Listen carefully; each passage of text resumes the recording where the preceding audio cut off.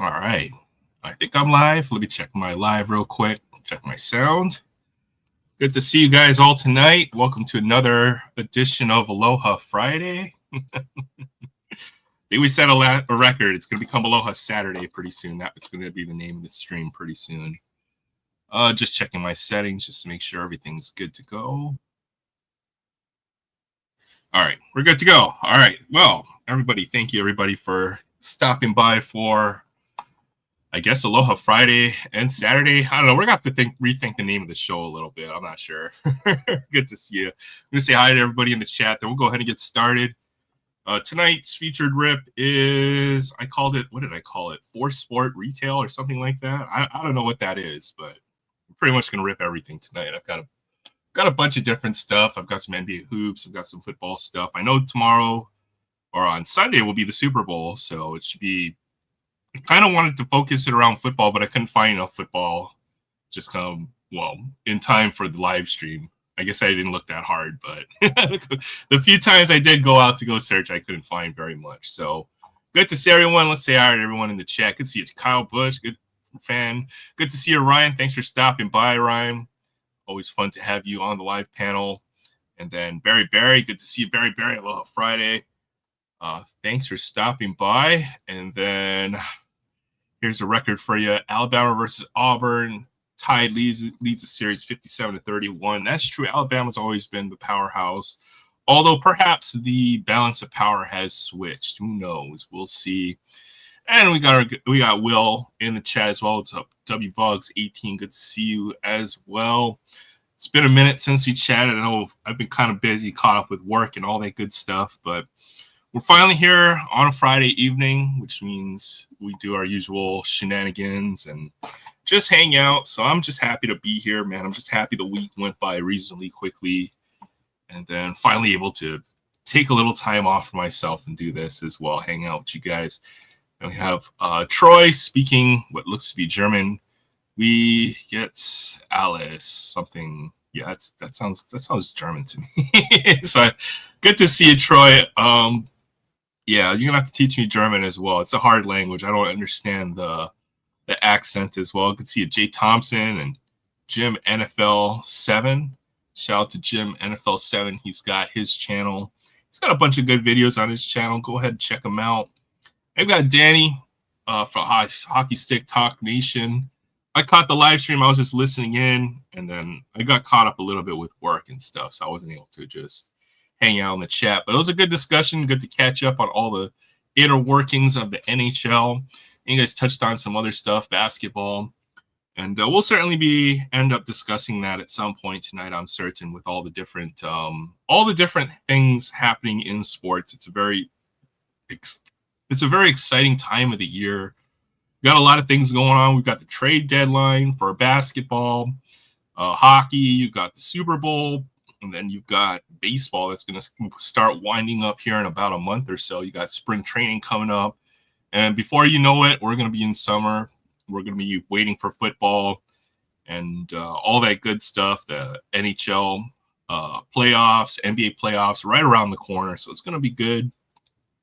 Just going through the rest of the chat. Say hi to everybody. Good to see you all. Hope you guys had a great Friday, a great week, and a good start to your weekend. I know you guys probably started a few hours earlier. Not watching the Super Bowl when it's the same as 2 years ago. Well, the teams may be the same, but certainly the player dynamics always change. The NFL, it's going to be an interesting game. We'll certainly get to discussion of that game. I know there's a lot of, what would you say, dissatisfaction with the teams that made it to the Super Bowl, but, I don't think your team or the team that you root for ever gets in some cases. If you're a Lions fan or you're a Bengals fan or a long-suffering Raiders fan such as myself, it's tough to see the same teams win over and over again. I know how you feel, but we'll certainly get to that discussion as well. Good to see you, Sam. So is 808 in the chat. So good to see you all. Okay, I finally got to where I started. Yeah, we're starting late again. I always start late. It's early for me. It's 4:30. Unfortunately, right before I started, I decided to go check my work messages, and then I had to go and deal with some stuff. So sorry Sorry to be late by a few minutes. And that's right. That's right. We're never late. We're always on Hawaiian time. We're always fashionably late.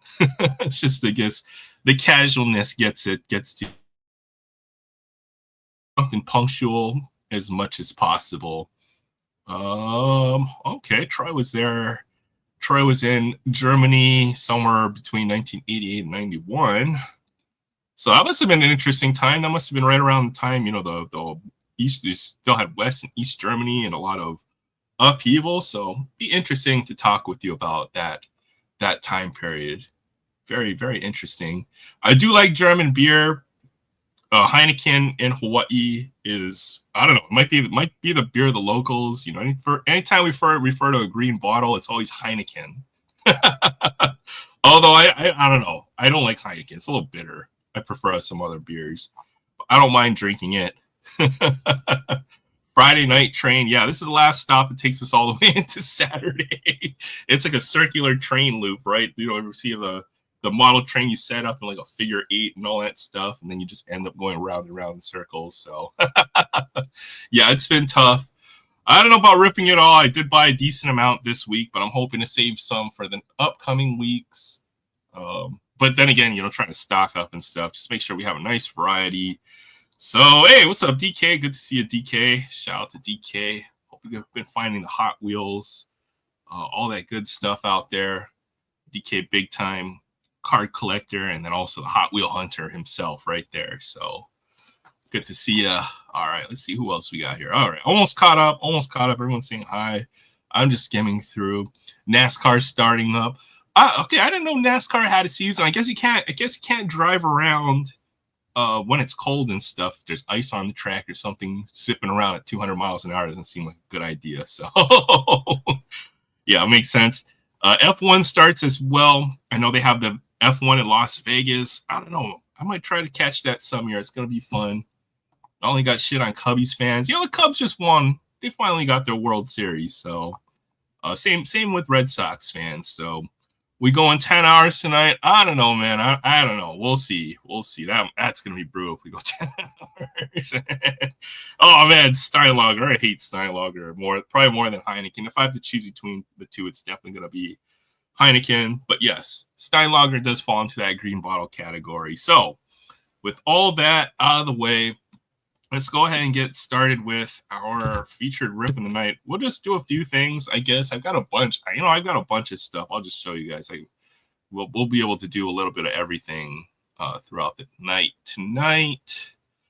But to start, I guess since I called it the Force Sport Retail Rip, I have some archives. And then I've got some Series 1 Upper Deck Hockey from a Mega Box, or what do they call it? The Mass Blaster in Upper Deck terms. I've got some NBA hoops. I did one of these on my channel. It was a fun rip. They've got the chromium cards in here, so it's a mix between regular hoops and then the premium stock, which I really like. Too bad the rookie class is a little weak. And then for football, what do we have for football? I've got a Blaster 24 Prestige. I've got a couple 23 select hangers, and I thought I had something else here. I got this Sage 25 football. I figured this would be fun. 3 autographs in the box. We can start hunting a little bit of that rookie class that will show up in the 25 draft. So, all right, let's go ahead and get started. No pickups for the week. I didn't get a chance to go to my LCS and dig through the dollar bins or anything like that. We certainly still are on a bit of a budget. Well, budget for what it is. We're still ripping a ton of stuff. We're trying to cut back the amount we're ripping, just so that we can prepare for certain products that may appear at some point that we do want to rip a little bit more. We did exceed our budget a little bit ripping either archives or Topps Update, but that's kind of what that was kind of in the plan. I figured this might be the best class or class that I wanted to chase for the next year or so, which means you want to have a little bit of reserves, I guess, to be able to get what you want later on down the line. You can't just blow it all. And then when a product or a rookie comes along that you really want to chase, and you'll have the means to go and chase after them. So, all right, let me go back to the chat. Oh, hey, what's up, Fabian? Aloha. Aloha Friday. That's right. Let's go. No Bedard tonight. You know, I wouldn't mind pulling one. We'll have to see. Um, I've had decent luck with Connor Bedard, so maybe we'll keep it up. I'm not sure who's in Series 1. I think Lane Hudson, a few other young guns, Stan Coven, and then Cutter Gaultier as well. So Series 1, pretty decent, I think.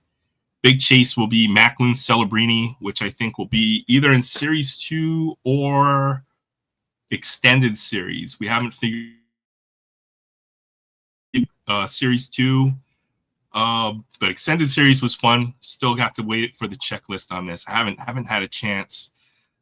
Cards and collectibles show up Pro Ridge downtown this weekend. Yeah, it's a pretty good one. They have a bunch of tables. I always stop by at one table and just dig through their boxes for a little bit of time.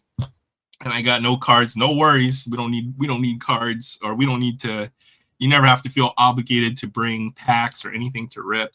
Just you being here is enough for the show to go on. So always happy for you guys to stop by. Jay Thompson as well. Budgets are like rules, stupid and meant to be broken. That's right. I broke the budget, but then I must fix it. Otherwise, you have no budget, right? So, bonsoir, Troy, ça va bien, ici aussi on weekend. I am good this weekend. Good. Lane Hudson going for more. All right, let's get started. I'm not going to rip all of this. Obviously, you know, ripping through 3 or 4 blasters is going to take a long time, but any ideas on where to start?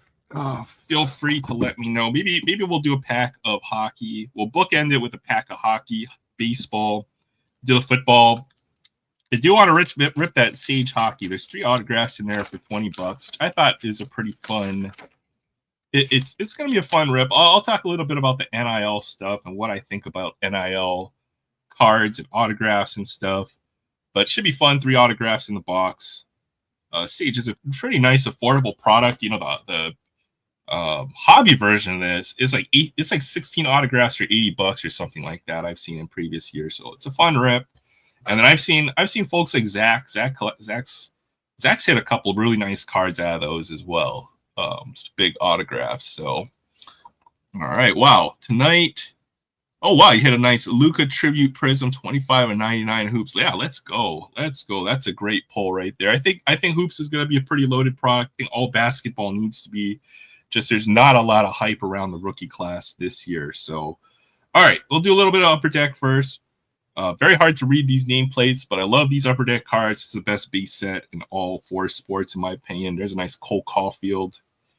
Pavel Minchikov, great photography always in the Upper Deck set. That's why I think I like the most about it. It's like the best of Stadium Club, along with Upper Decks. Just great designs every year by year. Really focuses on the sport, the photography. They always make good choices. Jeff Skinner, you got Jaden Schwartz, you got Adrian Kempe. Oh, and we do have a nice canvas. And even more so, the canvas cards, you know, even have more of the special photography as well. Really love the canvas set. There's a nice Alex DeBrincat. And there's going to be 3 inserts per pack. There is Nashville Predators, who were supposed to be a really good team this year, but have kind of not fulfilled that promise. There's Forsberg, O'Reilly, and Gustav Nyquist. There's the Gaming PvP. There's Elias Pettersson and Matty Beniers. And a few more base cards. Got LaFerriere, Card Raquel, Tristan Jarry, and Mason Marchment. So nice pack there. There should be a couple more young guns in there. Be looking forward to hopefully hitting a nice young gun later on tonight. How about we do NBA hoops next? This is a pretty fun rip. I'll talk a little bit about this. I put up a video this week, which was the first video I put up in like something like 2 weeks. Rip until we find a Bedard. Okay, well, we'll see. Yeah, we could be here for a while. Oh, man. Well, we could try out a couple other things. I've got a couple other ways to try that. So it's fun. They've got the six Optichrome base premium cards per blaster. So I've got a couple of these blasters. Oh, wow. Storm, yellow, checkerboard, and more. So I have a checkerboard. Okay, that's new. Add a bunch of new parallels. They really did have to juice up this set, I think, to get folks interested in just the rookie class, man. It's hard to even pick out certain names. There certainly will be a few. There will be Zachary Risache, Alex Sarr. There's a few others. Matthias Buzelis. I looked him up. He's actually going to be, one of the rookies I'll be looking forward to for the Bulls, especially now that they moved away from Zach LaVine. So it will be fun. We do have we have something back there, some kind of chromium. That could just be an insert, but it's in the disco pattern. So, all right, excitement out of NBA hoops. It's a fun rip. First off, we have Reggie Jackson, Tim Hardaway Jr., Bilal Coulibaly, Kobe White, Jalen Brunson, Collier. And for the for the Thunder, colors got me thrown off. Maybe I'm going colorblind. There's a nice Shea Gilgeous-Alexander. We have a Donovan Clingan, Trae Young, Bobby Portis, Malachi Branham, Caruso. There's a frequent Flyers, Kyrie Irving, and blue parallel, Michael Porter Jr. And I did see a really nice chromium card. I have no idea what pattern that is, but that's a pretty cool color. Hope you use this knife for scale modeling. That's what it's for, Fabian. At some point, I'm gonna start digging through my models and start putting some stuff together. I just have to get organized. Maybe we'll do that on the stream. We spend enough time hanging out here. You know what? Maybe I will pull out some of my stuff to go look through and look at. So we have for the Wizards, which could be really good. If that's Alex Sarr, that would be huge, but I don't see a rookie logo. It's going to be Malcolm Brogdon. Almost a blue disco. That's pretty sick. Okay, we do have a numbered card. That one's numbered to 99. So looks like there's some really nice retail hits. That's my second numbered card out of 2 blasters. So really nice pull there on the blue disco. Oh man, if that were Alex Sarr, that would be a pretty monster pull. Maybe a couple $100 on that card, but not bad at all. Not bad at all. Well, I don't know. Maybe not a couple hundred, but it would be a big pull. That's for sure. If I was Alex Sarr, number to 99. And a blue disco. We'll do a couple more packs of this stuff. Why not? Still have a chance to pull some autographs. You never know. There could be a couple more. That Luka Prism, though, that might definitely be worth a decent amount of money. Oops, just dropping cards all over the place. Got Troy pricing, muttering something under his breath about that. All right, Malik Monk, Tyler Hero, Coro, Avija. Looks like we got 2 rookies per pack. Pacome Dadiet. What kind of name is that? Pacome Dadiet? I don't know. Nikola Jokic. Oh, wow, there we go. Rookie of the Year candidate, Bronny James Jr. And technically he is. Every rookie can win the Rookie of the Year. There is LeBron James' son himself, Bronny James Jr., Jalen Green, Eric Gordon, Precious Achua, Kyrie Irving. I like Kyrie Irving. He's a little weird, but man, he can ball. This guy's got one of the best handles in the game. Cody Williams. And a second insert, Skyview, Donovan Clingan for the Blazers. That's interesting. 2 inserts in that pack. No second parallel. And we do have a chromium. It'll be for the Lakers. There's a nice D'Lo Russell right there. Nice one. Pretty nice card there. These premium stocks are really nice. I like these. Just the fact that they put chromium cards into the base set this year, big. It's kind of a big deal for NBA hoops. As you think about it, for the price point, hoops often competes a lot with Donruss. They're both about the same price point. They both have about the same amount of cards per blasters. Okay, so it is French. But the fact that there's chromium, now for Donruss, you would have to wait for Optic to get chromium cards, whereas in hoops, they're included in the base set. So really nice ad for hoops, in my opinion. Big win, big W for hoops. Okay, a French name, so Pacome Dadiet, Pascal Siakam, Finney Smith, Sasser. There's a nice Jason Tatum. There's a Matas Buzelis. Apparently, this is a rookie that is going to chase me around all year. So I've got the base rookie, pulled the nice blue parallel. I already got the retro, so good on that guy. Anthony Edwards, Cody Williams, Gobert, Derrick Rose. Man, you got the French takeover. There's a lot of French players in the NBA. Sadiq Bey, Chris Middleton, Stephon Castle for the Spurs. This guy's got some hype behind him as well, if I recall. Oh, okay. There's a blue parallel. Looks weird since the team color for the Jazz for some reason is yellow. I don't understand it. But blue parallel for Keontae George. That's almost impossible to read. Can't even see that in the light. And our chromium card, Tyus Jones. So really pretty nice. I do like this product. It's pretty solid. We'll save the rest of those packs. We'll get it to the football next. Definitely want to bring some folks up onto the panel. So definitely want to get there sooner than later. I don't want to spend a whole hour ripping packs just talking to myself. It's always more fun when you guys are around. So all right, next thing. We'll do the Sage Football. I want to get into the autographs. We'll take a look at the packs from Sage Football. But this is like $20 at Walmart. It's not a bad deal for 3 autographs.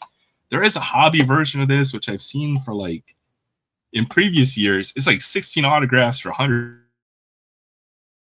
Be the cheapest. But the thing I think about NIL stuff, especially stuff like Sage, is that before the players, they would only sign guys who are ready to go to the NFL. But with the NIL changes, now you can get just about anybody on any college team. So I feel like the checklist could be ridiculously huge for a product like this. And you have no idea who these players are. We're just going to hope we get lucky and pull Cam Ward or like Shadur Sanders if he's in the product, or some other big, some of the Notre Dame players, the guys who played in the title game or made some nice runs through the playoffs this year. It should be fun. Not sure how this is, so we get our low series pack. We'll save this for last. 3 autographs per pack. And we'll rip a couple of these, which don't even come in proper packs. They just have almost like a regular cellophane, I guess, around it. We'll do 2 of these. How about that? You could probably just figure it out. You'd be able to see who's in these packs with the numbering. Everything's visible. Those are just kind of the throw-in cards. Don't think there's a whole lot of collectability in the Sage stuff, but it's cool to get some cards.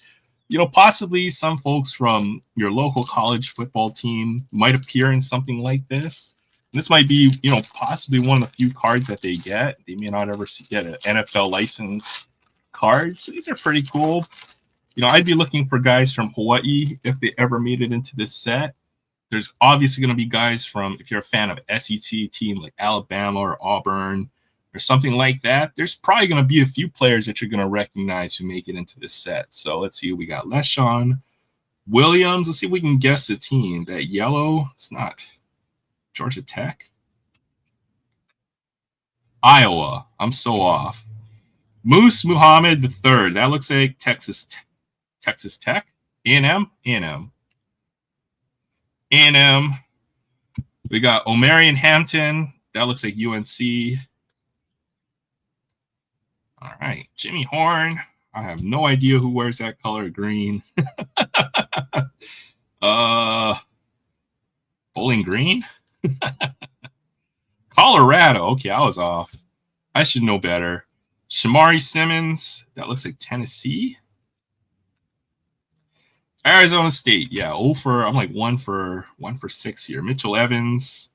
That's definitely Notre Dame right there. Another Omarion Hampton. Did we already pull that card? Oh, man, what the heck? I guess those are parallels. I see one's got like a black text and one has like a light gray. So parallels, some sort.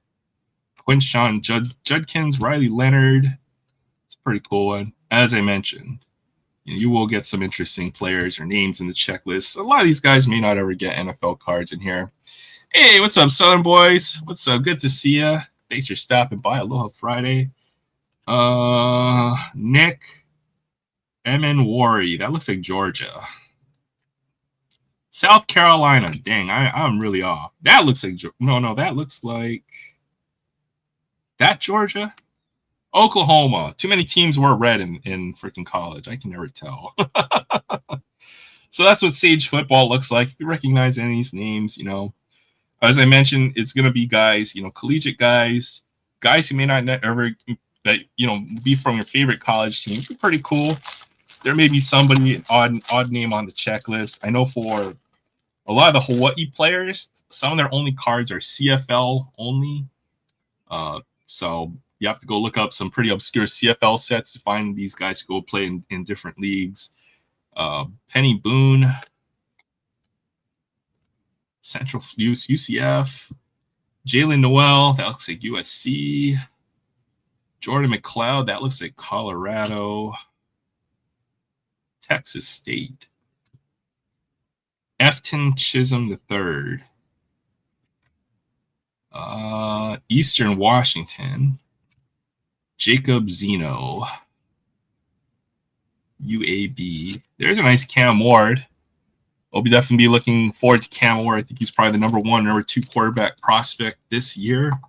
So some pretty cool stuff. Maybe they might be able to get some of these TTNs at some point as well. So pretty cool stuff. Hey, what's up, Jay Pylon? Thanks for stopping by. And then I got, I see inside Titus come drop by for a little bit. Salute to God is great. Absolutely. Titus is awesome.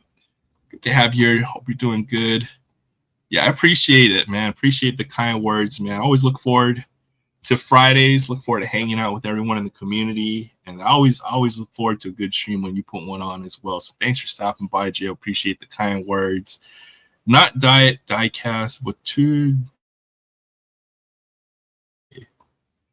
Number 1, number 2 prospect. Does that mean the Bears or the Browns will kill him? More likely the Giants, or who has the number 1 pick this year?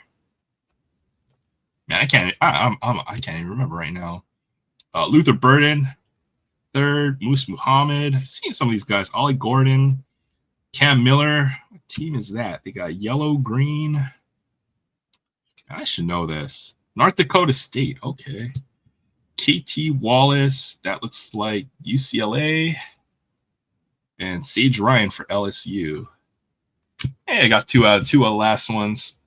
But we'll do this little bonus pack. 3 autographs per pack. It's kind of what you're buying these Sage Blasters for. $20, not bad for 3 autograph hits, 3 guaranteed hits. It will be more of the collegiate players. Look for randomly inserted peak performance and next level signatures autograph cards. You'll probably get a lot more of these other guys who sign, and then the big signers like Cam Ward are going to be like once in a blue moon on these guys. So, all right, here we go. Let's check this out. 3 autographs per pack. It'd be fun just to pull some ink.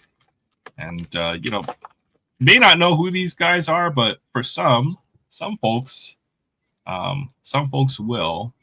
So here's our first autograph. It'll be a Nick DeGennaro, wide receiver.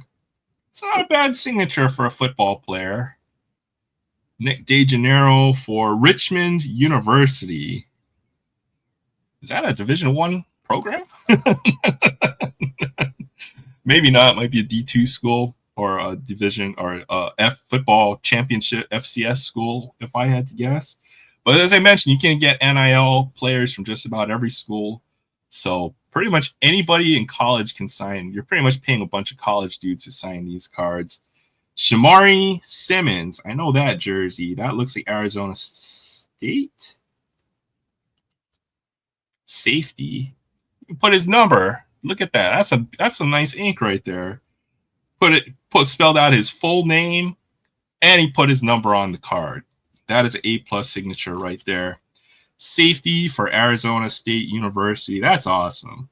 Shamari Simmons, Arizona State University. I'm gonna go look these guys up later on. You never know. We might pull one of the bigger names, bigger prospects. Ethan Barr. Yeah, that's more like it for football. That's like a B+ for a signature for football. I don't know, maybe a B-. Ethan Barr for UCF, linebacker. So not bad. 3 autographs in the blaster. Fun stuff. Good to pull some ink. Love autographs. Love collecting autographs. Trying to get Fabian to help me find a catchy way to say diecast free Friday in French. Something about liberté. I don't know. Sweet auto, absolutely. Hey, what's up, Collectorholic? Good to see you stop by. Aloha Friday. Thanks for stopping by. Collectorholic's got a great channel as well. Go check them out if you haven't already. All diecast, sports cards, all kinds of stuff. Know he has a big comic book collection. Haven't been able to catch up on videos, but I certainly will try to stop in when I get a chance. And we see Julie Farm, the legendary Julie Farm, 900 sub giveaway. Go check out her channel as well. I saw some pretty nice stuff in that giveaway, and if you definitely. Oh, and we have the Allen and Ginter card muni card chase coming up pretty soon for that as well. So coming up on the 1st of March, you're gonna want your videos ready to go for that. Yeah, 900 sub giveaway on the channel. Go check it out. I think I saw, what was it? It was a pretty nice product. It was was it Stature? One of those high-end products. Can't remember exactly which one. Blaster ANG and a blaster of OPG Platinum. So some great stuff. All right. We went through 3 sports. That was football, basketball, and what are we missing? Baseball. Missing some baseball there. We'll do a fat pack of archives, and we'll go ahead and trilogy. Yeah, thank you. I knew it was one of those, one pack, one hit wonder kind of packs. It was a green box. That's why I said Stature. All right, let's see. Archives. It's been a fun set. I'm kind of disappointed with the retail side. There's not a whole lot of hits in retail. I haven't seen too many numbered cards, and I have not seen too many autographs. I pulled 1 autograph out of retail on the first blaster I opened. Haven't seen anything since. But I know people can get lucky. I saw Barrett pull an autograph live on the stream, I think. Really nice autograph there. It's Anthony Volpe, George Kirby, Jacob Young, Pedro Martinez, Roger Clemens, Dave Winfield. It's a nice Ricky Henderson. Rest in peace. Will Smith. Mason Wynn at the break. Love these older 90s styles inserts. Justin Verlander. Gleyber Torres. JP Crawford, CJ Abrams, and Ernie Banks. There you go, Jay Thompson. There's one. Vince as well, sports card ripping teacher. We'll do a couple more packs of, how about some Series 1? Maybe we'll do the rookie bonus pack as well, since I've got it out. FTP says we need to honor Lisa Z in the spinach hunt, and then I thought of chasing Miggy. That would be a great one. I did not know Lisa Z personally, but obviously a big, a lot of folks have good memories, knew her personally. Within the card media, I did go to stop by her channel just to go see some of her videos, learn a little bit more, and that would definitely be fitting, I think, for this year. We'll do a little bit of Series 1, 3 inserts in the pack. I saw Young Gun, saw a little bit of that silver right there on the edge. So Young Gun in this pack, Mason Appleton, Andre Palat, Chris Letang, Nicholas Roy, Pierre-Luc Dubois. There's our Young Gun for the Rangers. Shout out Danny right there. Matt Rempe, center for the Rangers. And our glossy, we have Nathan McKinnon. And then we have Mark Stone on the portraits. I'm just happy this year's portraits looks like a regular portraits card compared to last year. Good grief. I love last year's set, but good to see it back, return to form there. It was very polarizing last year. Connor Zari, Adam Fantilli, Mikheyev, and Dmitry Orlov. That felt a little underwhelming. I'll do another one.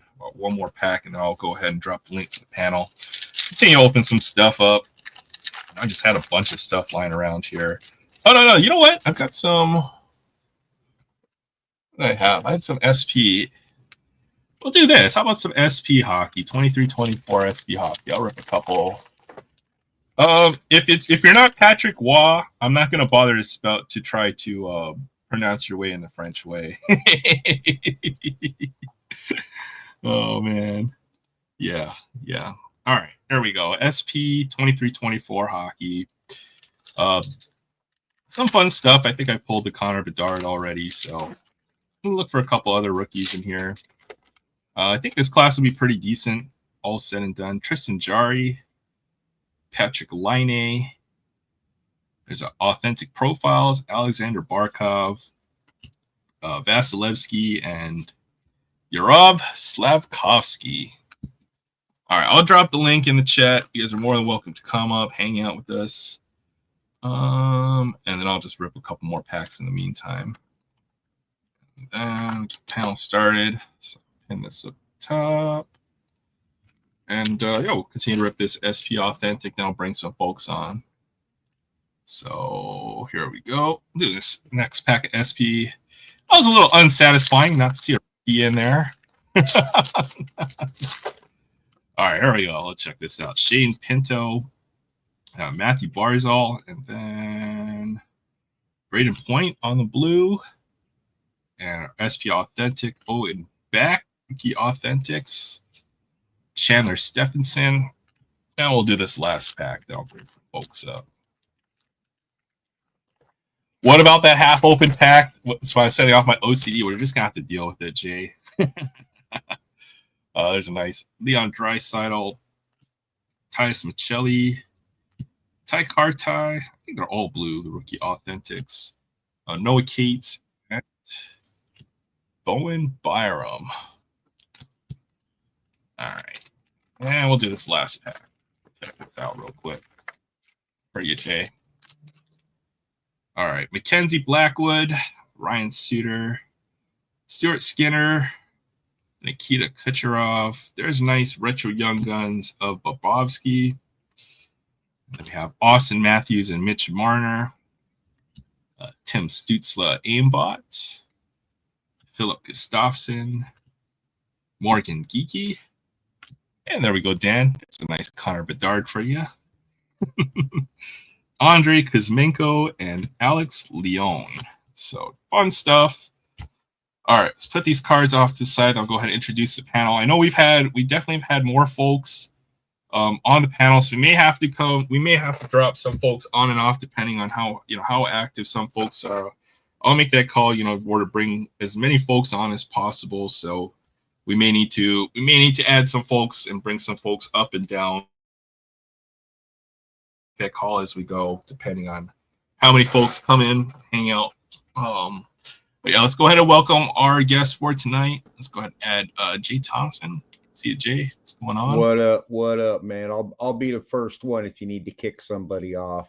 No, you're welcome. It's more like if we don't have. No, I'm volunteering, and I'd hate for you to have to kick Will off on his birthday. Yeah, that's right. What's up, Will? Happy birthday, Will. What's up, all? I got two cool things in the mail. I can. Hold on, let me finish introducing some folks on the wall. We can go over the agenda for the night. We got Kevin Random Reads. Good to see you, Kevin. Thanks for stopping by. Man? What's up, everybody? Good to see you. I know that guy. And I've got Ryan, Kyle Busch fan. Ryan, good to see you, Ryan. Hey, what's up? Yeah, so we've got a lot of folks. We may need to add folks up and down depending on how the night goes. Yeah. So let you guys know. Well, thanks for stopping. List, so. Thanks for stopping by, everyone. Good to have you guys all for the evening. I know, Will, you mentioned you got some stuff you want to show. I know some other folks. We all have some stuff we all probably want to show for the evening. So good to have you guys all on here tonight.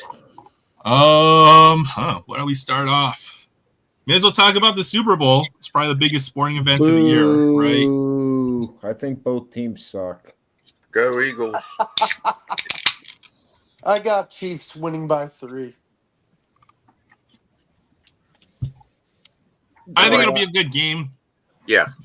It's probably the two best teams from each of the respective conferences probably made their way to the Super Bowl. So you can't be upset with that. And it's going to be a great game, in my opinion. Yeah. No. To me, the big news of football this week was they finally got a pair of brothers in the Hall of Fame. Yeah. That's right. They got Sterling Sharp, and now they have Shannon Sharp in the Hall of Fame. Only 15 years too late for Sterling. Yeah. That is true. Sterling Sharp was one of the greatest receivers in the 90s. I don't think he got his fair due during his playing days. So No. No, I mean he was great during his playing days, but his problem is his body failed him. Yeah, for sure. I think you're going to see that with a lot of players, right? They don't necessarily have the longevity in the league, but I don't necessarily think that statistics or compiling a large amount of statistics over a long period of time is the only thing. One of the biggest criteria. It should be, how great of a player you were. It's the Hall of Fame. Hall of Fame, as in you're famous, right?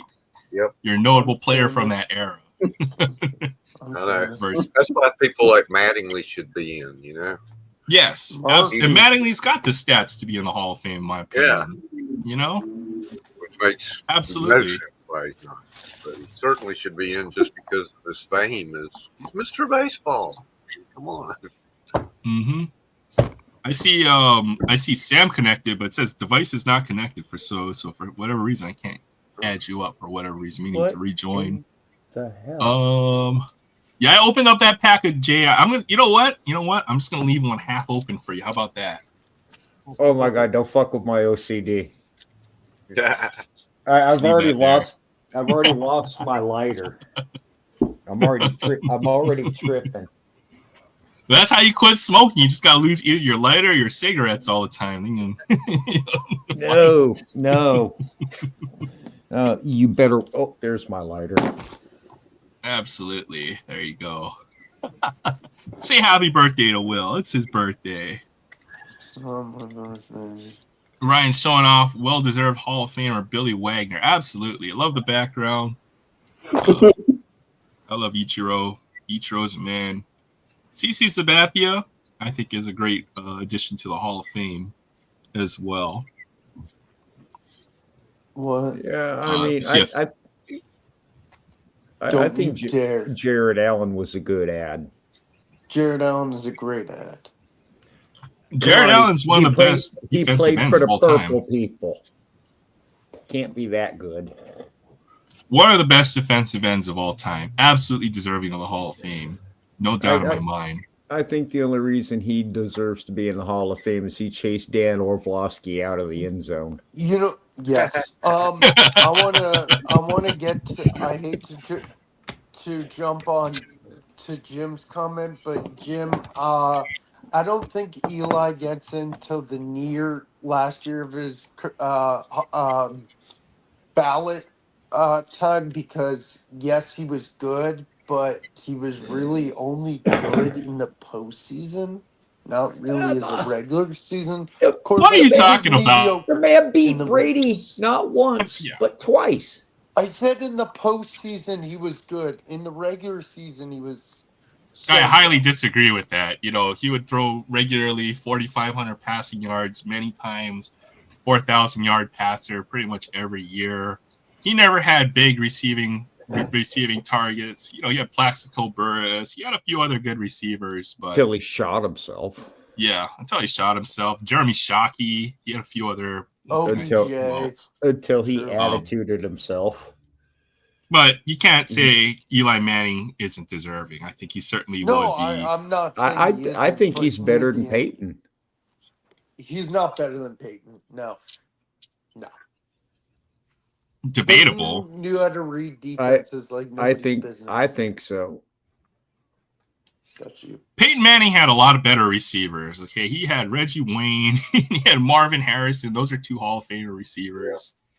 Peyton Manning and the Colts were certainly the better team, always on paper. The Giants kind of snuck in through the back door, won 2 Super Bowls. Just that alone, I think. And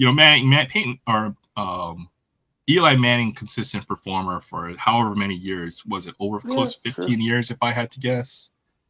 You know who I'm happy got Peyton won 2 of them, Southern boys. You know who? Yeah. You know who got in that I'm happy besides Sharp? Antonio Gates. Grew up watching Antonio Gates. I agree. I agree. Yeah, Antonio Gates really revolutionized the receiving, the catching wide or tight end, Yeah, if it wasn't for him and Tony Gonzalez. Yeah. Gonzalez wouldn't have been nothing without Gates leading the way first. That's right. Both of them will be in the Hall of Fame. Yeah. always big time fantasy tight ends, and for the many leagues that I played throughout the late 2000s, early 2010s. Yeah, I love the videos of the guys getting told they're going in, like Shannon Sharp surprising Sterling was awesome. Seeing Lindanian Tomlin surprising Antonio Gates, that was awesome. Didn't Peyton win one with the Colts? I swear he did. Who? Peyton Manning? Peyton Yes. won one with the Colts and won one with he the beat Donkeys. the Bears. Yeah, Yes, yeah. he I think did. they won two, if I had to guess. Yeah. He did. Chance! Yeah, What's for up, sure. Chance? Archie Manning was better than both. I'd say for his era, comparative.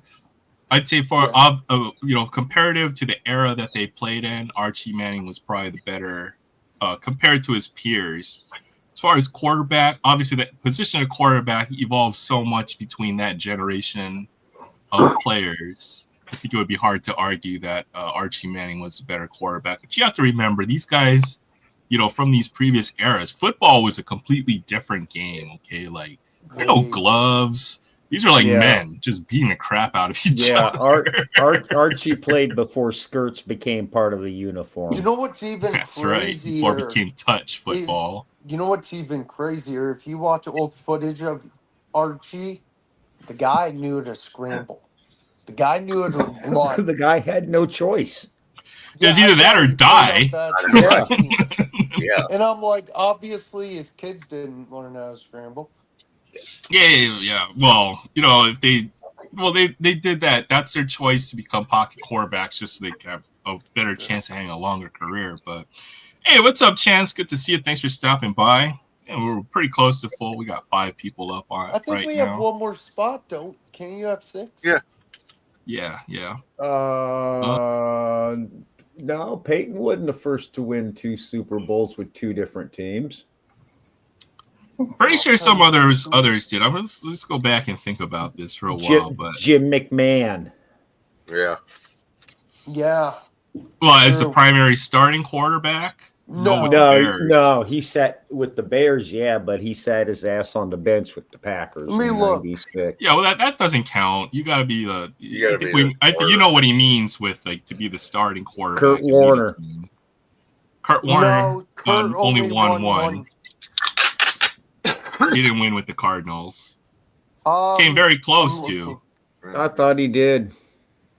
No, very close. They probably were winning, but then you recall that touchdown right before the half. James Harrison returning it back for a touchdown. That was big. That swung the game back the other way. That was a turning point in that game. I couldn't tell you. I was glad when Kurt Warner retired because I love Kurt Warner. That's my favorite quarterback from the era. Absolutely. More so than Tom Brady, Peyton Manning, any other quarterbacks, Roethlisberger. He's from my hometown. We had to deal with Lolo Jones, Kurt Warner, and now we got Caitlin Clark. we get all the darlings from this town. Absolutely. I thought you were the number one. We have the lively sports debate, and you know what? We don't know every answer to all the questions. I do, but through the entire group, right? We eventually learn together, which is what I appreciate about everybody who comes on. G.I. Joe. I'm sorry. The morning. Sorry. Kurt Warner, absolutely. Even the first year with the Rams, right? Greatest show on turf. And always found his way back, to put himself back in position. Groceries. What a great player, great story as well. I haven't seen the movie with it yet, Fabian, but I don't need to. I feel like we lived the story, right? Yeah. God, I was force fed the story. It's a great story, though. Oh my God! It was either about Kurt Warner or his wife Brenda, and she wasn't a very nice person. I've heard that, but how it goes, right? Yeah. I think she probably forced him into retirement a couple of years early, if anything. Oh, easily. Oh, wives will do that. Sandberg.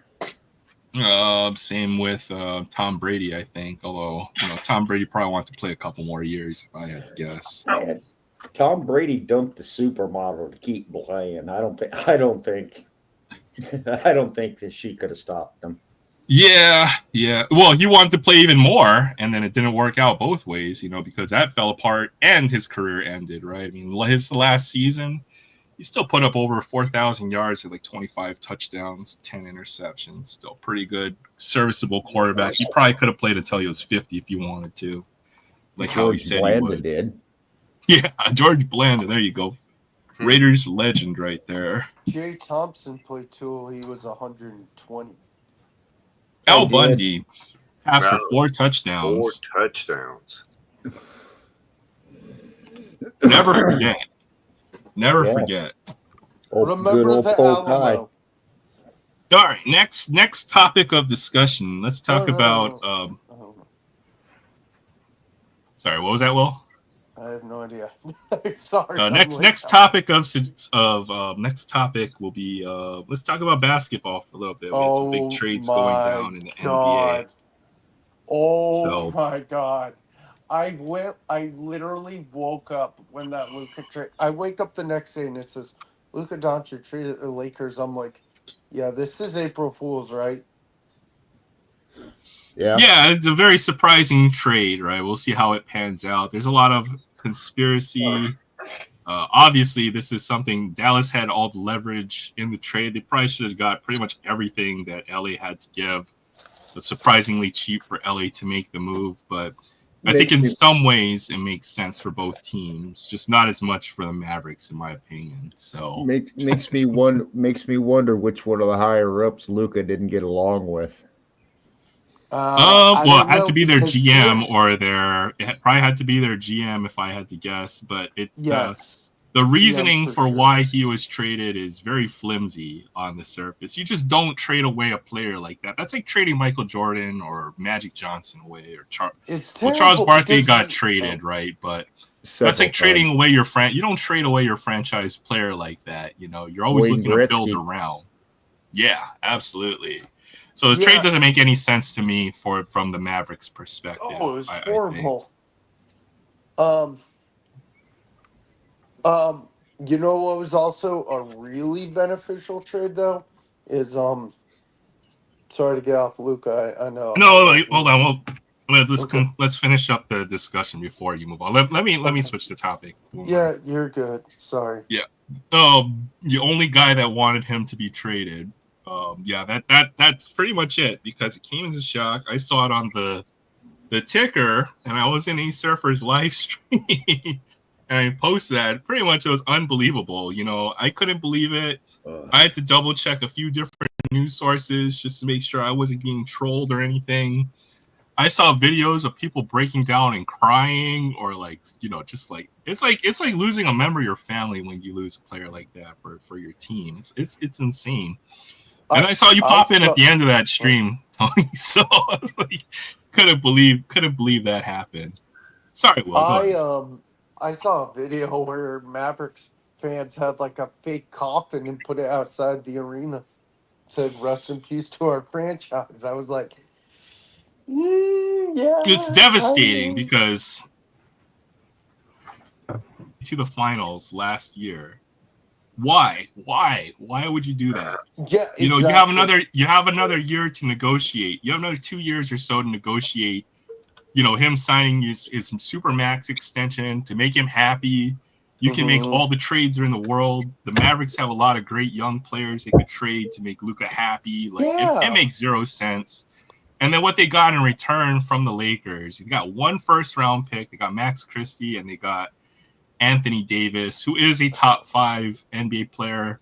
I would think the best player on the Lakers at this point of his career, in my opinion. So I guess the return, but it doesn't make any sense. Anthony Davis certainly has his own flaws. Terrible. Anthony Davis certainly has his own flaws that come along with him, right? He's not a proven winner. He hasn't proven to be able to lead a team on his own. And then, yes, obviously injuries as well. Yeah, it doesn't make any sense. You know what's even crazier is 2 months ago I bought a Luca T-shirt. Been a Luca fan for a while. I'm still keeping that Luca Mavericks T-shirt.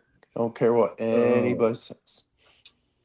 Yeah, I don't think it I gotta changes a lot. run, y'all. Sorry. You got to head out, Jay? I'm starting to feel like shit. Oh, Oh, feel man. better, Jay. Hope you feel Yeah. better, Jay. better. We'll talk about I'm your getting, Cubs for a bit. I'm getting tired. I'm getting tired of this. Good night, Jay.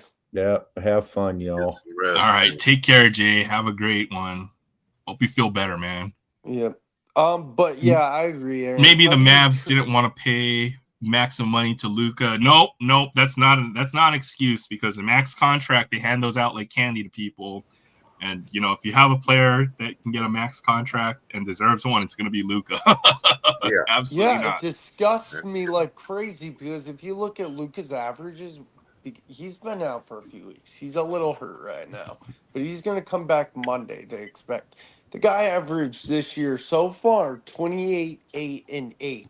And you trade a guy who's averaging near a triple-double is so stupid.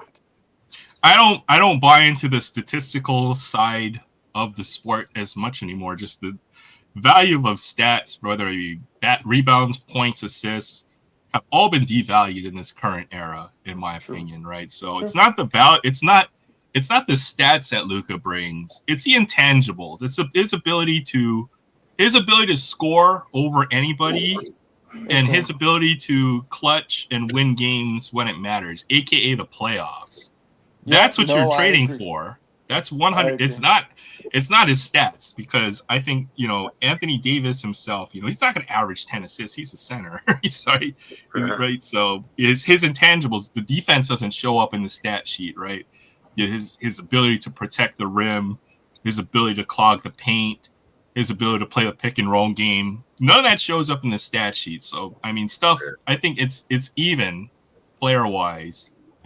But I'd rather have Luka on that team. You don't mess with the team's chemistry like that, in my opinion. I'm just interested to see what that starting lineup's going to look like. Well, the Lakers obviously still need help, right? If you're plugging in Luka and you just lost all of your defense in the center, the interior, I feel like teams are going to be able to drop 130 on the Lakers at will, unless the Lakers can prove that they can play good team defense, which they haven't until now. So I don't know. That's why I'm saying I don't think it's a good trade necessary for the Lakers. It's not going to make him up to. I don't think it's going to make that the Lakers all that much better over having LeBron and AD. I agree. It's going to help me sell some Luka cards. Luka going to the Lakers is more to have. It's going to be better for Luka because, as Sensei mentioned, it's the question of whether Luka will have the motivation after signing that max.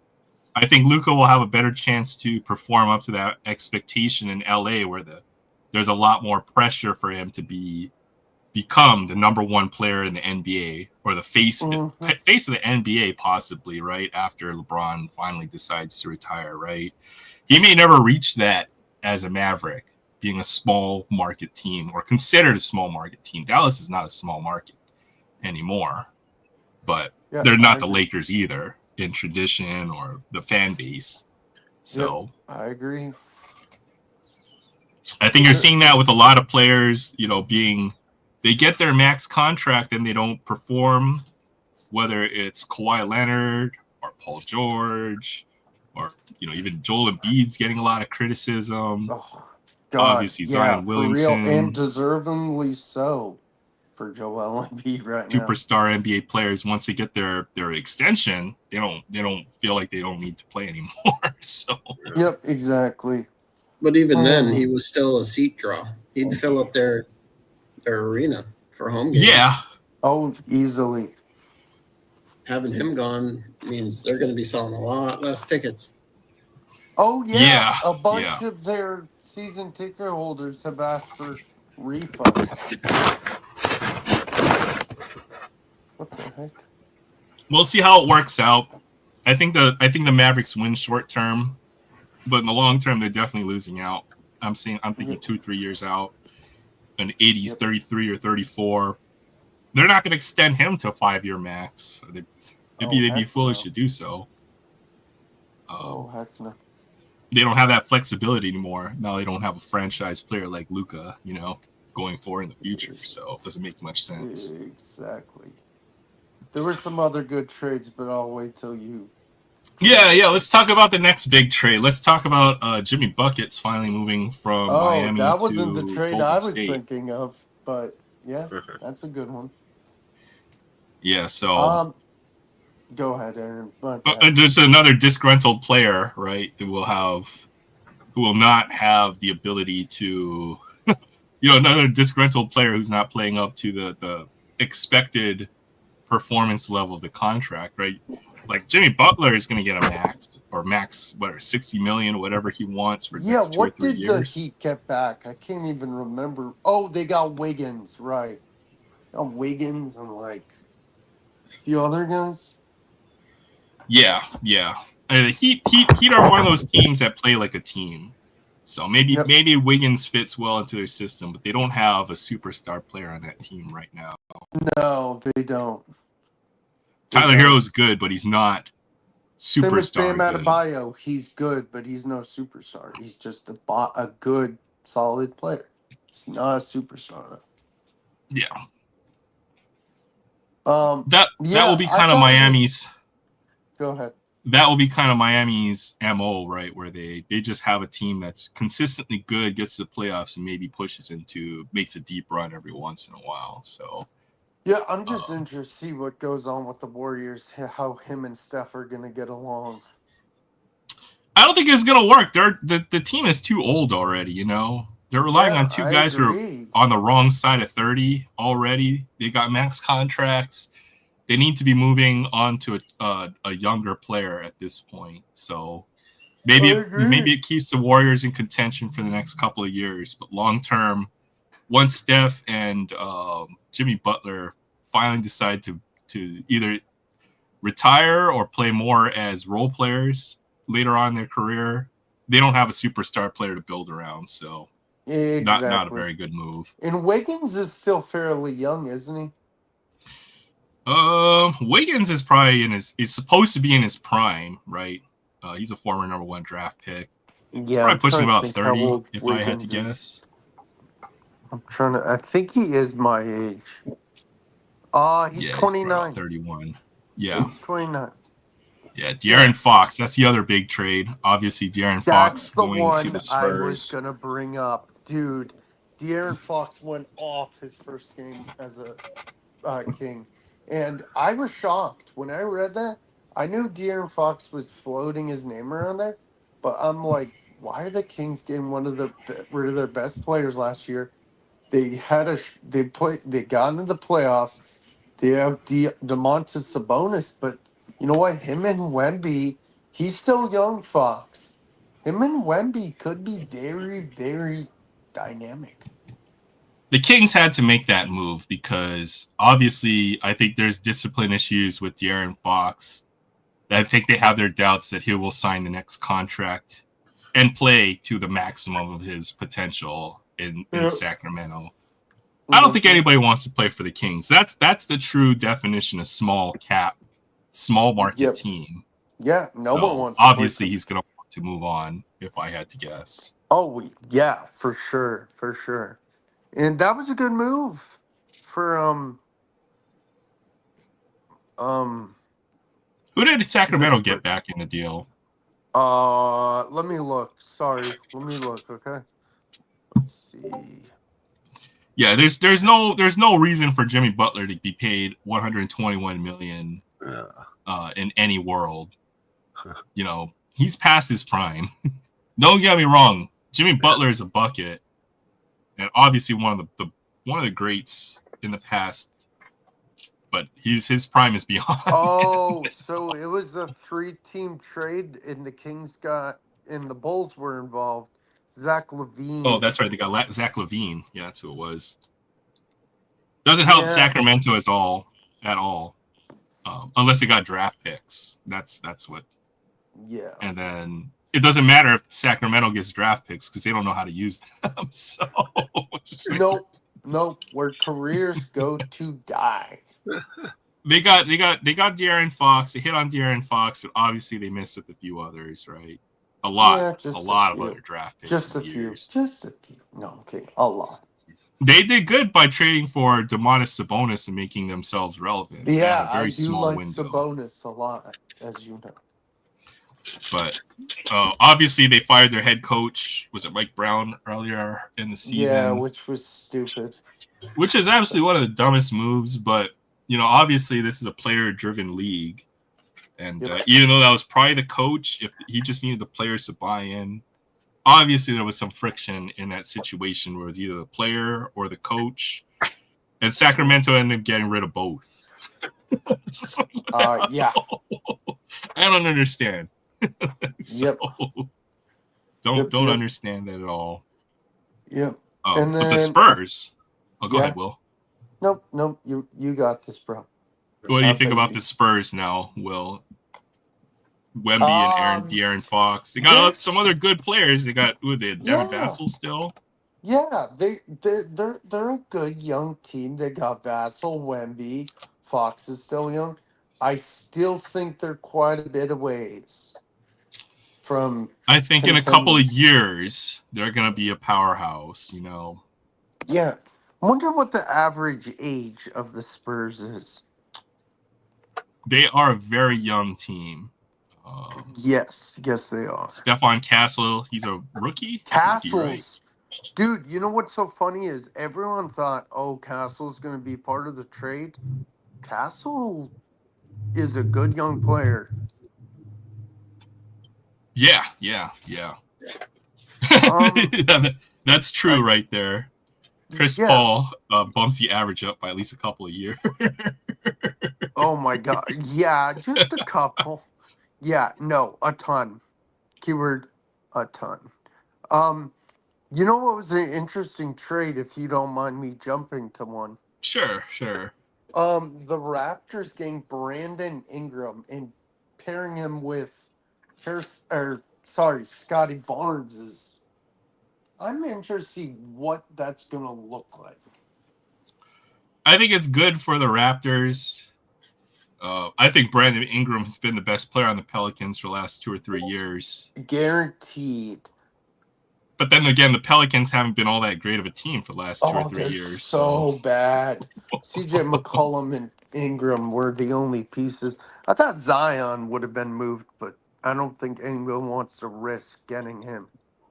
Nobody wants to trade for Zion, and that core just hasn't worked out. That team never had a true superstar. I think Ingram's more of a number 2 kind of player, though. He needs another superstar around him. I think if Toronto had one more of that caliber of player, that would make them competitive. But I think they're one piece away. And Grady Dick's a good role player. Grady Dick could be that guy in a few years, but he's not there yet, in my opinion. Nope. That's my take on the Raptors. They're probably around 500 if I had to guess. Yep, I looked at the standings for a minute. And I can't think of any other interesting trades. I'm sorry, I've been up since 7:45. I'm like, no worries. Maybe baseball. We'll switch to baseball now for a minute. Then we can show some stuff. I know you mentioned you had some stuff to show. Yeah. So I'm a Yankee fan, as you know, Aaron, but of course I like Pete Alonso, and I have major respect for the Mets. I'm happy they finally got a deal done. Yeah, it's for 2 years. It seems like he makes good money for, he's probably getting a higher average yearly than a long-term contract. And it gives him time to negotiate for a longer contract. But Pete Alonso has to play for it, right? He has to keep playing the way he has been. Yeah. If he got his batting average to around 260 and, maybe raises on base by 30 or 40 points, then that's kind of where they want. But right now, he's like home run, fly ball, or strikeout kind of player right now. So yeah, I'm just interested to see where Nolan Arenado lands, because there's now rumors he may go to the Red Sox, but I don't know. Arenado, I've heard, has come up a few times, but He's on the wrong side of 30. Yeah, he's Question a of Gold whether Glover. He's a good Gold Glover, but I don't know how much more he can do. Well, he had a good bat. The question is, will he have a good bat going forward? And it seems like he's declined over the past couple of years, right? For sure. A Yankee fan that has respect for the Mets. Yeah, it's an odd world we live in. Yes, very odd world indeed, right, Tony? No, I'm supposed to hate the Mets, but the only team I really hate is the Red Sox and the Astros and the Dodgers. But See, there you go. They have bigger enemies in the world. way bigger enemies. Hey, what's up, Dig It? Thanks for stopping by. Good to see you on a Friday What's night. up, Dig? Oh, All right, I just think read, that was wow, about it. big news. Sorry to interrupt. Oh, go As ahead. of Go ahead, 2 Will. hours ago, Wade Boggs is cancer free. That's great news. Yeah, that's good to hear. Good for him. Yeah. You never know when, what, or Mm-hmm. who will be taken away from us, or suffering. Just don't hear about it till it's too late. Often. So it's good Aaron, to hear. did you hear about Otani's interpreter? What happened? The whole deal? I've been keeping up with it, but not the latest news, I suppose. He is going to 5 years in prison. Wow. I think that's a little sentence. It's But a he white is- collar crime. He probably doesn't have a Yeah. history, so it's not that surprising. It's only for 5 years. I think that's pretty harsh for. But no, So- it's not harsh because he stole 17 million. Yeah, still. As I mentioned, it's a white collar crime. Doesn't matter. It's a white collar crime. It's not a violent crime. He didn't kill somebody or rape them. The only person he hurt was Otani financially. Rapists don't spend that long in prison. Why the hell should he? They want it out of the news cycle as fast as possible. Oh, he has True. $17 million of restitution to pay. I think that's a life sentence. Right That's there. all he should have to deal with, to be flat out honest. True. Yeah, it's a what they call a victimless crime. Well, except for Otani, right? But as I mentioned, it's not a violent crime. or anything Non-violent like that. crime. Yeah. So it's harsh. 5 years is a lot. Well, and 5 years is a lot of time. You think of like a Sam Bankman-Fried or his accomplices with all the freaking all that scandal. That's for billions of dollars, and Now that's very serious, because that actually did have victims. that affected hundreds of thousands, if not That- millions of people. Yeah, that and people committed suicide over that. So you could call that a violent crime. Yeah, well, SBF is going to end up in jail for the rest of his life, but his accomplices, will not, which is a Right. shame, So it's a fraud perpetrated, but it's like only Otani really got screwed over. He just needed to look at his money a little closer. Yeah, $17 million of restitutions. That's like that is a death sentence right there, basically. That is. That by itself is. Yeah, The that's worst thing worse to than do. 5 years. Yeah, right. If I had a choice, I'd take the 5 years and not have to do that. I'd rather do 10 years in prison than pay even a tenth of that. Yeah. Oh yeah, he is under 3 years of house arrest. You're right, Tony. Yeah. So good to hear that justice was served there as well. Yeah. Hey, you know what's even crazier? If he tries to leave his house, how is he going to get like groceries? Oh, Uber Eats. Now I owe more money. I have to pay more bills. Well, when you pay restitution, there's usually a schedule, allows you your living expenses, and you're supposed to pay beyond Just that. enough to live on. Yeah. It doesn't What's up, take away your Barrett? livelihood. Depends on how much he won off of that 17. Well, I think the reason why he borrowed all that money is because he's not a He winning wasn't gambler. very good at that. He lost it all, I think. There's no 17 million. Let's put it that way. If he had 17 million or money, he would have never gotten that big into a hole or have had to steal that money, much money in the first place. For sure. This is as a former sports gambler and knowing the mental cycle of that. man. And knowing others who have that same addiction, it's very irrational. I'll put it that way. Definitely lost money. All right, that out of the way. I know, Will, you mentioned you had some stuff that you wanted to show, so yeah, I maybe we have two can things. move on to that.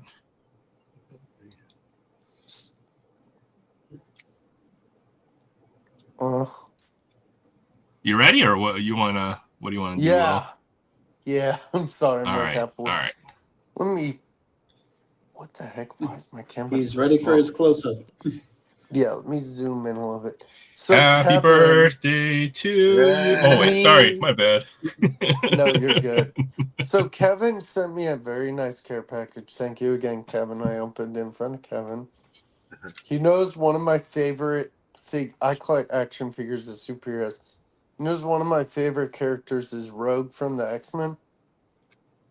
Look at that. Oh, that's a cool figure. Marvel Fully Legends. articulated too. Very nice. Oh yeah. Marvel Legends. And then something sports related he sent me. Derek Jeter book. It's called The Contract. It's about his life. Oh, I was looking at the picture and it looked like an alien on the picture, so I couldn't tell, but that's him hitting a home run or something in the ballpark. So I thought it was like Derek Jeter in a sci-fi novel. What the hell? It's actually a novel. It's fiction. It's not his life story, but it's based on his life story. Yes. Interesting. He wrote a fictional book about a good for him. You want to hear something funny? He's from New York originally, and he grew up a Yankee fan, so it's cool to see a side-by-side picture of him as a Yankee fan as a kid, and then coming full circle to play as Yankee. That's cool. He wrote that book for kids, for like he didn't write this. Era. He didn't write it. Well, Kevin says that he is. He wrote it. Maybe Kevin can go into that a little bit of detail. That Paul Mantel did. I guess Jeter co-wrote him. Yeah. Jeter probably co-wrote it. Because usually celebrities don't write well, so they have a co-writer. Yeah. But the story is Derek Jeter's. I haven't read a book in a few years. I think maybe this is the next one I read. I definitely want to. I could probably finish this if I took the time, a week. Oh yeah. It's only 100 and something. It's written for young group. I'm a kid now. I'm kidding. But that's all I have. I wanted to show that again. Thank you, Kevin. I really do appreciate you, your friendship. You're a great friend, and yeah, man. I'll send you and your stuff on Tuesday, and I'm gonna send Aaron's stuff probably on Tuesday as well. Okay, that was some cool stuff. Will, definitely great stuff. Yeah. Cards set aside for Aaron. I just haven't got enough to send you something yet. Oh no, don't worry about it. Just start doing my collection. I'm sending Aaron stuff too, and I'm like putting stuff aside for. But I went through. I was starting to sort, and I realized the depths of my depravity on how much cards I've managed to accumulate. Oh, Lord, me too. So, oh my goodness, you guys have no freaking idea. I imagine you probably got something that looks like the shop I used to work at. Yeah. Back to 5,000 count boxes.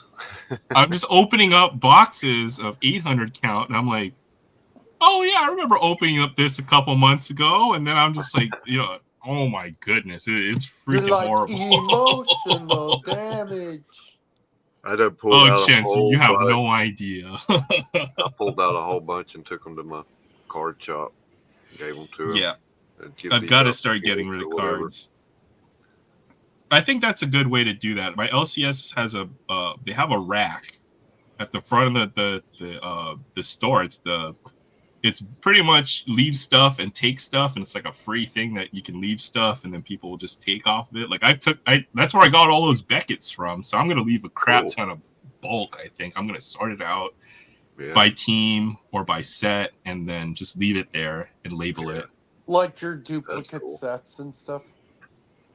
Yeah, you know what? Often the LCS will, they negotiate with folks who come in and try to sell them their stuff, right? And of course, people always come in with their valuable late 80s, early 90s junk wax collection. Oh yeah, they those ask, are so great. They always ask, the LCS is like, oh yeah, we won't buy this, right? And because we already have so much of it or whatever, right?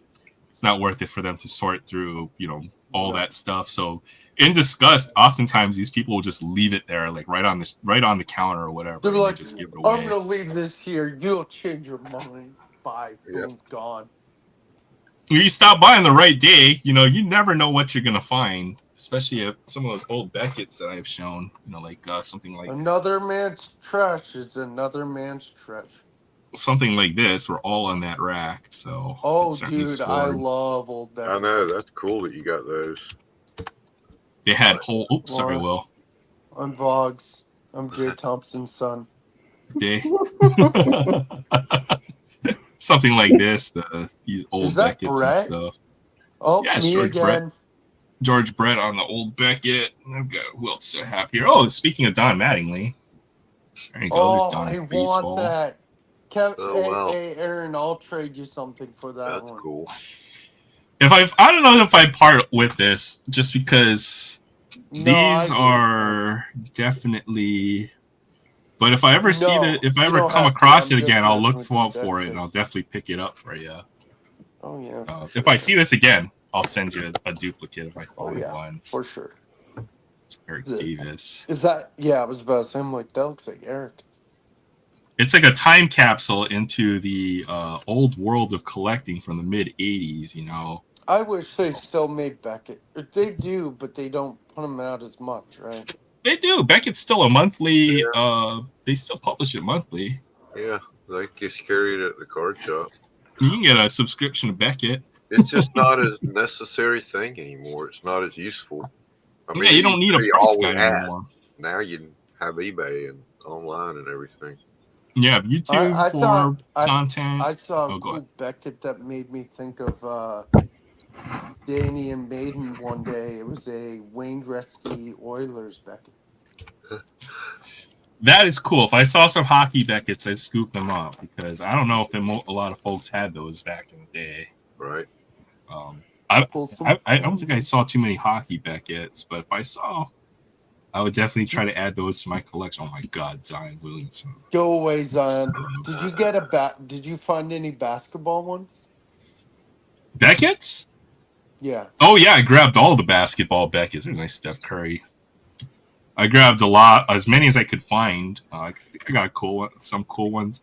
I found a cool Tough Stuffs from the mid '90s as well. Oh yeah, I used to love Tough Stuff. I used to love Tough Stuff because if you can afford 4 Beckett's, one for each sport, you just bought a Tough Stuff. Who's that guy? Khalil Ware. Never heard of him. You should know about this guy because he's going to be a really good player. He's like mini Wemby, basically. He's a 7-foot player for the Heat, and he is quite an athletic player. This is definitely one of the rookies to be looking out for. Now you know the name, Khalil Ware. He's 7 foot and he's a mini? Mini Wembenyama, right? Because Wemby's 7'4", so I don't know why this is upside down. This could be a numbered parallel. That'd be pretty cool. Julian Champagne. Champagne. How many French people do we have in the NBA now? Good grief. Thousands. Oh, wow. That's pretty sweet. Who a is second that? Numbered parallel from this blaster. Who's that? Oso Iguodaro. This is like budget Andre Iguodala. Oso Iguodaro. I'm sorry. Iguodaro. That sounds or like he's a Japanese name. Andre Iguodala. Dude, that sounds like a Pokemon name. Ogadoro. Oh, Chance. That's what I'm doing. I'm entering all my Pokemon into TCG. I'm a level 3 seller now. So I can go ahead and just put them all in there. Nice. You're doing it on TCG Player nowadays? Yeah, for my game cards. Hey, by the way, I've been thinking about doing the same thing with a lot of my stuff because I got a ton of Magic cards. Luca. Oh, hey, look, there's a Dalton Connect rookie card. Hey, guess what? He's a Hornet now. Really?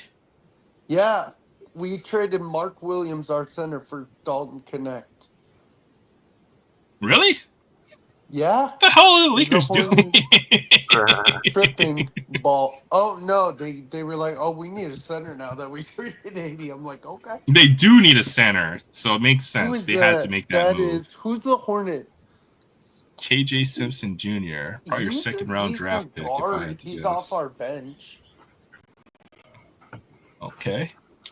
Oh, Ryan's got a Whatnot account. I don't use Whatnot personally, but if anybody wants to check out Ryan's Whatnot, it's right there. PJ Washington. I don't do Whatnot. Another Dalton Connect. Man, you know what? I mean, even if the rookie class sucks, these hoops blasters are pretty fire. I like Connect. He's a good shooter. That's pretty sweet. We got the rookie and we got the blue rookie parallel. A nice Evan Mobley prism. See, this is what's nice about hoops this year is you get the chromium stuff in here too. So yeah, I like that. This is gonna be like I'm not gonna buy any Donruss this year. There's no point. You know, then Donruss. I'm gonna finish up this blaster. 2 numbered cards in a blaster. Pretty nice actually. I won't lie. Oh, and I got a memorabilia hit. Hell yeah. All right, pretty cool. Leonard, Garland, Ayton, another Luka. Why is it out of order like that? Why is it insert there? That makes no sense. Oh, yeah. I've noticed that with those hoops packs. Sometimes they're not in order. That's way out of order. Kuzma. Brandon Miller, he's a good young player. Giannis. Yeah. Sheed. Ant-Man. Ryan Dunn. Nikola Durasic. And Tyrese Halliburton on the chromium. I did see a mem hit, so that's pretty cool. We do get, I guess, one of these. Cody Williams, Rise and Shine. Cool. Two numbered parallels and a mem hit out of a $25 blast, I suppose is So where's that about yellow as good. come from? His underwear? I don't know why the Jazz get why do the Jazz get yellow? There's no yellow on that jersey. That's what I'm wondering. Where does the yellow come from? If you said from his underwear, yep. Oh man, that's gross. That's gross, man. So I don't know. All right, I see some Prism retail. See some value packs on the deck. Nice. So I was having a rough week because I got sick, and so 2 days ago I had to run some errands out that way, so I stopped by the LCS and picked up the box.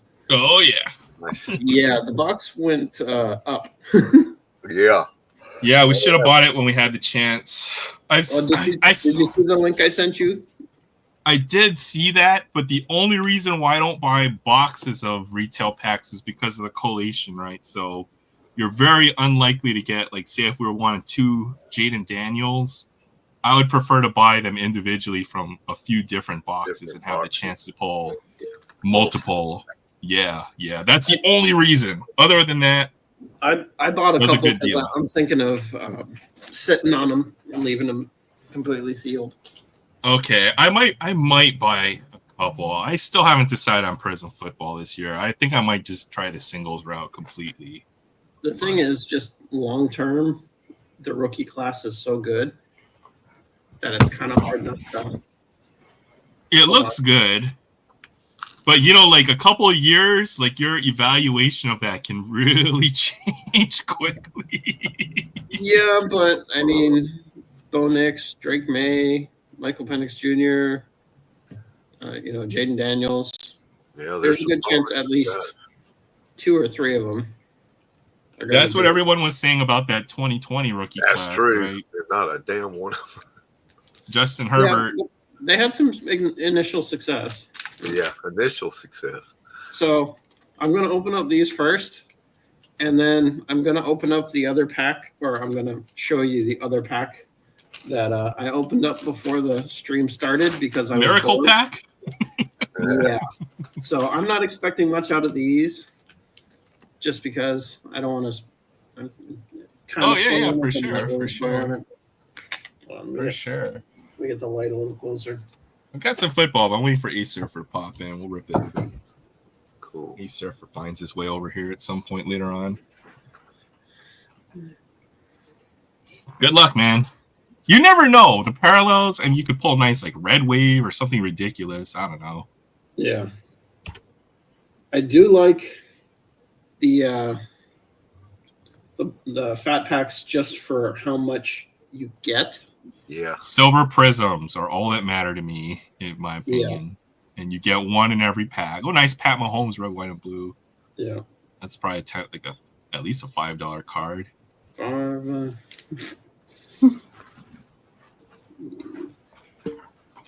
that's nice. Who is that?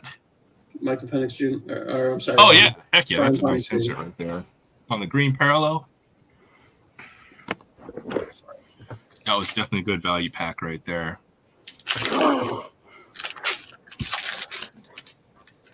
But if you're looking for singles, for the value packs, Best Buy had them for a while. Oh. You can order them online and just have them shipped to you. Yeah, I figure that will be the route. I'm sure more Prism's going to end up on the shelves at some point at this year. Prism or Panini really has. They're in trouble. The hard part right now is just there is so much demand locally.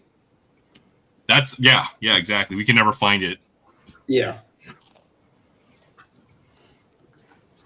Well, it's like the second wave of the prismatic evolutions hit this morning, and they got 6 boxes and sold out in 5 minutes at the local comic shop. So.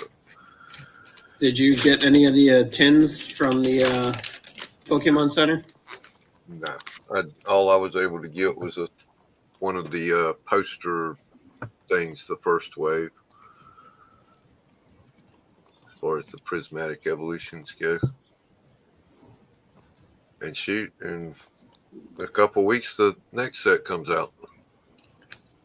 Yeah, it's coming up soon. End of the month.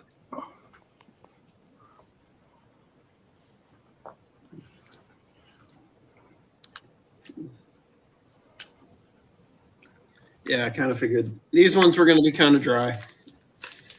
You'll see why. Oh, I see the big hit. Ryan needs more stuff for his whatnot store. Definitely might need to talk and figure something out. Because I got a bunch of stuff, and maybe we might go figure out a trade or something.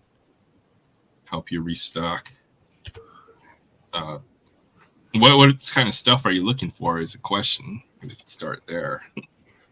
That was Oh my God! Wait, I need to tell Kevin. Sorry to interrupt. Kevin, Glenn, you know how he has the puppets? Uh-huh. Guess who he got to talk to? Comic Tom. Oh, yeah. He did it with the puppet. Good. That's huge. Sorry to interrupt. There's just Comic Tom's a huge dude in the comic industry.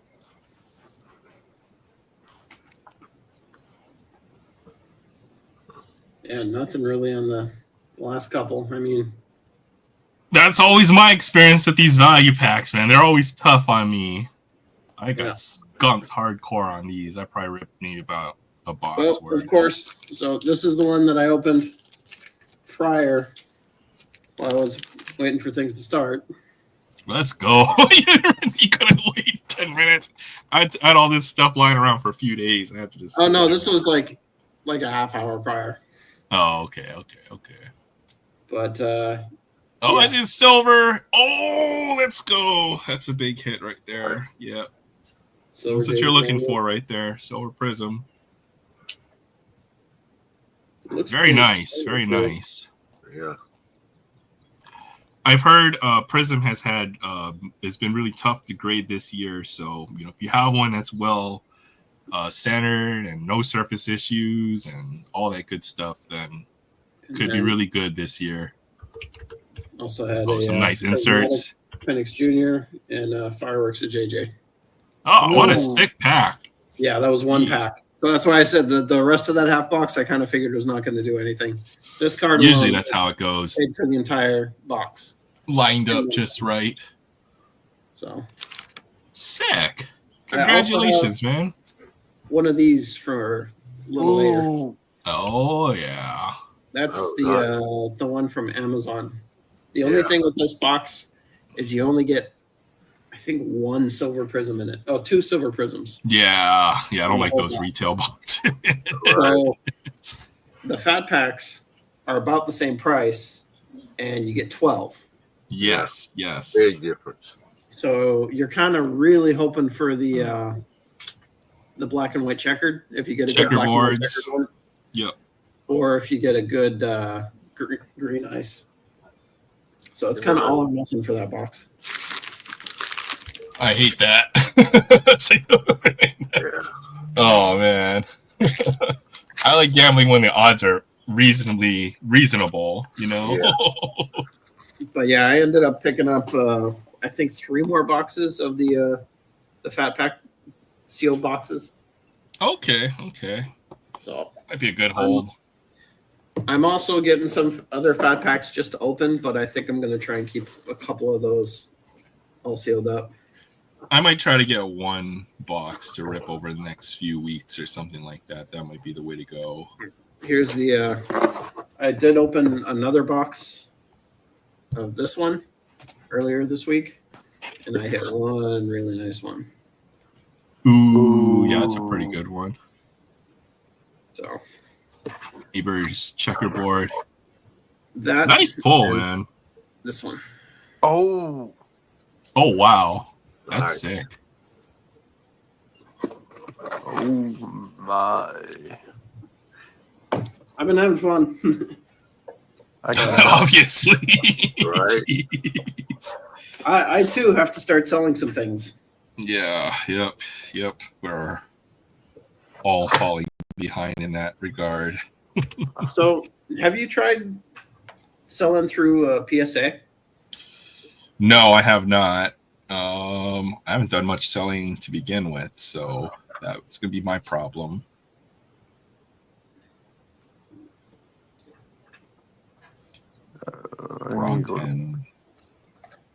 I need to go to bed soon. Don't worry. You just anytime you feel like you need to go to sleep, well, just don't do it on stream. No, I'm just joking. No, I won't. No, I will not fall for that again. All right, we'll do this. We'll do a little football then. Since it is football, I did have some select. Can we get it? Here we go. Here we go. Let's do this. No. You know how I want you to do it. No. Can't play the joke out, Will. Here we go. Can't just play out the joke, man. Can't just play it out. Here we stop. Here we blow. All right, there we go. We'll do this hanger. Why not? I've had a couple of these lying around, so. And I had really good luck out of 23 select for whatever reason this year, so why not? Thanks a lot, Fabian. I appreciate it. There's Anthony Richardson Premier on the back. Yeah, you can pull zebras. These have, I don't know, black and gold or something. Yeah. Some other color. Oh, Anthony Richardson on the back, so already probably kind of win. I'm just hoping, he's got like another year or two to mature. If he doesn't pan out, he's going to be out of the league real quick, I think. I agree. All right. There we go. We got Miles Murphy. Got Jalen Hurts. All right. Who's going to win the Super Bowl? Chiefs Anders Carlson on the rookie. That's Daniel's Trey brother, McBride. Right? Tyson Bagent. There's Saquon Barkley, man. This is obviously the Eagles pack right here. Yeah. Jaleel McLaughlin. Oh, okay. I'll take that. It's a nice one. Nice Puka Nacua. Yeah.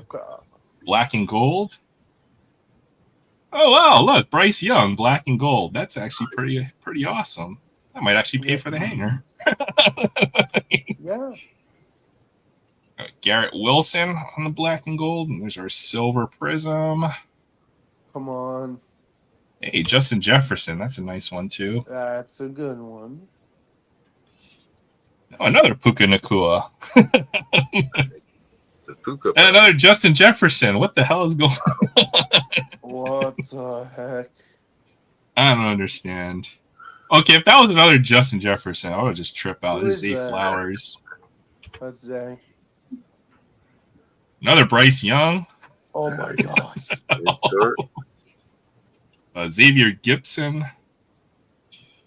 Jared Goff. And Brian Branch. DJ Moore. And our last card I saw was Anthony Richardson. So quite a sweet pack. You know, they say hangers are bangers. Now it certainly did. That was definitely a good one right there. Might actually made back the value or the worth of that hanger. Pretty nice hanger right there. Sweet. Good stuff right now. Okay, these are the worst die cuts to try to put into sleeves. Oh my goodness. But E-Surfer taught me a cool trick. Cut the corner. No. You get another card. You put it along with it. Yep. And then it should slide in a lot easier. So Yep. thank you. Shout out to E-Surfer. That is Show me a this cool one. way to do it.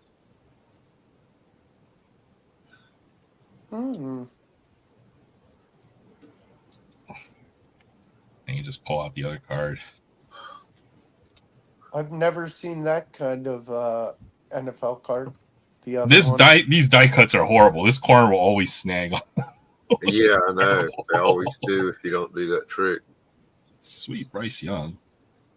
I think he's got a couple more years. You know, the card. Yes, he does. Did you see who the Panthers had for their quarterbacks at some point in the last 3 or 4 years? They had Baker Mayfield and they had Sam Darnold. Okay, like what the hell? Yeah, you're not wrong. Sorry, Will. I know the Panthers are your team, but dang, man. No, trust me, I know. Fumbling the bag there, Will. I know, dude. I had to live through that misery. It's been a minute since the Panthers have been good. I think right around that time when, what's his name? Finally was done with the Cam Newton, yeah. And then everything just fell apart after that. You know what I mean? Yep. Yeah. The Panthers. What pick did the Panthers have next year? 8 or 9. What is this? What's this? I sent a picture of this to Aaron, but I sent my 3 biggest retail pulls into PSA for grading. Oh yeah, that's right. Some PSA returns. We can't wait to see the cards themselves when you get them back. I sent them to the vault, so I don't know if I'm going to get them back or if I'm going to try and sell them because I've been buying way too many cards. You mean the vault? What do you mean the vault? PSA probably has a vault service where, you know, when you send in cards, they'll vault them for you. And then you can sell them. They can sell them for you directly from eBay, and they handle everything, and they just pay you minus like 12%, 13%. Yeah, which isn't terrible. Which is not bad compared to what you would have to do it for yourself, and then you handle the shipping and all the other stuff. The risks of losing the card. How much do you think you would make from all 3 of those? I'd say quite a bit. The downtown is between $1,100 and $1,300. Damn. And 10.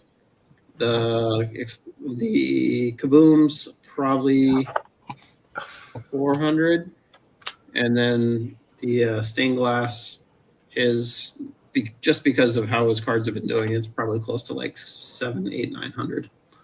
So you'd make like easily $2,000+. After fees and everything, I would say I'd hope to end up right around there. Yeah. You need a way to sustain the if you're gonna do sealed stuff, then yeah, you probably need to sell them or something to sustain. Yo, what's up, Aries World? What is this? You're gonna give me $500,000? I'll be happy with that. Let's go. Oh yes, Zoe could do super awesome rips. Error. How many lava balls is that? That might have too much Pokemon I'm sitting on. Thanks for stopping by. Shout out to Aries World. Love their live streams. Always entertaining. Wait, that Go ahead. Well, it's not. No, go ahead, Will. I thought lava balls were Tiff Lava Shark's thing. Yeah. I was, just asking. Oh man. Oh, I don't have any. Do I have any food or Twinkies lying around? Yeah. No, I don't have any right now. So I no. gotta shove a Twinkie down. Good to see you. Thanks for stopping by. Let's rip a pack for Aries World. How about that? We'll do some baseball. Got some of these fat packs lying around. All right, we'll do some archives. Time for a Twinkies. I can't eat the baseball cards, but we'll see what I can do here. We can imagine. No, I'm kidding. I might have something to eat. I was trying to. I made a huge pot of spaghetti. That thing is lasting me forever. That was good spaghetti. Oh man, what's see, that, Ryan? Ryan's got, what is that? Cheetos? Ranch. Heck yeah, ranch flavored. Oh, the Chester fries. I love those. Those are delicious. I like those. If you can't eat a Twinkies, you must take a shot of rum. Oh, okay. We'll see. No, that's bad. Oh man, we'll see. J-Rod, Trevor Williams, Chipper Jones. Ooh, there's a nice Ichiro. Variation. No. Curtis Mead. Uwasawa. Aaron Nola. Young Ho Lee. Big Wang Ooh, Lee's there's cousin. Pete Alonso. Young Ho Lee's related Big Wang Lee. Mitch Haniger. Oh, Chief Utley. That's a cool one. Yeah. Lindor and Lizardo. Cool one there. Good night, Ryan. Oh, Bye, Iowa Waffles. State. Let's see. We got some Nebraska. Good We night. did some collegiate football. Good night, Hey, Ryan. my girl Waffles. Thanks for stopping by. Good to see ya. Yep. Aloha Friday. I want to see if we got any Nebraska guys in this set. A&M, Missouri. I don't know. What school are you looking for? Iowa? Nebraska. I know they're. We'll try this. We'll try some Sage football. This is more collegiate stuff, so maybe we'll find a cool Nebraska card. Drew Aller had a good year. Send that over to Aries World. All right. Drew Aller for Penn State. He had a good year. Evan Stewart for the Ducks. Jalen Noel for the Trojans. That looks like Iowa State. Nope, that is Iowa State. I guess so. I'm sorry. Evan Prater. Roman Hemby. Oh, cool. There's a Dylan Gabriel. I'll take that. I love Dylan Gabriel. That's sick. That is cool. Jimmy Horn. Joe Horn's kid. Kobe Hudson. Luther Burden. Xavier Restrepo. Ryan Helinski and Demir Blankumsees for Memphis. I wonder if there's anybody on that checklist. Hey, Tiff Lava Shark, good to see you. Thanks for stopping by. What is You it? guys are all awesome. 2025 Leaf? This was 24 Sage, low number, I think is what it was. So figure I'd try it out. We had 3 autographs out of the box right there. So cool to get some ink out of those. 2024. Ethan Barr and Shamari Simmons. So pretty cool. Not bad there. Oh, it's 25. Let me Yeah, you know what I meant. Oh. Yeah. I'm not trying to question you, man. Oh, no. Let's It's see. all good. I'm looking. What college were we looking for again? Nebraska?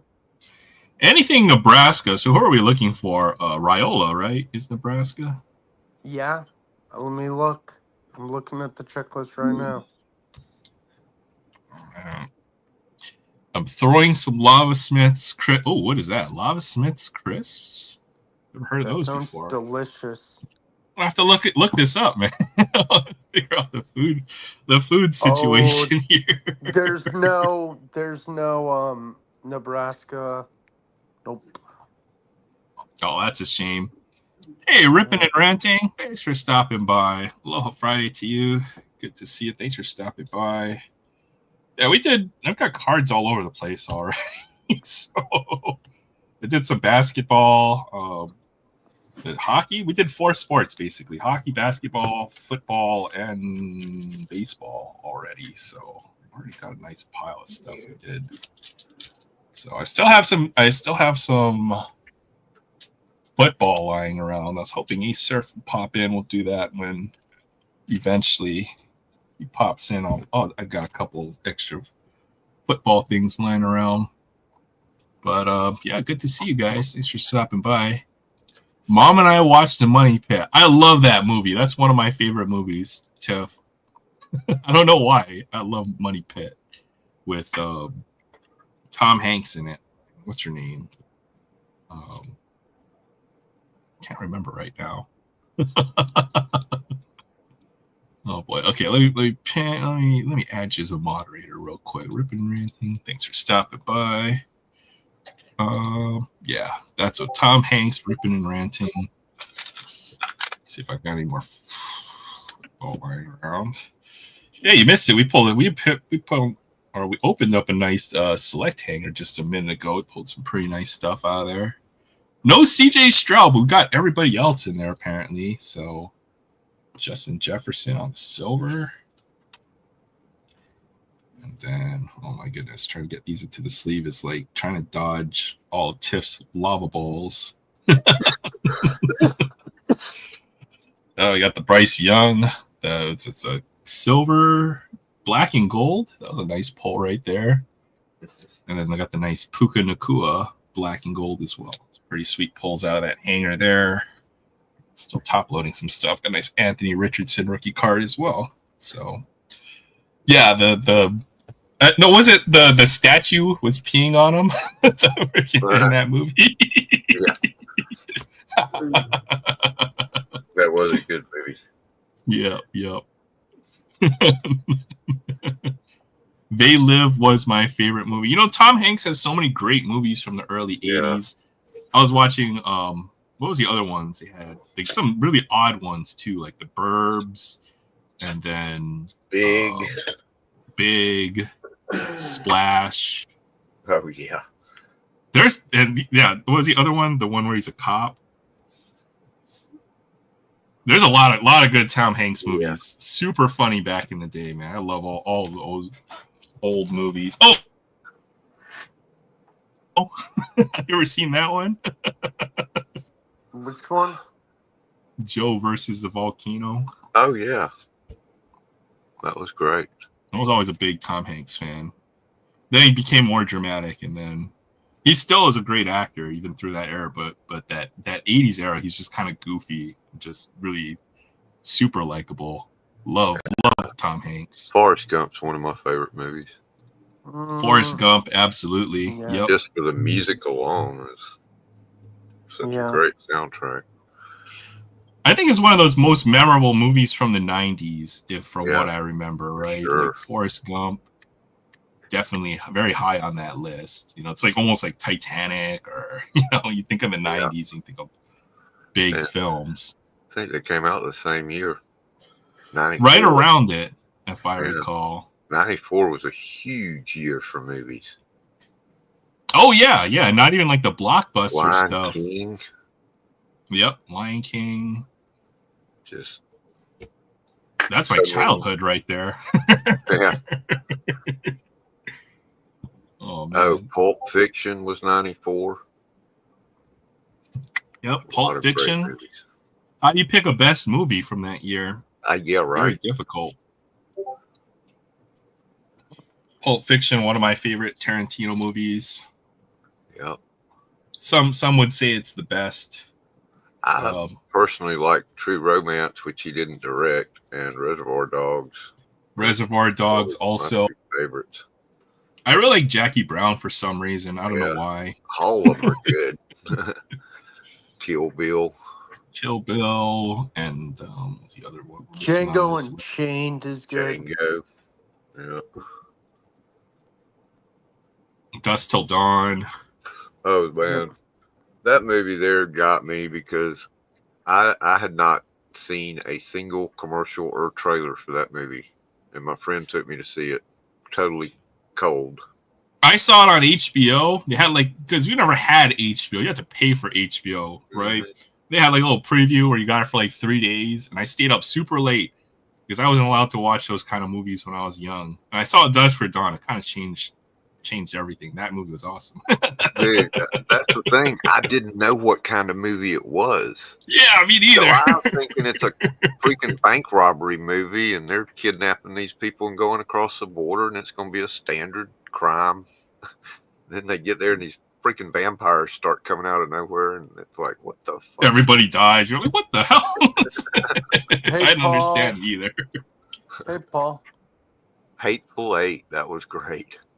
Yep. Got to try some of that seasoning you're using on those burgers. What kind of seasoning? I'm curious now. I've tried. I love any kind of burger seasoning. I've been using the, what would they call it? The Montreal seasoning for steak and stuff. My mom does that all the time, and it's so good on burgers. I mix it in the rotation every once in a while because you can season you can season your food in so many different ways. But Montreal seasoning found its way back into the rotation for some reason. So, all right, I got to run the kitty out to the garage. I'll be right back. I've got to go sounds to bed. good. Good night, guys. Oh, all right. Good night, Will. I see your eyes you're closing. You're ready to go. So it sucks. Good night, guys. Take care, Will. Have fun. I'll be back next Friday. I'm behind in the chat. I need to catch up real quick. Good night, guys. See y'all right. I saw Tiff. Good night, Will. Good night. Have a great weekend, man. You too, guys. Okay, let me catch up with the chat real quick. Oh, never mind. I thought Kevin was gonna show some stuff real quick, but found some Donruss Pokemon. I saw Tiff put out a couple of shirts showing the selection at the Wally at the Walmart. So I didn't comment, but I did definitely leave a thumbs up on that one. I thought it was great. Love to see what everybody else has in stock. Shawshank Redemption. I feel like I've seen it so many times, yet I don't mind watching it again. That's the hallmark of a great movie, Fabian, in my opinion. Caught up on the live? Well, I'm not. And I'm way behind on the chat now. So, yo, what's up, Paul? Good to see you. Aloha Friday. Yeah, I'm way behind. Oh, my goodness. Everyone popped in. And chat just blew up. And my girl Waffle showed off some cool Pokemon cards. I thought it was a really nice little collection. I mean, what else can you buy for $1? Definitely go check out that video. I think you definitely got a good deal on that. Even if there's nothing too valuable that's, you really can't buy a whole lot of other stuff. I think you got a great little collection you picked up there. Just continuing through. Yeah, Tiff is on. Oh, you know what, Tiff? I had some Chronicles. We can go look for some chat. We'll do that. See what's here. Look for some chat. Yeah, absolutely. Everybody here should be modded up, so you guys already. But if you see a name out there you don't recognize, definitely go and connect to their channels. Everybody has some awesome stuff. Everyone has awesome hobbies that they like to enjoy. You never know whether it's food, collectibles. Fabian does a lot of skill modeling. Paul and the 619 Amazing Friends does all the comics. Great variety show on a Tuesday. So we all have different interests. All here. Oxford steak salt. I'm going to go check that out. We can ship Oxford Locker steak salt. I'm taking a screenshot of this. I'm going to call a number and place your order. Oh, and the website. Okay, I'm going to take another screenshot right here. All right. I got my screenshots. Okay, I need to catch up with the chat. Small Town Locker in Nebraska makes the best stuff. Yeah, you know what? Always, I found that, it seems like when you go to the grocery store, it's the same brands over and over again. I'm tired of that stuff in the grocery. I'm looking for new stuff all the time. Saving Private Ryan. Yep, another Tom. I can't think of a bad Tom Hanks movie. There really aren't that many, if I had to guess. Copy that phone number. Okay. Paul Kareem Abdul-Jabbar. Oh man, Barry's back. What's up, Barry? Well, he was here early. He's probably been here the whole time. Oh boy. 16, 19. Caught up saying hi to everyone. Yeah, okay. I'm finally caught up. Aloha is a Chetsicle. Okay, that sounds. What is that movie? Was it Dodgeball with the poopy lollipop? I just thought of that for some reason when I heard Chetsicle or Chetsicle. So, all right, let's I've got some basketball, and I was saving this for Tiff. We can go look for it. We can open packs until we find a Chet card. We need to go. This is a great Chet hunt right here. Chronicles basketball. You can't see Chet under here, but he's in there. Chet is in here somewhere. We're gonna go find some Chet. Let's go hunt for some Chet, Tiff. That's right. Grocery stores off the national chain. You know what? I think we should go and check out some, maybe some local. I'll go raid my pantry. I'll show some stuff. You know, a lot of the stuff in Hawaii when you go to the grocery is often a lot of Asian things that I know a lot of folks on the mainland won't necessarily see. I think it's just because we're closer to Japan, if that makes any sense. But local tastes, everything is always to local taste. So you'll always find something cool that's regional, like the coffee syrup that you showed on the live stream. What was that? Wednesday? Was that yesterday? The coffee syrup. I was like, what the heck is coffee syrup? And we found out what coffee syrup. What the heck is going on with this blaster? I might not do the whole blaster, but we'll see. We'll go until we find a Chet, or we'll go until we find some Chet.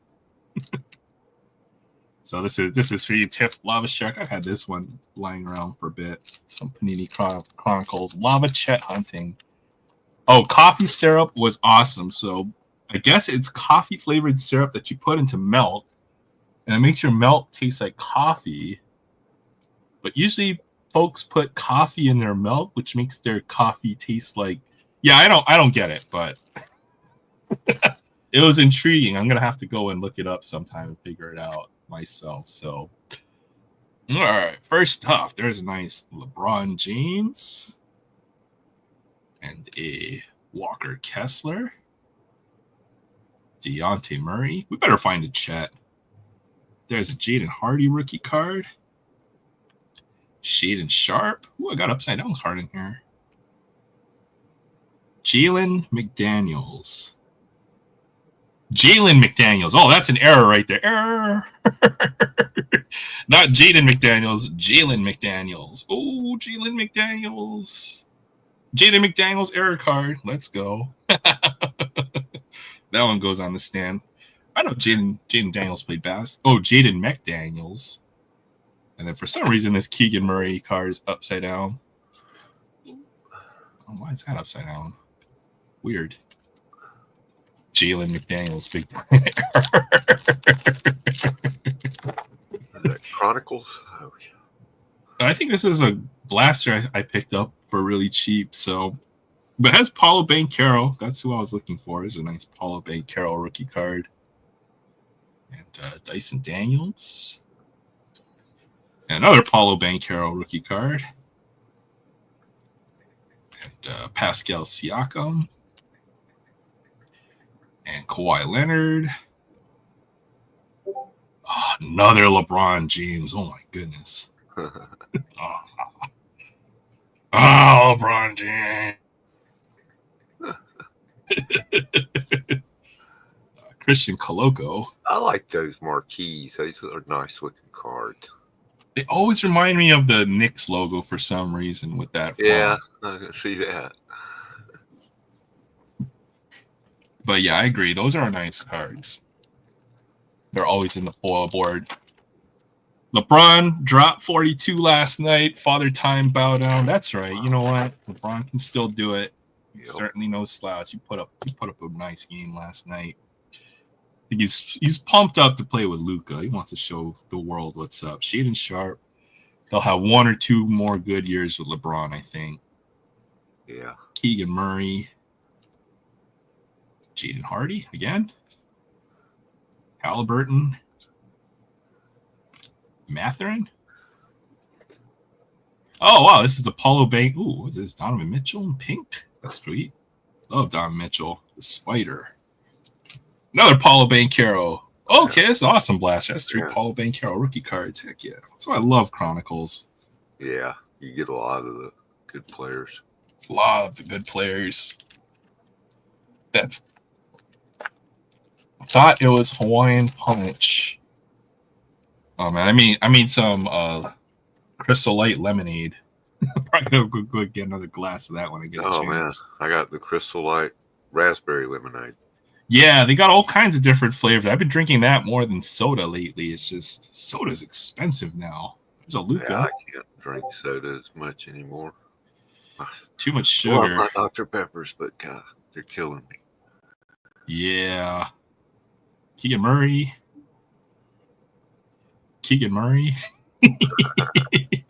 Christian Coloco. Nice Giannis there. I like that Giannis in the score design. Sweet card. There's no Chet. There's no Chet in this blaster. Oh, well, we'll rip it until we find a Chet. If not, I'm going to cheat. Or Chet. Galen Terry. Is that Max Christie? Now with the Christie. Now with the Mavericks. Huh. Yep. Jalen Williams. Oh, this bum. We all do ranting and raving. Ripping and ranting. Oh, yeah. Oh, yes, we do have we all have a sports car addiction. Don't mention it. I can quit anytime. Anytime. Right? Jaden Ivey. As soon as all my money's gone, I'll quit. You got any more of those blasters? Any blasters? Maybe some Megas? Yeah, there's any more LeBron James? Any pack of cards lying around? Oh. Oh my goodness. That's not this one feels heavy. There you got Mem hit. Bring Zion to the Lakers.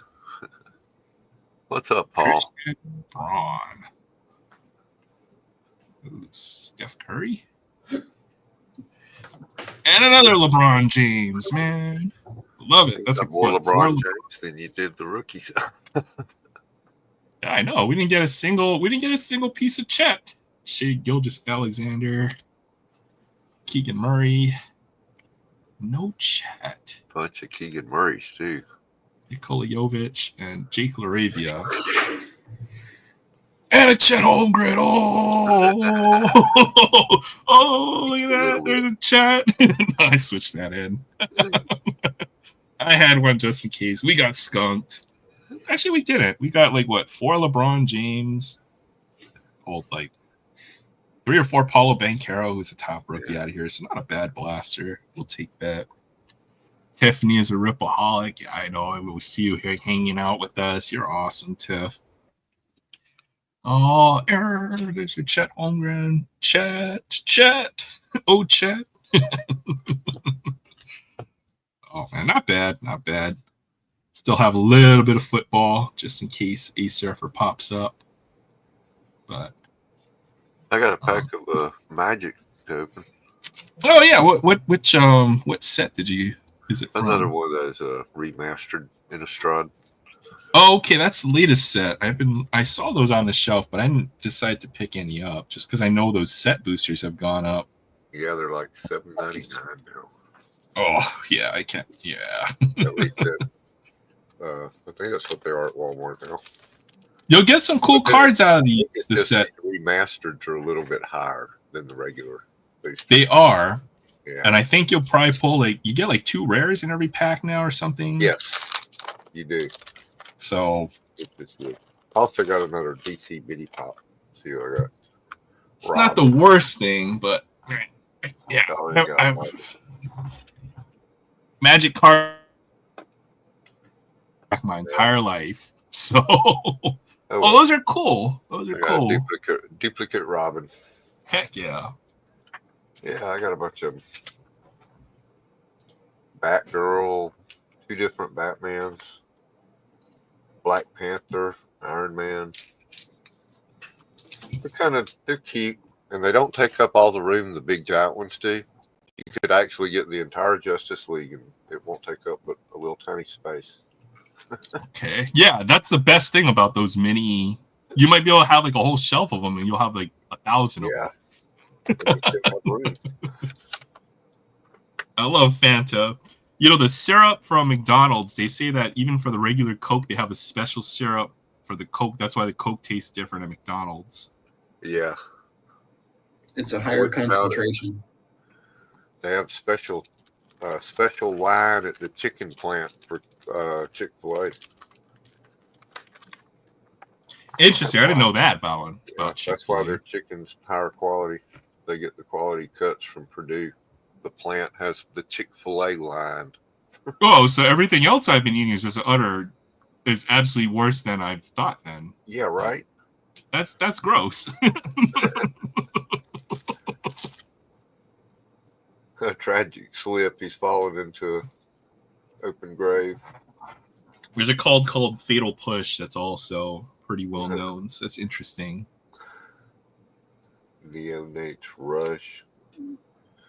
Bramble Worm. Looks like one of the sandworms from Dune. 6 green. Must be a fatty.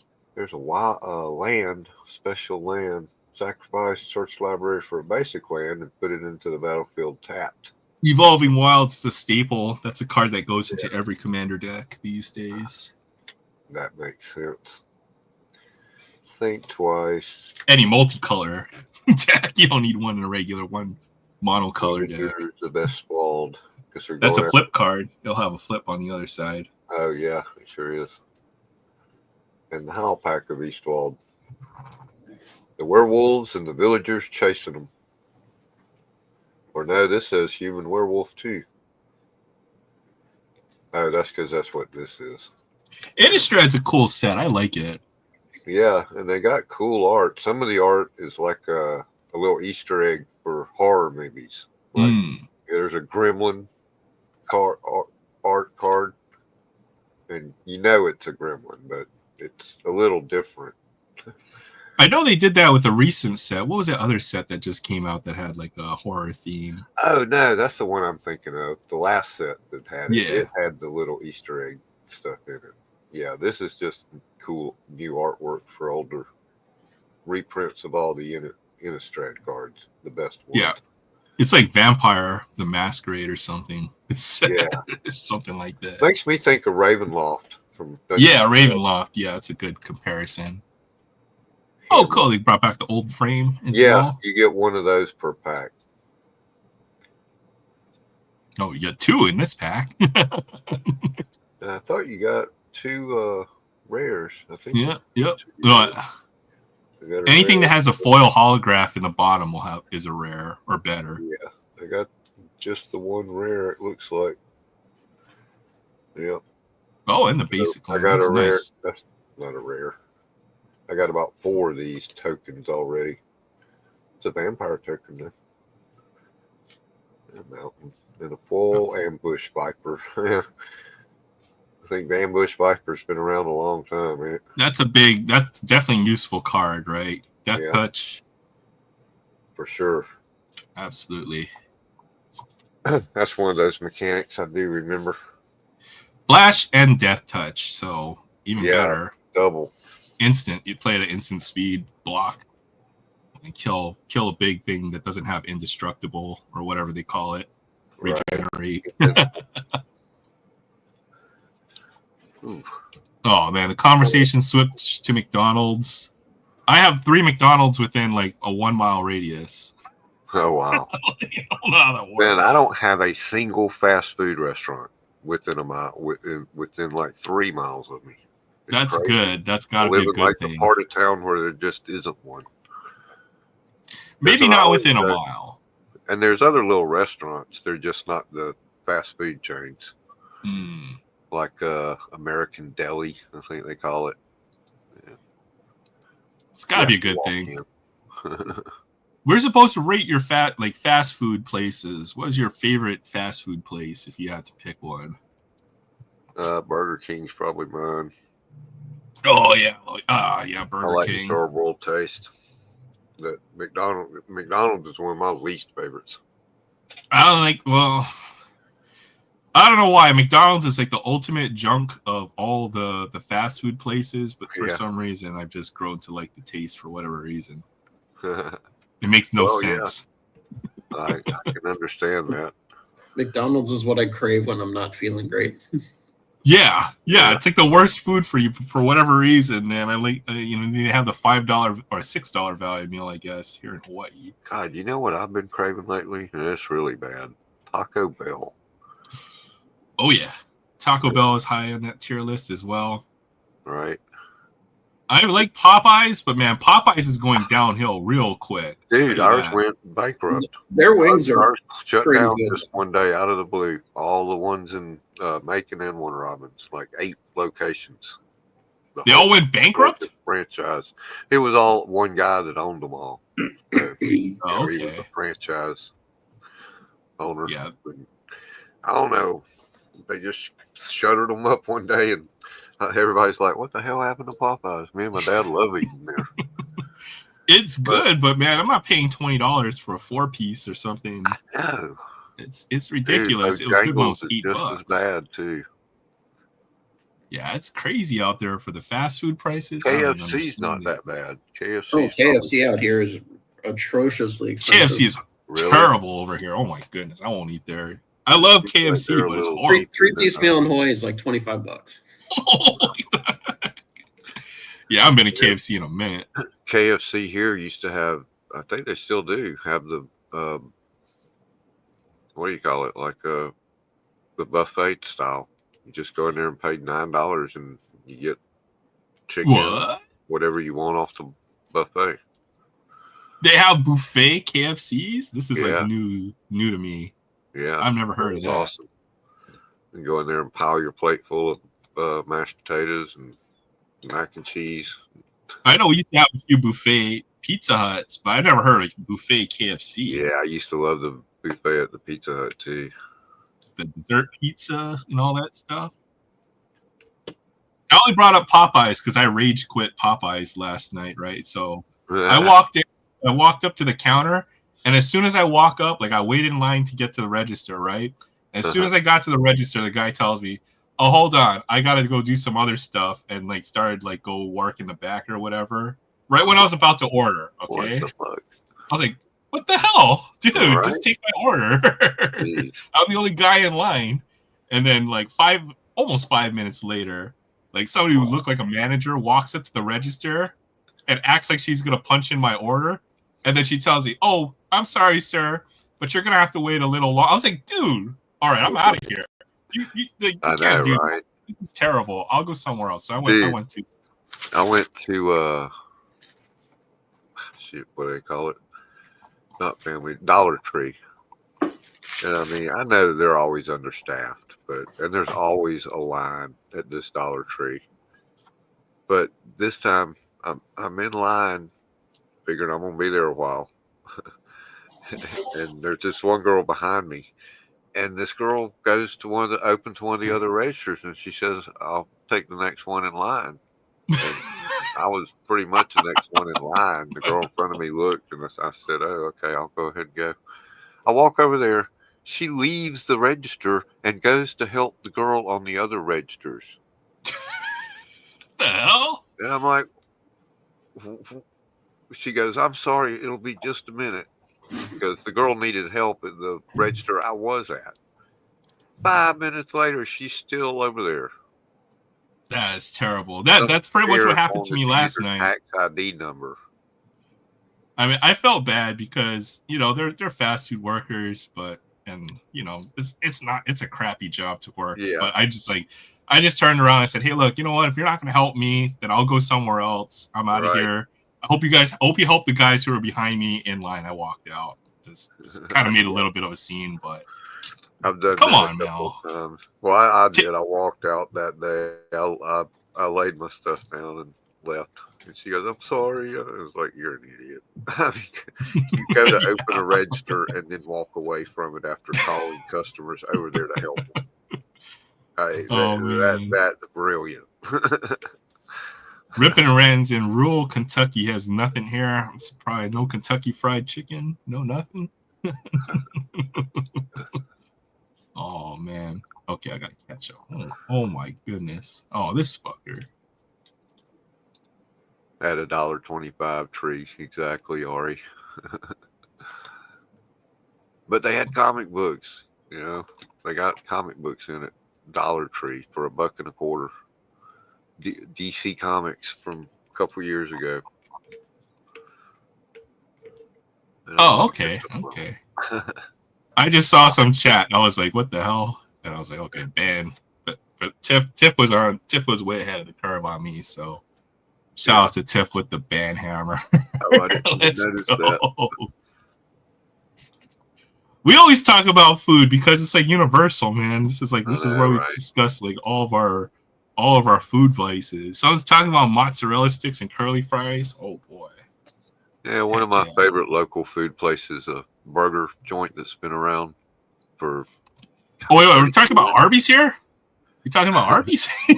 Arby's. I'm trying to think who's got curly fries and mozzarella sticks. Exactly. Yeah, good. They do.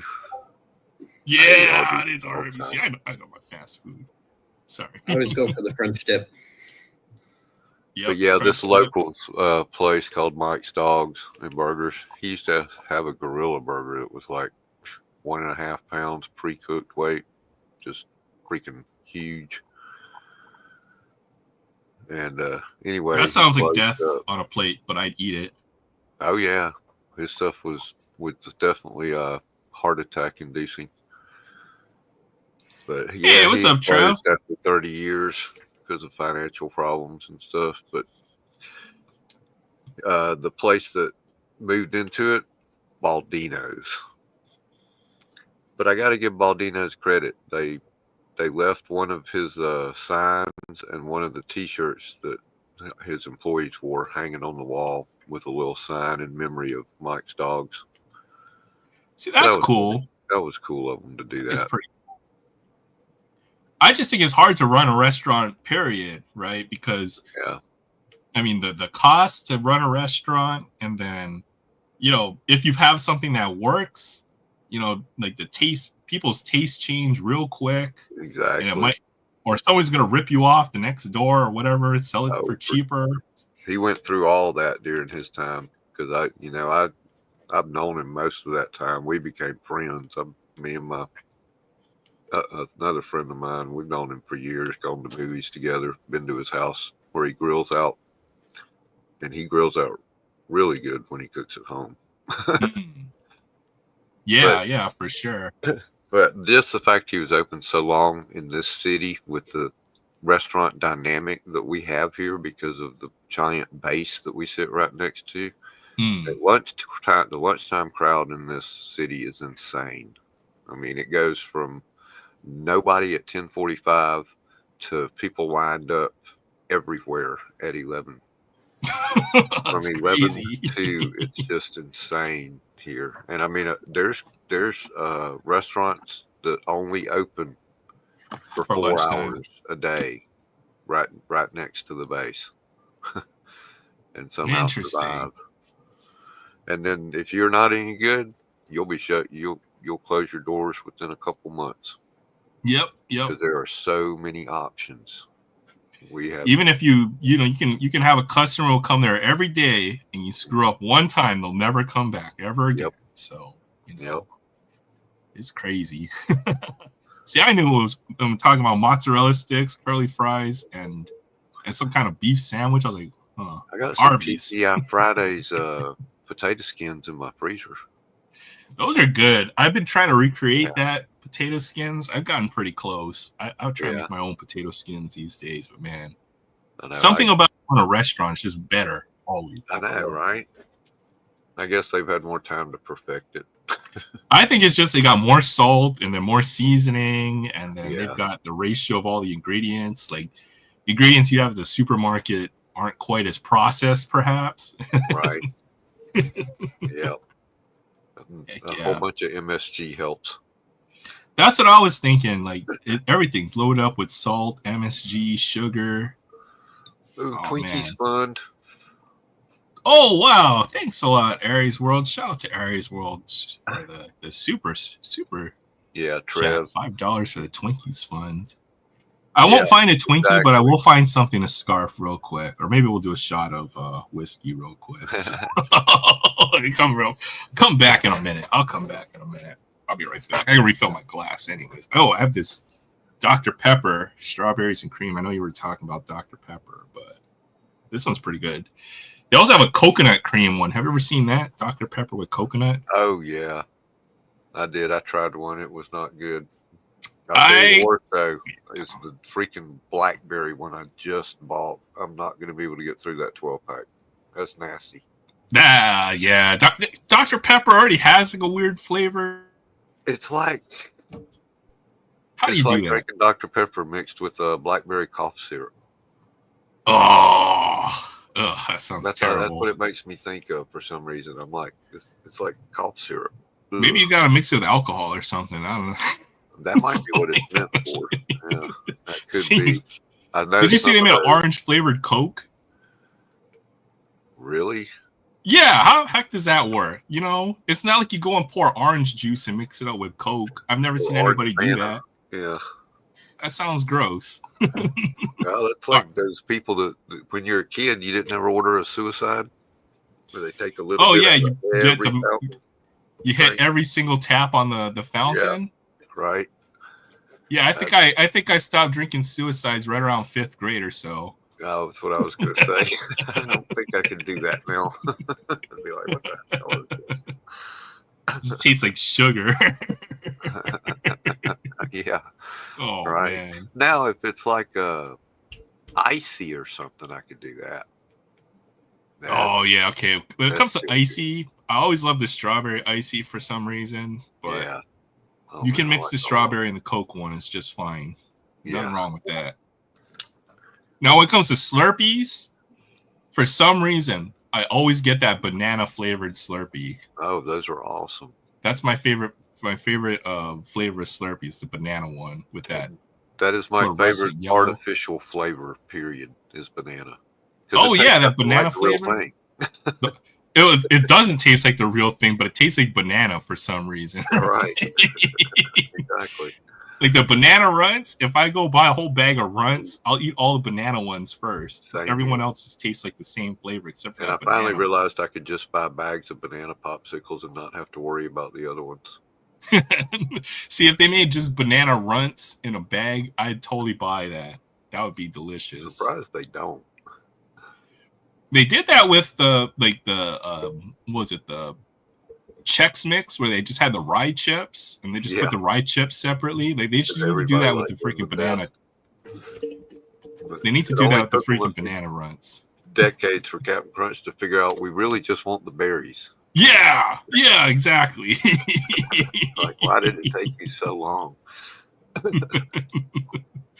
Oh my goodness, man. See, we have maybe we got some good ideas. If we were at a food factory, well, we'd be fat. Maybe people don't have the same taste as us, but it would be an absolute mess. Yep. Oh my goodness. Okay, I'll be right back. Real quick. Chewy runts are good too. Hell yeah. In fact, that's all I can eat now because of my teeth. I got to get my teeth fixed before I can eat the real runts again.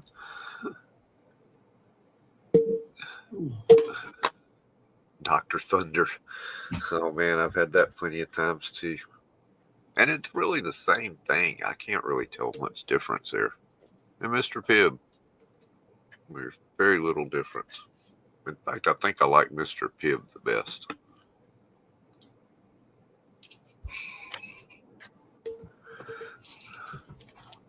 Yeah, I wonder the way the restaurants are around here, that Baldino's may not be there very long. I went there and ate today, and it's not even the best Baldino's I've ever been to. I didn't find anything to drink, but I did find this Twinkie somewhere in the back of my closet. It says Best by September 2024. They're like made of preservatives, aren't they? Like good for 50 years or something. But you know, Twinkies don't go bad, right? I think they're made for. It'll be a little stale. I think the oil will go rancid after a while. That's what you got to worry about these things. Yeah. Well, this one expired a few months ago, but That's what Ari said. They're good forever. Don't worry about it. They're good forever. All right. Well, got a Twinkie. Mountain Dew Lightning. Ooh, I can't drink that stuff. I like the Code Red. Never liked Mountain Dew. Code Red is the best Mountain Dew. It's better. Well, thank you, Aries World. Shout out to you for the super chat. We'll reinvest that somehow or find a way to put it all back in. But you got to hit a certain threshold. We're still ways off. But eventually, when I do get paid from YouTube, then we'll find a way to put it all back to good use. Got me wanting to go get my. I'll be right back now. I gotta go get me one. Well, I don't have that. I got the good stuff.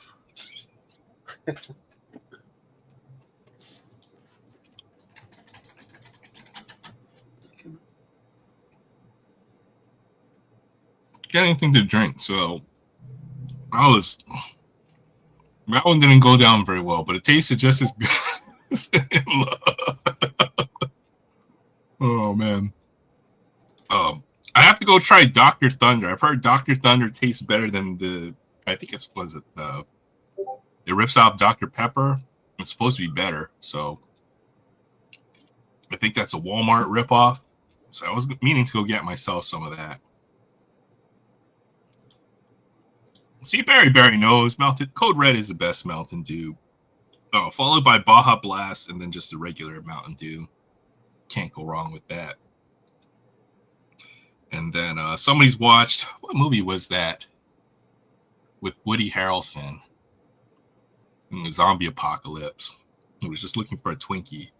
How come I can't remember the name of that movie? But that's what that reminds me of. Oh boy. Where was that? Oh, it's an oatmeal cream pie. Heck yeah. I love those. Those are awesome too. Zombieland. Duh. Thank you, Trev. Drinking them, but I get these little bitty ones and just kind of cheat a couple times a day. A little 8-ounce. I see those all the time, but I can't bring myself really to buy those little cans. I'm drinking an 8-ounce. It doesn't count. I think because they have a 6-cent deposit fee for every can of soda you buy. So if you buy the 2-liter, then that's like buying 6 cans of soda. I only have to pay 6 cents for that. That's like the Asian math right there. So y'all can turn your bottles in for money and stuff? Yeah, you can redeem it for 5 cents. We're on that. So not... Usually it has all the states. That's probably why. But man, you buy a 12-pack, it adds like almost $1 to the price of it. Soda's already expensive, so jeez. Inspires people to recycle though. You know they have banana flavored Twinkies. I saw those a while ago. Wow. Gonna have to try that out. What are the banana? God, what are they called? I guess they're Little Debbie's or something. They're banana twins. Got the banana cream between the two cake layers. Oh, okay. It sounds. Oh, it was like the little, like the rolls or whatever. Don't make those anymore. I haven't seen them. I didn't even think of them until you mentioned that banana Twinkie. They do have banana Twinkie. Yeah, the amount of soda I drink, that could be like hundreds of dollars every year if I'm Oh yeah. careful. Maybe not that much, but it does add up over time. Big Red. Okay, I know what Big Red soda is, but I didn't know they had a float. Big Red float, 20 ounces. A rare one to find. 17. What is a banana flip cake? I have to go look that I up. don't remember that. And I'm old enough to remember most everything. Not that I remember very much, but I'm old enough to have remembered it. Oh, that looks good. That looks like so. I gotta learn how to bake to make this though.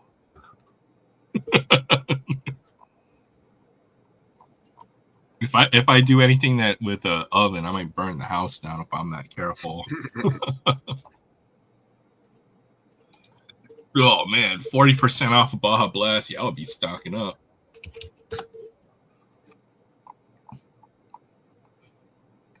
Found some discounted Funyuns. Man, I bought like 3 bags of that stuff. I already went through 2 of them. So They discontinued Banana Twins in 2023. man, we can't have anything nice these days. I'll tell you that. Sales volume was not high enough to warrant continued production. Yep, that's probably because I didn't know what that was. Well, advertise. Advertise it. I've heard a lot of foods or snacks that folks enjoyed from the past aren't as like Jell-O. Like nobody eats Jell-O anymore for some reason.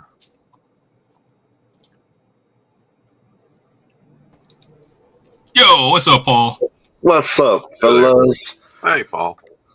Hi, There's Kevin. Banana Twins. That's what they look like.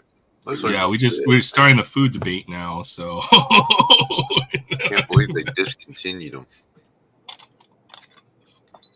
I wonder if that's somebody right. probably got a closet full put up. Maybe I can get them off the black market. you better buy some and store them for the zombie apocalypse, because Exactly. once that happens, you won't be able to find. So, what are you drinking, Aaron? What is this? Okay, let's see what bottle this is. This is Templeton Rye. Oh, I found it on discount, right? So I got a bottle of this for like $21. Usually it's about a $30 bottle. So 10 well, I'm cup. almost done with this one. this one's going down. I got another one in the All closet. today? No. Oh wait, what you got, Paul? Let me see what you got. Oh no, it's just 10 cup. 10 cup. Yeah, that's my everyday. I know you're talking about, what was it, like an orange flavored? Oh man, that was Buchanan's. It was Buchanan's yeah. pineapple. Buchanan's I've pineapple. been looking for that. I still haven't found it. Well, just get regular Buchanan's and pineapple juice. There you go. Okay. So yeah, because Okay. I'm having a hard time finding it too, but I'm buying Buchanan's and I'm just adding pineapple juice to it. Is this stuff really made in Iowa? Distilled in Indiana with U.S. imported grains, imported packaging. Produced and bottled by Templeton Rye. It's got that fancy cork, which means I know it's got to be pretty good whiskey, right? It's got cork like that, so it had it on clearance. I bought a couple bottles. Yum. Discounted liquor. Oh man, nothing better. I know, right? Oh no! I gotta show you this other bottle I got. It's like the worst tasting rum ever, but it's supposed to be really good as a mixer. Yeah, that's what I was gonna say. Just use it as a mixer. But for some reason, it comes in like this. It comes in a plastic bottle with the flame-proof cap. Oh, really?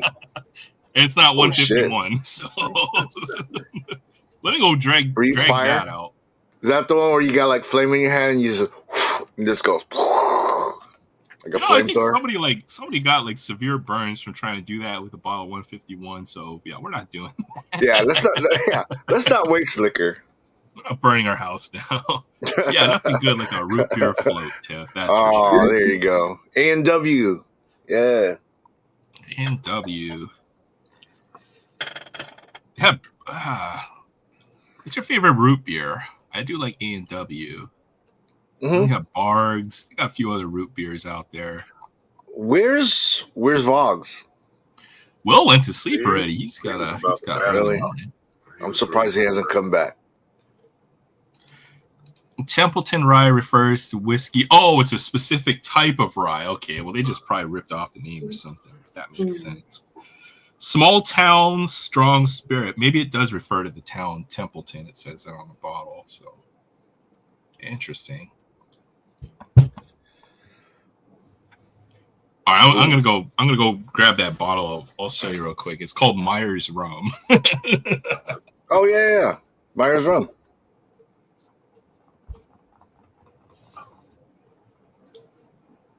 I knew a lady that made rum cake with that stuff. Ooh, man. She'd bring it to work and we'd eat it on like our lunch break, and then everybody would have like a kind of like a hangover. I don't know. It's because it's so much sugar. I know, right? The sugar content. Yeah. I've had some rum balls that I swear you could get drunk off those things. Oh yeah.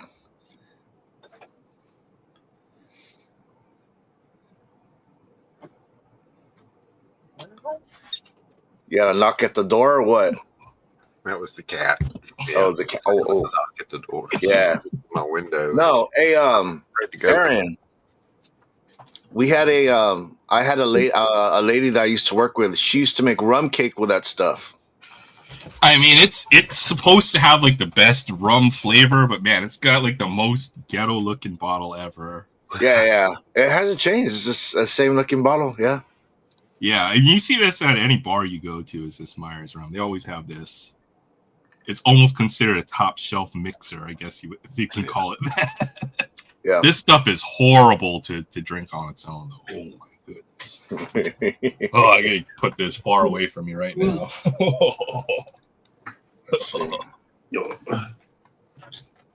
So what's new with you, Paul? It's been a minute. That's when I've been around a whole just lot lately. work. The Tuesday night live stream. The cool thing is that a lot of the dudes that haven't been on in a while started coming back. Like Trev was on last Tuesday. I'm so happy to have him back. Awesome. Patrick, even Mr. Fidget. Mr. Fidget, his wife works graveyard, so he's stuck with like his 5 little girls. You know, he's got to be Mr. Mom that night, so he can't get on. He was on like 2 weeks ago. Marco from Switch Comics was on. So it's cool to have like the homies come back around. Dude, Aaron, you need to come back on. I know. I wish I could, but it's like at like 2:30 or 2 o'clock. So that's like right. I know you're probably at work still. Yeah. I'm gonna try to sneak away. Well, because so Pacific time it starts at 5. East Coast it'd be 8 o'clock. So at your time, it would be 2? 2, and then sometimes it'll be 3 hours off once daylight savings time switches. Yeah, back, so. Yeah. Dude, I'm going to try to sneak away from work to get on. I will. Well, ever since the daylight savings time, it's like when you wake up in the morning and it's dark, man, I haven't been right since then. I've been kind of jacked up. Like it gets dark at 5 o'clock. I'm like, what the hell's going on? It's weird because the sun always goes down here. It's always down by like 6 or 7. Yeah. On the mainland, it can be down to like it can go down to like 10 or 11. Let's fucking go. Let's fucking go. Dude, Trev, you know what's so funny, Trev? Oh, what's all those books? Trev, you know what's so funny? We're talking about food places and we're talking about like McDonald's, and then I put In-N-Out. A little after I put In-N-Out, you popped up, and I thought, oh shit, he's gonna start repping his burger place. I wish we had In-N-Out. I know. I was gonna see Whataburger all over in the chat. I wish we had a Whataburger here too. I know Whataburger is delicious. Oh, Whataburger is good. It's really good. But we don't have them out here. We don't have In-N-Out. I think you have to go to Arizona. Arizona. Yeah, Arizona has Whataburger. Oh, okay. They'll be everywhere eventually. Yeah, no, that's a good thing. That's a good thing. Needs to be. So check these books out. You know, I went to Ollie's today. And I almost left with nothing, but instead I left with this huge stack of books. Nice. The Dixie Christmas. I read that wrong with the sticker there. Yeah, no. What kind of Christmas are we talking about? I like Christmas stories. That was good. I got a little collection of books. Yeah, but might want to peel that. I'm surprised they're still printing that. Yeah. About obsession with cigar box guitars or cigar box guitars, however you say it. Cool. Dude, Ambient Storm, he does that for a living. A little the music? New York. No, he makes those guitars out of cigar boxes. Are you serious? I never knew that. Fish, oh wow. Yeah. Badass guitar player, and she makes her own cigar box guitars that she plays. Huh. She's Interesting. Really good and really hot. Yellowstone National Park's birthday is next month, by the way. Awesome. Yeah. I've never been there. One of these days. Me either, and I kind of would like to go one day. But I thought it was cool, so I grabbed it. Then I got this. Oh, Hero Season 2.5. sexy. 1, 2, 3 copies. Very Hero manly. Volume 1. 1, 2, 3 copies. Animal Man Volume 5. 1, 2 copies. Hardback Earth 1 Volume 2. Oh shit! Batman. You bought a bunch of stuff. What the hell? 1, Wow! 2, 3, 4, 5, 6, 7, 8 copies of Avengers Endless Wartime. Wow! This all cost me $2.99. Oh wow. Wait. What? Every book. I was on the Damn, way out that's the pretty store good, and I bro. saw the buggy full of books and it said, fill up a basket, $2.99. Wow! I'm like, hell yeah. Good deal, dude. Damn. So I That's grabbed all the crazy. graphic novels and stuff that they had in there. Nice. Good for you. Stuff to give away. What a give great away pickup. material and stuff. Yeah, heck yeah. But I was like, dude, I love it. That happened.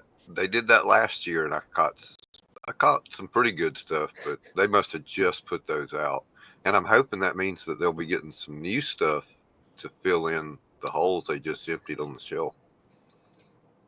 Some Nice. cheap Omnipedias and stuff. I love Hey, all. so I'm gonna pose this question: has anyone ever been to Fort Myers, Florida, or in that area? I've been through it. I've never been that far east. Okay, so so I'm gonna go there. We're gonna go there for spring training, the wife and I, because I have a buddy. His son's in Single A, the Red Sox organization. So we're gonna go out there, and I've never been to Grapefruit League. I've always gone to the Oh, Cactus League in training. Arizona. Yeah. What? Spring training then, huh? Yeah, spring Yeah. training. Sweet. Yeah. I know the Sweet. Braves Yeah, are no, right up it's- the road in Venice, Florida. A couple hours north of where you'll be, because you're Yeah, way. you down said there. the Braves Fort Myers is play. way down toward the tip of Florida, Yeah, right near Naples. yeah.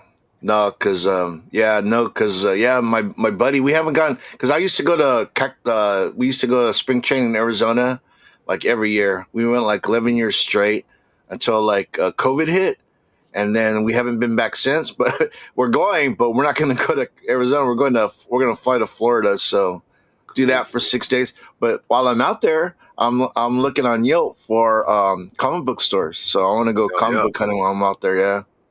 Well, you're pretty near Naples. You look at the map, and there's other, I forget. But if you shoot straight across the thing, you can be in Fort Lauderdale and Miami within a couple hours. Yeah, I'm not, because I've been to Orlando, like Disney World twice. Yeah. But I'm not going to say that I'm familiar with Florida, the area. Orlando's So- about 3 hours north of Fort Myers. Okay. Yeah.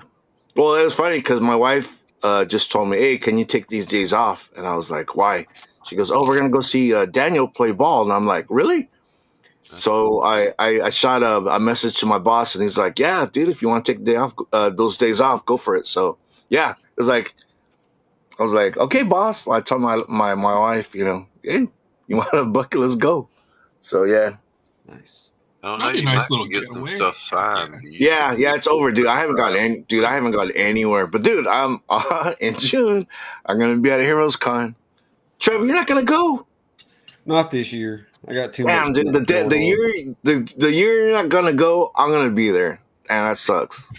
Yeah. What the hell's going on? We'll meet up sometime. We will. Oh, okay. So this year is Heroes Con.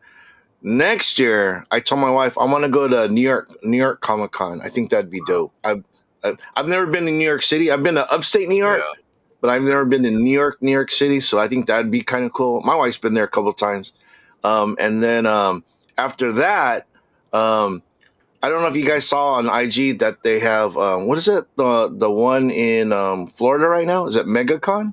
MegaCon. Yeah. Yeah, I'm thinking about I want to go MegaCon. So every year I want to go to a different con that I've never been to, kind of like a bucket list kind of thing. So I don't know. We'll see. Nice. But then you'll find ones you really love and just have to go back to.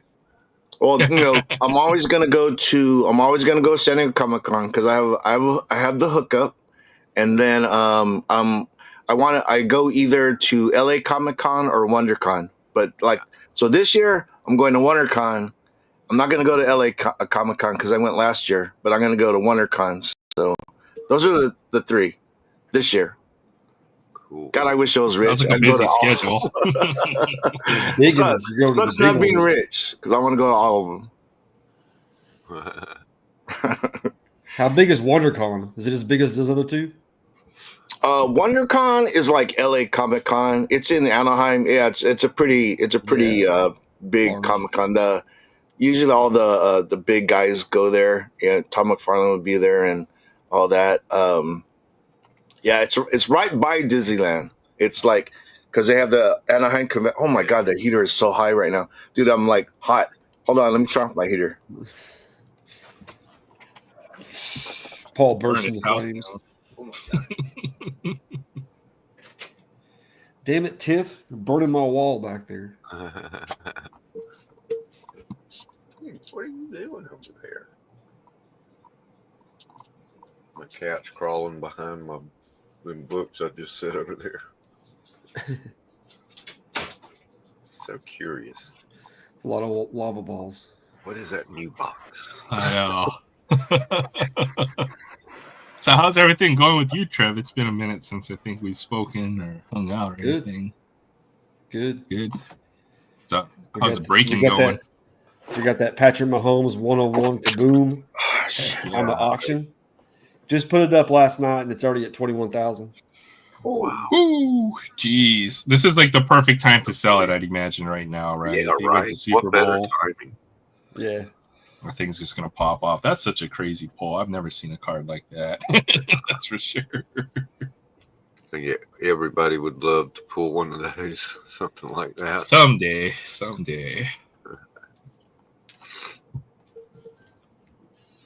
Yeah, the guy that I got do it. have some packs I can open, but I'm not going to get a pull anything like that. All right, I walk into the room and all I hear is $21,000. What's going on? Nothing. We're just talking about embezzling money from, the Oh, funding Good luck with our that. adventures to the different Comic Cons this year. Good luck with that, guys. Good luck with that. I'm gonna be taking off. Everyone have a good night. All right, see you, Paul. All right, I'm just thanks a kidding. lot, I'm just Paul. kidding. I'm just kidding. I'm not going anywhere. I'm just gonna be here for another hour and a half or so. I'm leaving pretty soon. Will actually left early tonight, so like, where's Will? Feels Yeah, I saw him a second ago, and then when I came on, he was gone. Some good old NASCAR packs. Those are old. No, Paul, you go to Fanatics Collect. It's an auction house. Used to be PWCC auction house, but now it's Is that Fanatics like an Collect. online thing? Yeah, it's like eBay, but for sports cards. Oh no! It's huge. It's bigger than eBay for selling sports cards. But we pulled a Patrick Mahomes 101, and the guy's selling it on there right now. We just put it up last night, and it's already at 21,000. Ooh, dude. It's crazy. That's a BC Sports card. hell yeah, there you go. Yeah, dude. Hey, I can't deny it, man. He's the GOAT. Who's that? He's the GOAT right now. Christina? Hey, I know that guy. Nice. What was the Yeah, rest in buy-in? peace. Yeah. R.I.P. Man. Christina Payne. Chuck. Oh, Christina. Mwah. Oh, hey, what's up, What's up, Christina? Hey, Christina. Jimmy Hey, Cox. it's the stop sign guy. Wow. That guy got a card. Damn, I that's know, awesome. right? It's Yeah. crazy Sounds like a porn the name. people that have cards in here. Okay, a crew chief I can get. They should have a card of one of the chicks, like in the audience, like flashing their tits. Yeah, and have her You know what I name. mean? I want an autograph or something. Cool. Yeah, I want that card autographed. Martin. There's another Dale. Is that Junior? No, that's senior. No, No, the I'm picture, talking about the baby. Oh, no, that would. I think that's Junior his sister. Been at least. Oh, some- it's a girl. Okay. Yeah, that's got to be his little sister or something. Mm. Oh, I didn't know he had a Doesn't say, sister. but I'm pretty sure Junior was a little older than that at that time. I don't know who a lot of these guys are. Oh, that's Mark Martin again. Of course it is. This is like peak NASCAR, this era. It is. Mhm. Davey Allison. Billy What's on a breakfast pizza? Is that like a tortilla with like eggs? Yeah. We used to make one with it was like a white pizza with no tomato sauce and eggs and Cheese. bacon, sausage, Oh. whatever kind of. Oh, that sounds good. On it, or all cheese. Yeah, like you said, like a breakfast burrito. Yeah. You guys ever eat chorizo? Oh hell yeah. Yeah, chorizo's a shit, man. Heck yeah. No, I mean the chorizo fried rice, man. I got Oh, I'm not hungry, but that makes me hungry. Ooh, I made a video of that. It's somewhere on my I used to channel. love really? Ooh, I need to watch that. Yeah. Hey, what's up, Lucy? Thanks for stopping by. checklist. So Lucy. What Hey, I Lucy. do is I just make a pot of rice and then I throw in some of the Yeah, Goya this is terrible seasoning fat. into the pot and cook it Yeah. up like that. And then you No fry way. up the rice with the chorizo and onions. And that's Ooh, and then that's put some good hot eating, sauce on man. top. Put some Ooh. hot sauce on top. Oh man, Mm, that's like yeah, yeah, I'll that's make good that eating. pretty soon. Nope, it's the same pack open a few minutes ago. Yep, It's chorizo the so same good. run part of it. They got a chance for autographing this? I don't think so. Like 1 in 5,000 packs? Wow, that'd be rare as fuck. That's They- kind of how they it was might not back in have- the day. It They might was not have that way. autos in here, Yeah. but I know a lot of these guys sign TTM. So Yeah, they do. Richard a lot Petty of these signs NASCAR guys do. TTM. The king of NASCAR will sign TTM. That's like Richard Petty. Yep. Yeah, that's amazing. The Wood brothers. Definitely keep them separate. So Tiffany said, Southern Boys, my breakfast pizza has biscuit crust. Ooh, Oh, she went next level. I know both them guys. yep. Yep. Nice. Larry Pearson. This is the last sealed packs. I used to have like you got Aaron, the little box with a whole bunch of packs, just random packs in it. This is I the still last have that. I of put that away for a minute. those. This is the last of the packs I have like that. So there is nothing else in my house that is sealed. Oh man, the temptation, man. I had a whole Everything's been closet. open. It's all gone. Just trying to do the Rex freestyle rips closet, and I failed Dude. miserably. All right, dude, you even found a sealed pack of outdated Twinkie. Dude, you open everything in your closet. Yeah, right. I don't know. I'm a hoarder. I'm a hoarder by nature. I don't know what else we're gonna Dude, find. we're all collectors, so yeah, we know. We know. Some random NASCAR employee. We don't know what he does, but we put him in here. Never trust white gravy. 42. Never understood white gravy. It's not a thing over here, but it's like you pour More milk work and again. like, oh, I'm like what?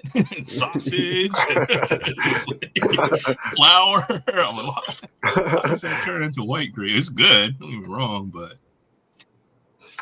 okay, what's up, I collect? Good to see ya. That sounds racist, huh? White gravy? Dude, you're a white gravy. What? What'd you call me? Gravy. You heard me. I called you white gravy. Hey, there's the actual Dale Earnhardt card. That might be worth $1. Yeah, heck yeah. With his name on it. Guaranteed that's worth some money. Mm-hmm. Hey, Michael Waltrip. It's like pulling a Michael Jordan. Yeah, DK. That's what makes the white gravy taste good. Is you got to put a crap ton of pepper in it, make it a little Yeah. spicy. Some sausage. Just put some Sausage grease. in it. Yeah. Who was Patty banging back in the day? Oh, Patty? That's it. Got a bunch of Dale Earnhardts. Patty Morris, I think it said.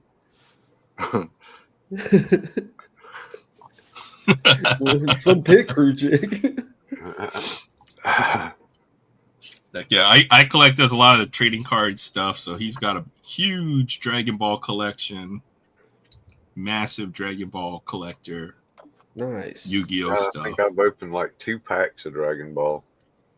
I mean, he's got all this stuff from like the early 2000s, like collected all the way through, and nobody else was. It's freaking amazing. Nice. All right. No more packs. That was good stuff. I got stuff lying around. It's dangerous. Okay, so where's everybody watching the big game on Sunday? On this little computer screen right here. We'll come to your house. Dude, I won't be at my house, but you're more than welcome. You know, the thing is that I have a friend. He lives close by. He's having a Super Bowl party, and then Leanne and I we ordered lumpia from a Filipino restaurant, so we're bringing that to the party.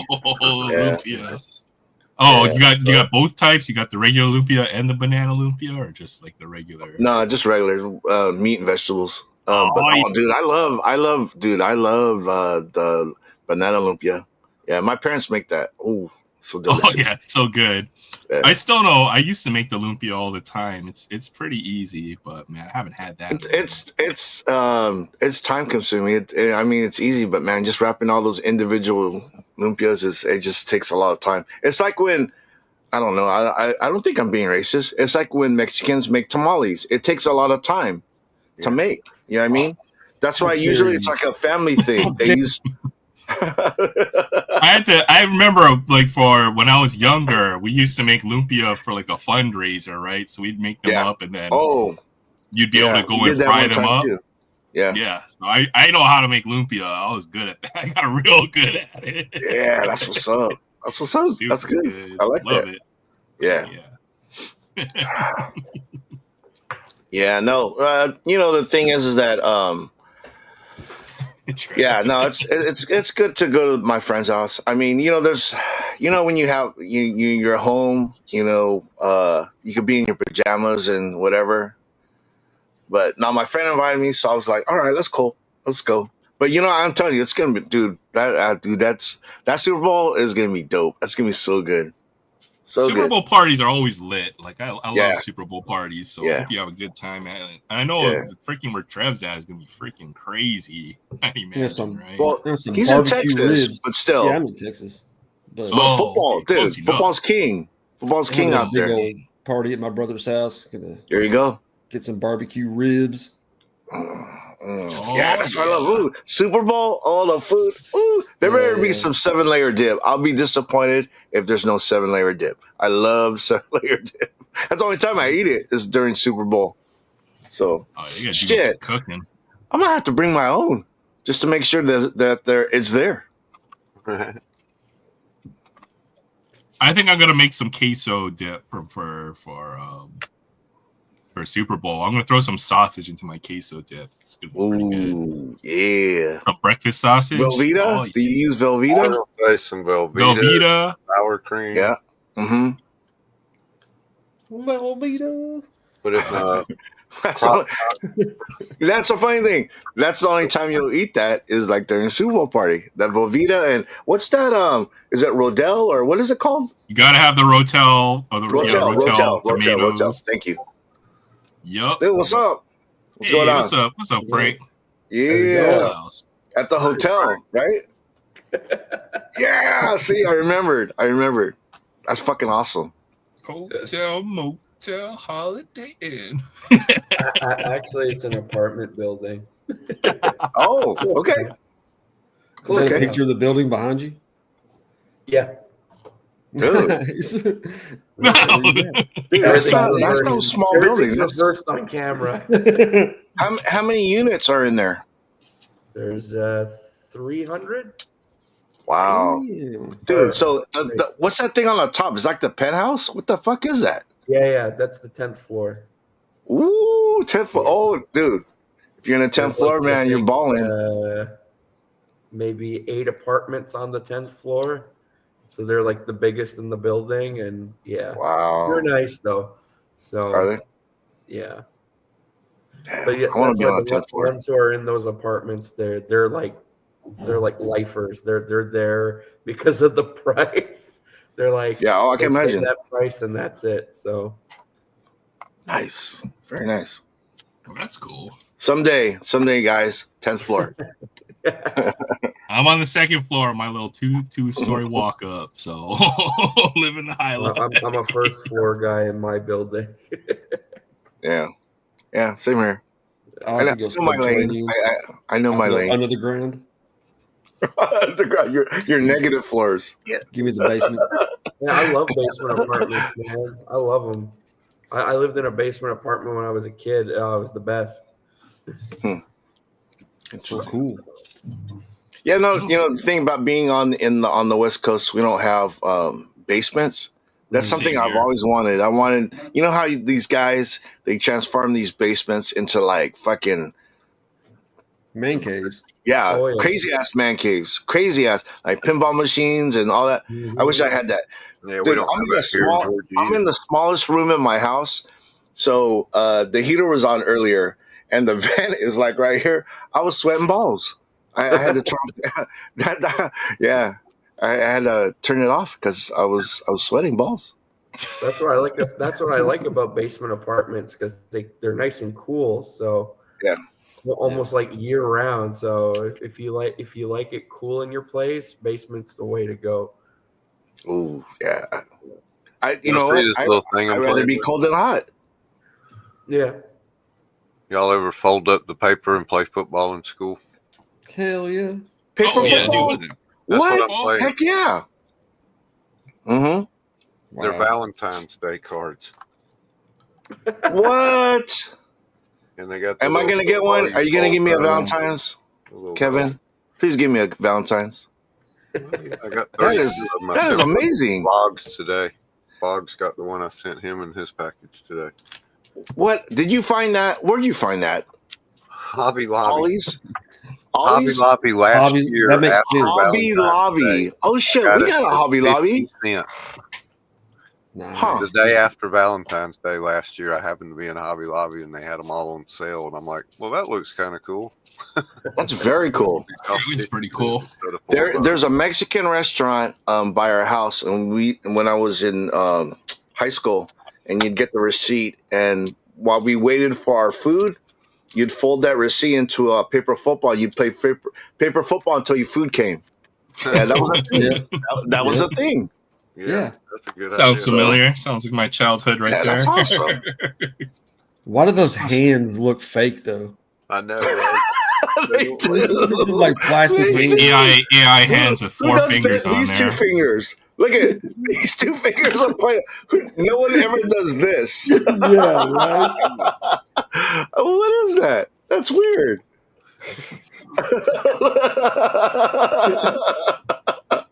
I know. Yeah, I don't know, Nobody does man. that. That's weird. He's a Wow. How the hell? Trev, great observation. I know hands are really hard to draw, but come on. That's crazy. All right. Jeez. Our new secret handshake is everyone goes like this. Yeah, it looks like this, right? Is that what Oh, it is? fuck. I made that sound funnier than it really is, but yeah, that's funny. Hey, how you doing? You're crying. Oh, fuck. I know. You rub his eyes. Ew, what's up? What's up, homie? Oh, shit. Oh my Yeah, God. we can't do that out here. We'll get shot. Get the Can't do hand that. cramps doing that. Hey, what gang do you represent? Hey, what's up? Mellow Smello Oh, shit. is the name of Hi, the Lisa. What name you represent? Trev's got the bloods up I from some got the rings here. bloods. That's what's up. Oh, shit. Hey, we got Oh, that's man. got different teams you can look too. The Comets, the Warriors, the Tigers, the Knights, Oh, shit. Mustangs, Nice. the Pirates, and the Dragons. That's pretty So rad. my fantasy football team name is the Warriors. That's awesome. Oh, I got the That Rainbow sounds like Warriors. Such a So. 90s thing.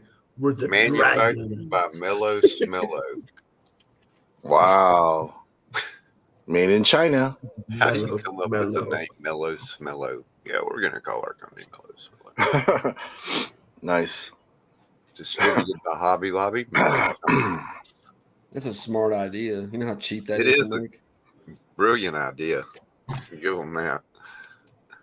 Yeah, heck yeah. Of course, first thing I did was thump it, and it wound up across the room. It's so small. And DK says a thumb is cocked in the picture. You're doing it wrong. You're doing it wrong. Yeah, Hey, why is Lisa, the thanks for thumb stopping cocked? by. Yeah, no, it was weird is that the pinky's like tucked under. It's like, what the fuck are you doing, dude? That's weird. It's like, oh. What's got me?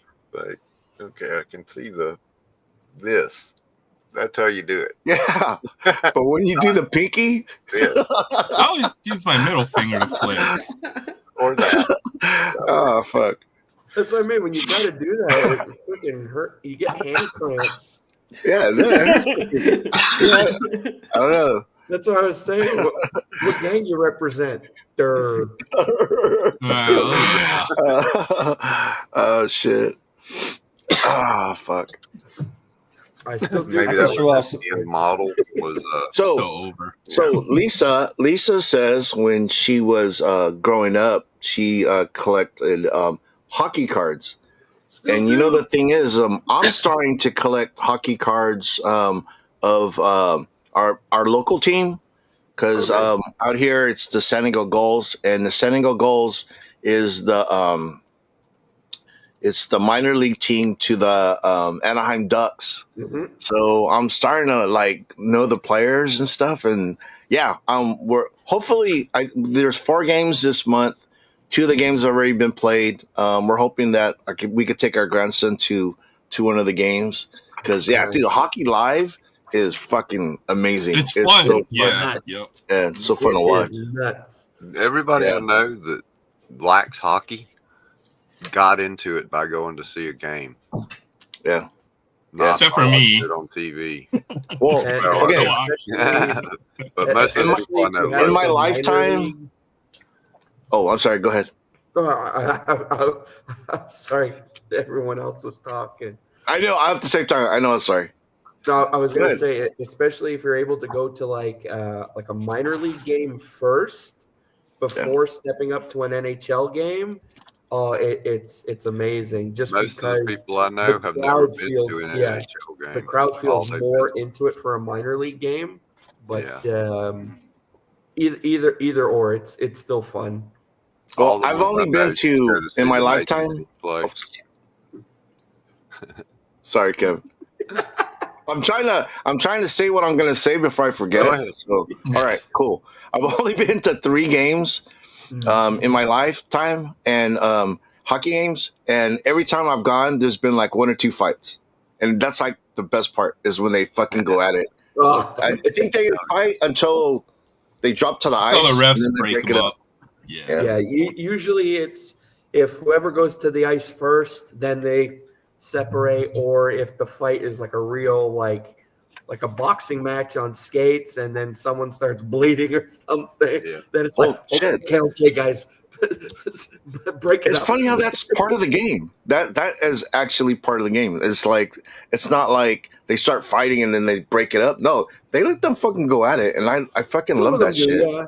It's amazing. I mean, I've seen fights where like they're going at it, and one guy goes down on one knee. You think he's going down, and he comes back up, and he keeps going, and the refs are just like, yeah, just let him go. Yeah, no. You know why? Because if they try to break up, they might get popped in the face. I don't know. Yeah. You know what I mean? Because that's fucking no. I actually think that's cool that that's part of the sport. Yeah. Go watch Slap Slapshot. League Yes. hockey back in Very the day. good. It's freaking hilarious. This is our local team. They're professional. What is it? The SHL or something like that. Are they a What's- minor league team to one of the NHL teams? I'm not sure. I'm not familiar with them as everyone else, but it's Some kind of minor league team or semi-professional. championship winning professional hockey club competing in the SPHL, located in Macon, Georgia. Macon Mayhem. You know what else is really big is Formerly- collegiate hockey. Is if you've ever seen some of these collegiate facilities, like I saw this video on I think the North Dakota hockey team, like their game day is freaking insane, and they pack it out. They're like they got a little bit pretty small arena, and it's freaking crazy. I'll have to put that in the group chat at some point. It's crazy. The Mayhem, I've never heard. That's pretty cool. Yeah, it's pretty cool. I mean, that's the team, the people I know that like hockey go. Then that's pretty much all any of them have ever gone to see. Except Jets for- are Oh, It's shit. like- that's nice. I've check been this to out. the MTS Center. I've been to the MTS Center, but I never actually went to see a game there. I've got to figure out a team. Might be the Ducks now. I don't know. I'm pushed in that direction. Hey, Kevin, Uh-huh. the Padres picked up Jason Hayward. Oh yeah. How old is he? That's a good move. Nah, I'll take it. It's better than what we had already. It's like that scene from Major League. It's like, oh yeah, I thought we had this guy. We Well, check did. this out. We picked up Connor Joe. Connor Joe's a Padre now. All these Connor late Joe used to be a moves. Padre at some point. That name sounds familiar. Oh no, he played was, for the Pirates. Pirates. Yeah, he was on the Pirates, and then I think before that he was with the Rockies. Yeah, you guys got to make some moves, I think, to keep that team going, keep some fresh Yeah. blood. I'll be right back. Connor All right, Hellbuck cool. is one of the best They play- goalies. He's they play amazing. fine, but they don't have a score up here And then yet. they got the other Connor, Kyle Connor. Oh, wait, is that the right team I'm thinking of here? It's the Jets, right? Connor Hellebuck. Who's Connor Hellebuck? One of the best goalies in the NHL right now. Okay, very good. Yeah, Connor Hellbuck. I got some hockey lying around. I've got this rookie pack I wanted to open. Do that. How about that? Let's see if we can pull some Ducks. I'm looking for a Cutter Gaultier for the Ducks. That's who's on the front of there, right there. He's a big rookie, I guess, for them this year. So, yeah, let's do What is his name? Cutter Gaultier. Cutter Gauthier. Yeah, I know. It's like one of those names. But I had some Series 1 lying around. You get this little bonus rookie pack in here with the Mega Bat boxes, or the Mass Blasters, I guess they call them. So we'll see. Let's see if we pull 11 rookies in here. His Got the young other gun one. is $20. Oh, yeah, look right there. Cutter Gaultier. So my Look Ducks, at this guy right off the bat. Let's go. my Ducks Yeah. pulling streak continues. I'm going to tell you, man, I'm going to start collecting the ducks. If you do, let me know. I have a lot of the Ducks. Apparently, All it's right, the only cool. team I pull. Yeah, Cutter well, Gaultier, that's good. I like that, Aaron. Logan. Dude, we still got to Melo. do that trade. I got I've these been putting Otanis I stuff need to get rid aside. of. I've been putting Yeah. a lot of stuff aside. And then Oh, I love it. You just have to pick and choose what you want from the pile, and we'll make the love trade it. happen. All right, For cool. sure. Now that I know Yeah. you want some other stuff, you gotta let me know, and I'll put it all Yeah, aside well, for you. 'Cause I let that be known.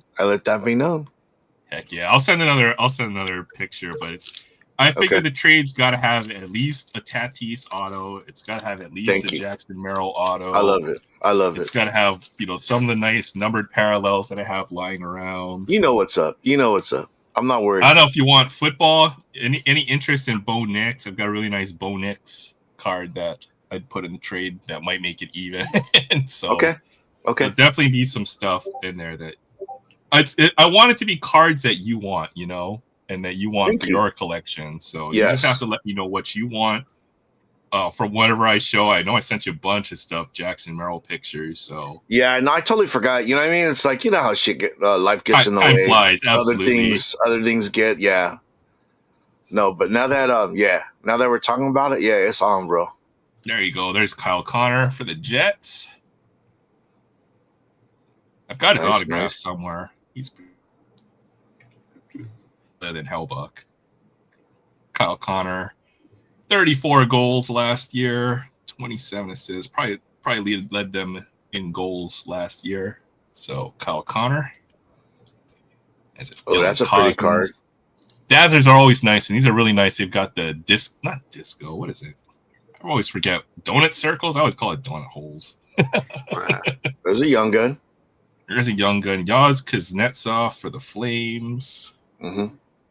There we go. There's a Connor Bedard. Where's Connor Danny? Bedard. Are they still in last place? They are. They're kind of a tough luck team, but Dan hates this guy. Oh, he does. He does. He lets that be known. He says, this guy sucks. I said, he's what? not bad. He's gonna be a good player. He's just not. He needs more players around him. He's not right now. He's not the guy. Look, there's Slavkovsky for Frank's Canadians, or is it the horseshoes or the toilet seats? I don't know. What depends on which Canada team you rep. Raphael Lavoie. So hockey's fun, man. I've been loving hockey cards, man. It's like a new sport. I've already got most of the stuff I want for baseball or basketball or football. It's just something new to collect, which I always like. So that was cool. Got the Cutter Gaultier rookie. I've got his young gun somewhere, I think, as well. Maybe that might have to get thrown in there as well. But who else? Not Logan Cooley. Was it Logan Cooley last year for the Ducks as well? Another young player to look for. So, yeah, Jets goalie, the best in the NHL. Yeah, Hellbuck, Svechnikov, and then the dude for the Rangers, Shesterkin, probably the 3 best goalies in the league. And then you've got I don't know. The thing with the goalies is like they've always got like the cool helmets and they play the whole game. And like the goalies are like probably the most well-known player on the team in a lot of cases, which is cool. Yeah. So I see you pulled a Cutter Gauthier. Very nice. Yeah, I saw it. Called it Cutter Gauthier. Yeah, that was right. It was sitting right on top. I was like, what the heck? That's actually one of the better young guns to pull this year. Gauthier, Stankoven, and I still have not seen Elaine Hudson, so don't ask. Me neither. I got the Stankoven. I was lucky for that.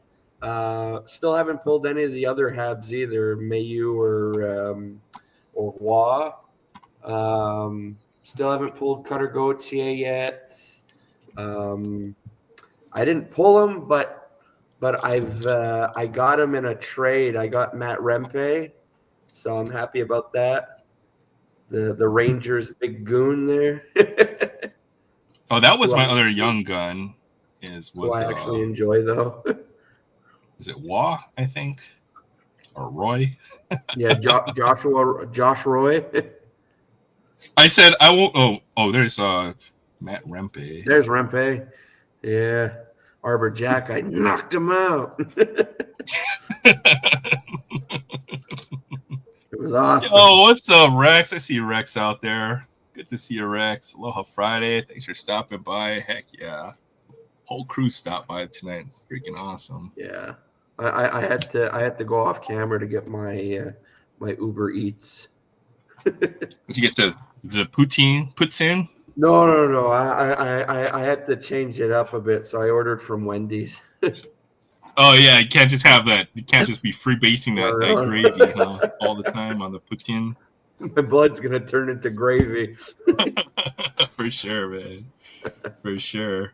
So, hey, I have a lot of books to show off. If you want me to. Oh heck yeah, yeah! I'd love to see what you got going on. Heck I was yeah. on Fable and His Amazing Friends tonight, so I was pulled some books. Kind of chronicles my journey through comics and through just my fandoms. My first fandom ever is Robotech.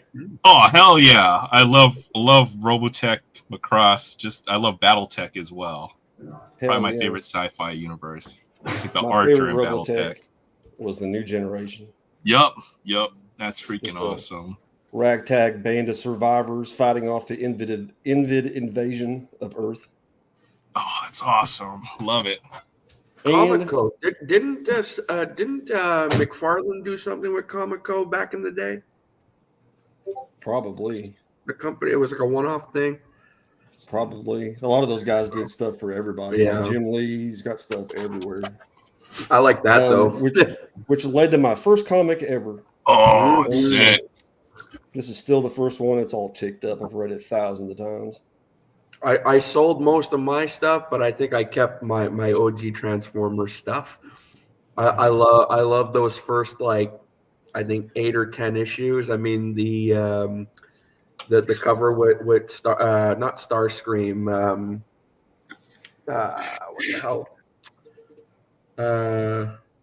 Not Soundwave. The other one with Shockwave. Yes, that's probably the best cover. That's my favorite cover, dude. That's the best cover. Period. Oh my god! He's in front of the wall, and it's written on the wall.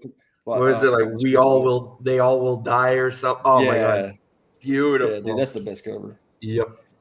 And that led to my favorite book series, Dragonlance Chronicles. This is a comic book version of the first book. And then we got my first favorite superhero, still my favorite superhero, Superman. Superman. Tyler looking like he's hulking out there. That's a dope cover. And we got my love for X-Men and also my favorite artist, Jim Lee. Jim Lee. Yep. I've seen that cover before. Yep. Yeah, this is a mail away. They got the silver background as the mail away, so it's pretty rare. Oh.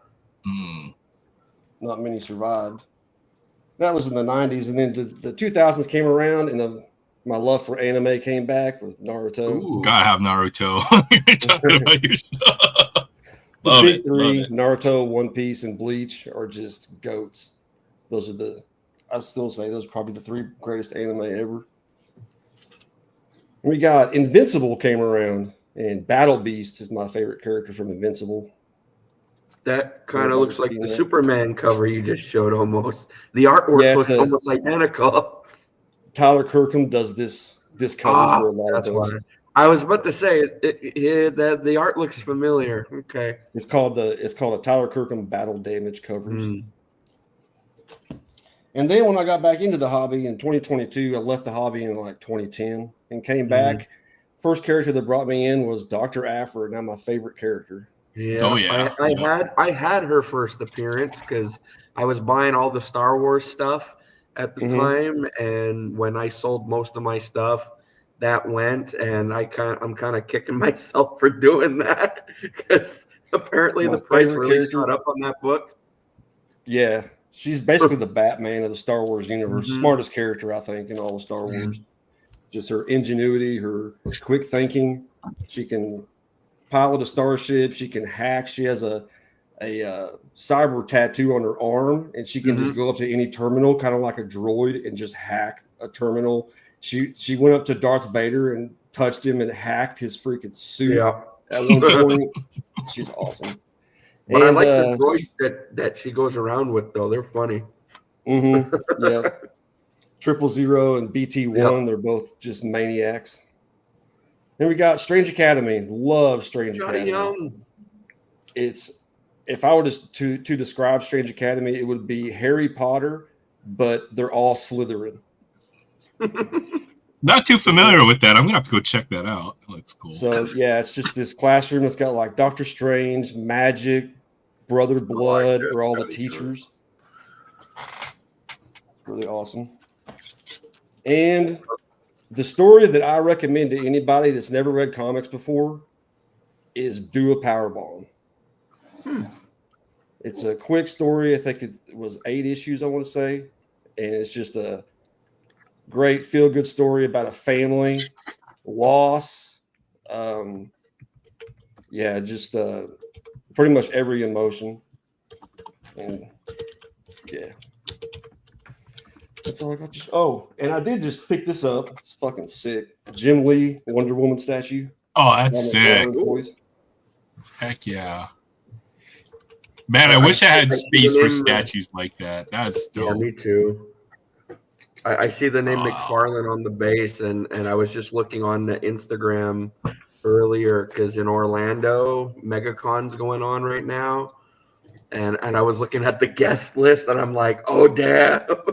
There's a lot of great guests. Yeah, if I had space like that, I'd have some statues. But man, I just got this shelf under my TV, And I got the Wonder Woman. Now I got to get the Batman one because those 3 slots are going to be perfect for him. Yeah, yep. My buddy Get that Marty, helmet. he has a whole room in his house just for statues, and I'm just like, damn.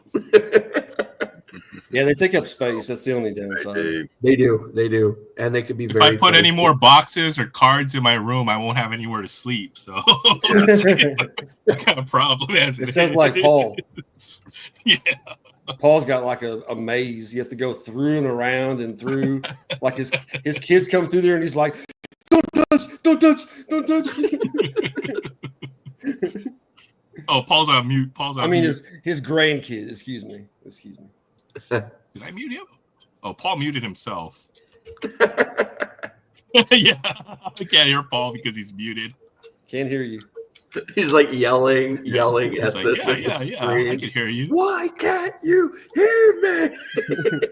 We should all just nod and be like, "Oh yeah, okay." Yeah, just pretend we're telling it. Yeah, Paul. Yeah, totally. Oh yeah, man, Paul. Yeah, dude, man. I totally agree with you, bro. We can't hear you. Dude, yeah. I can't believe how much stuff you got in the background, man. It's so cool, man. No, for real, Paul, you're muted. We can't hear anything you're saying.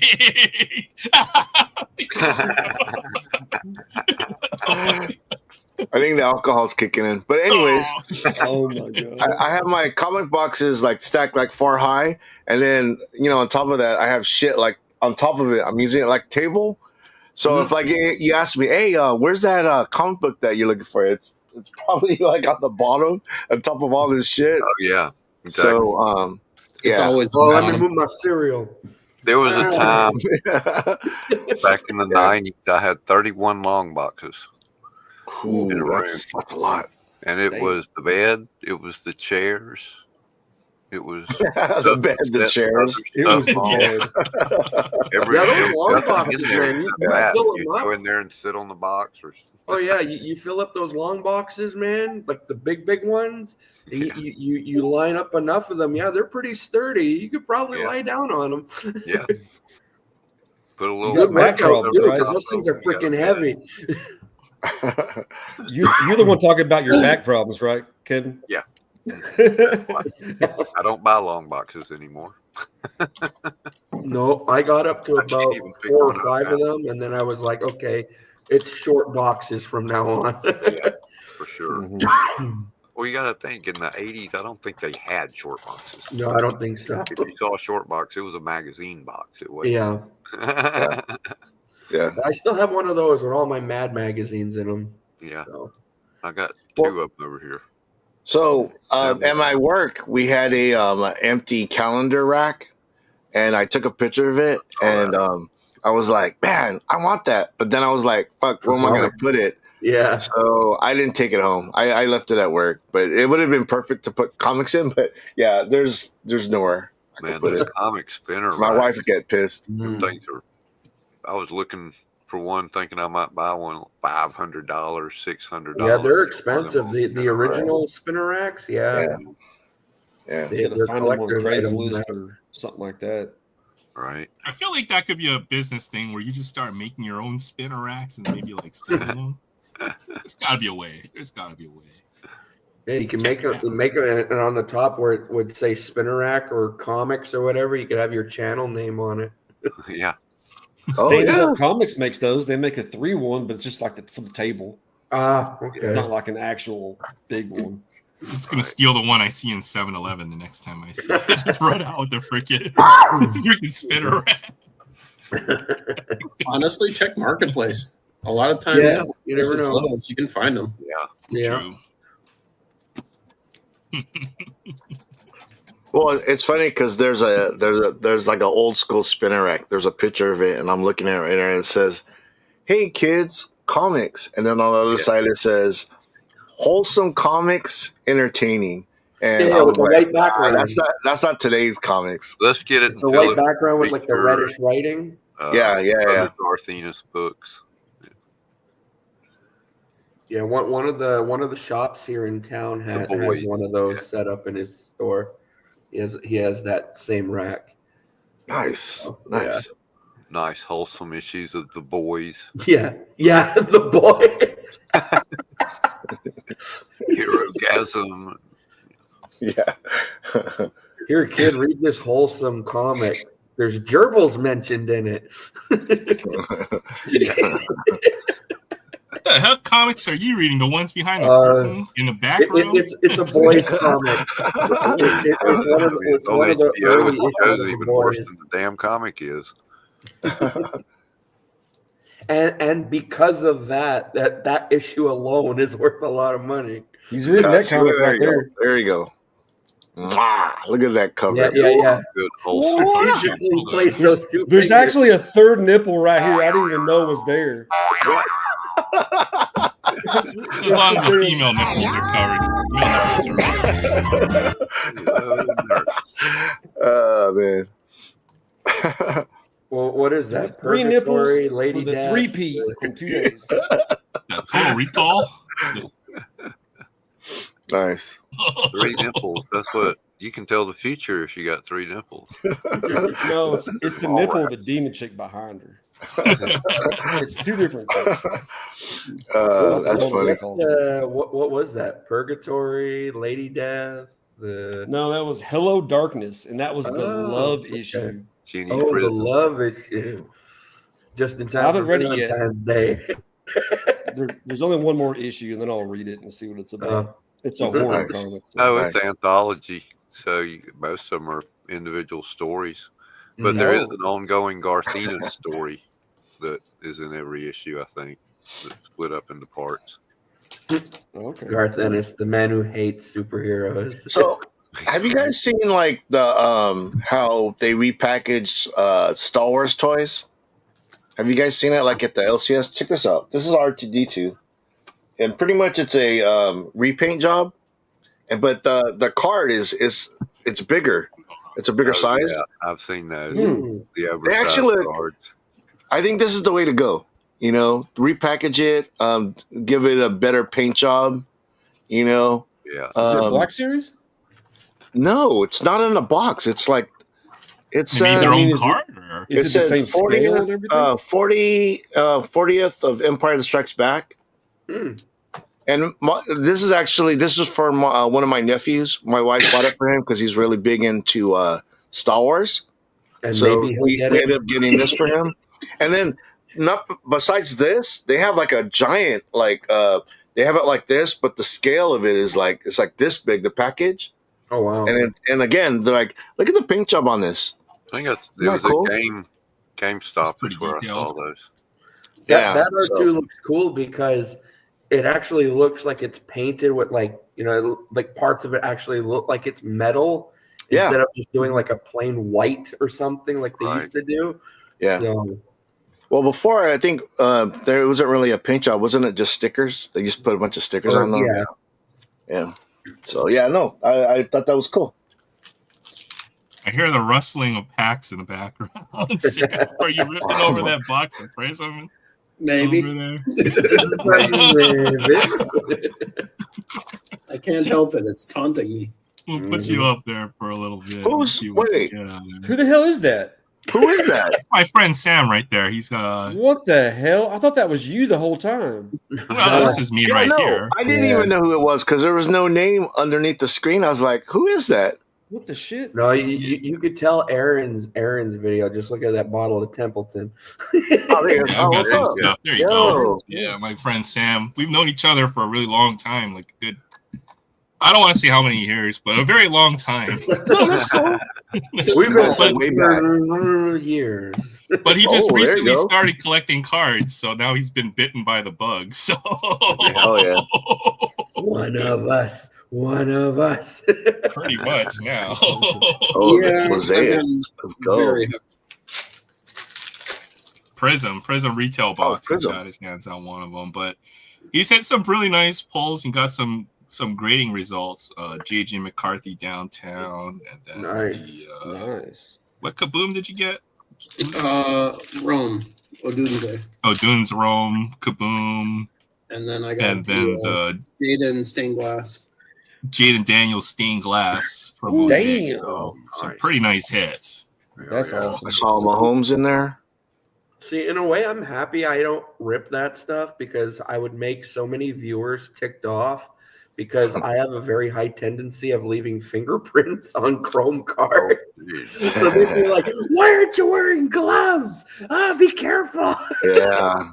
I wipe them all down before I send them off for grading.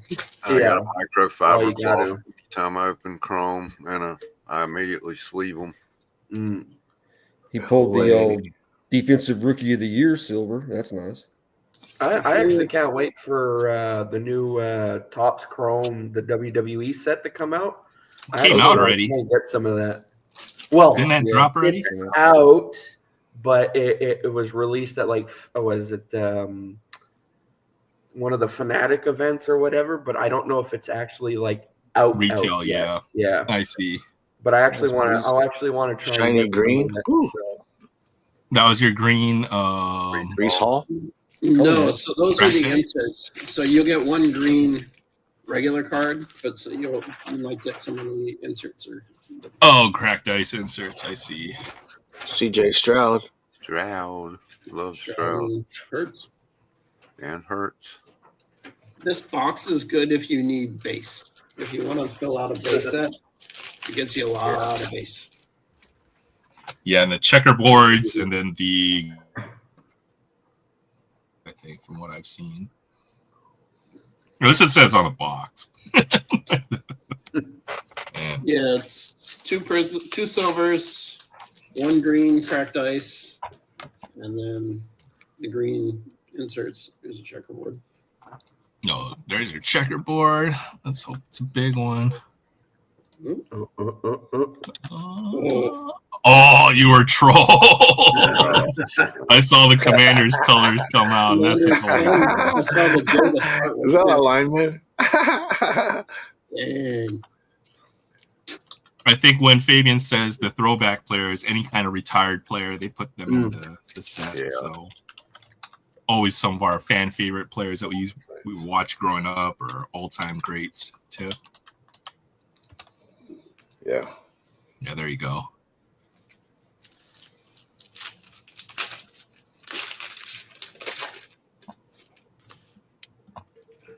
Mhm. Where do y'all think Myles Garrett's going? Ooh, good question. Not sure.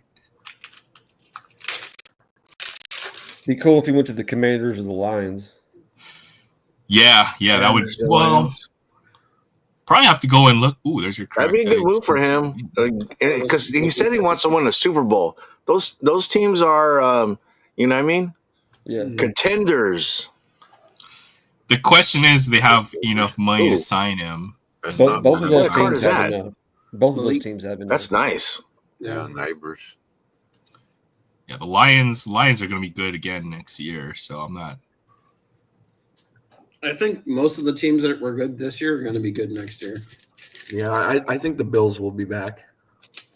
Yeah, but as long as the Chiefs are around, Chiefs own that side. You know what I mean? Yeah. The AFC, yeah. That's what I I'm hope saying. they He needs to lose. go to the NFC. He needs to bolster the NFC some because it's kind of weak. Well, that's the reader copy for sure.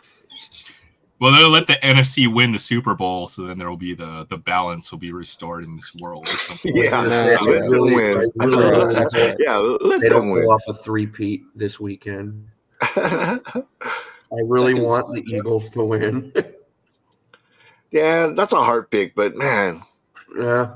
Chiefs. It'll be a good game. It's the two best teams, in my opinion, on from each. Well, it's a rematch, but you know the Eagles they got Barkley, so I better. think yeah, Just keep throwing the ball to Saquon.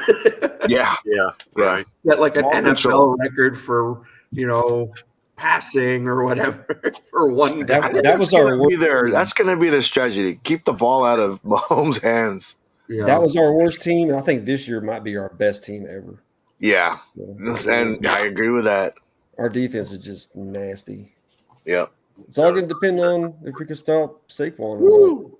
Jordan Love. Oh, nice. not. Nice. Very nice. Factor, too. Yeah, Chiefs are slight favorites. They're 1-point favorites. It might go down to push, but nobody wants to tie on freaking the betting odds. So Yeah, the freaking Las Vegas didn't want to bet against the Chiefs 4 years in a row. with odds. That seems right. That seems right. The Chiefs should be favorites in this game. Bo Nix, let's go. I have to do Oh, this. that's for sick. you He too. keeps on dropping it. Careful, man. Good card, though. Good card. Ooh, Bo Nix. Nice. I got to do this for Promising you. player. Proof that there are people out there that actually do it. Wendy's French fry, Frosty. Yes. Oh, there you go. Better be the chocolate frosty. It is. Yes, that's right. Very nice. That's right. Very nice. Mm. Fuck that vanilla Fries shit. are a bit cold though.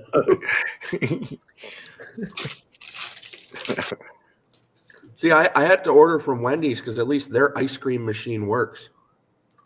Yeah, don't you hate that when you ask for a shake and they say, "Oh yeah, it's broken." What I the just want a fuck? Sunday. Our machine's broken. Where's your backup? You need to have a backup. They I just swear want it's an excuse, just so they don't have to make ice cream a Sunday Yeah. for someone. That's Yeah, that's there's a No, kind it's of, conspiracy. I believe that. There's a conspiracy with that they have to hire out somebody to come in and fix it. Anthony And Richardson. they don't want to do it. And No. There's your Yeah. green cracked It's probably ice. gross. yeah. Anthony Richardson. I don't know what to think about him. One more checkerboard. It's tough. It's make or break for him next year. So Mhm. if he doesn't continue There you to go. progress, he'll probably be Appreciate it. out of the league in a couple of Okay. years. Michael Penix, nice. His completion rate is like under 50%. That's not a good sign. That's the thing. No. He's got a super nice deep ball though. That is elite. But everything else, man, like he can't like dump it off and throw to guys for short or mid or those short passes. So if he can figure that part, he's gonna be really good. But Speaking of the Super Bowl, what's this I hear? Apparently, there's people saying that Kendrick Lamar shouldn't perform at the halftime show or something. I don't know.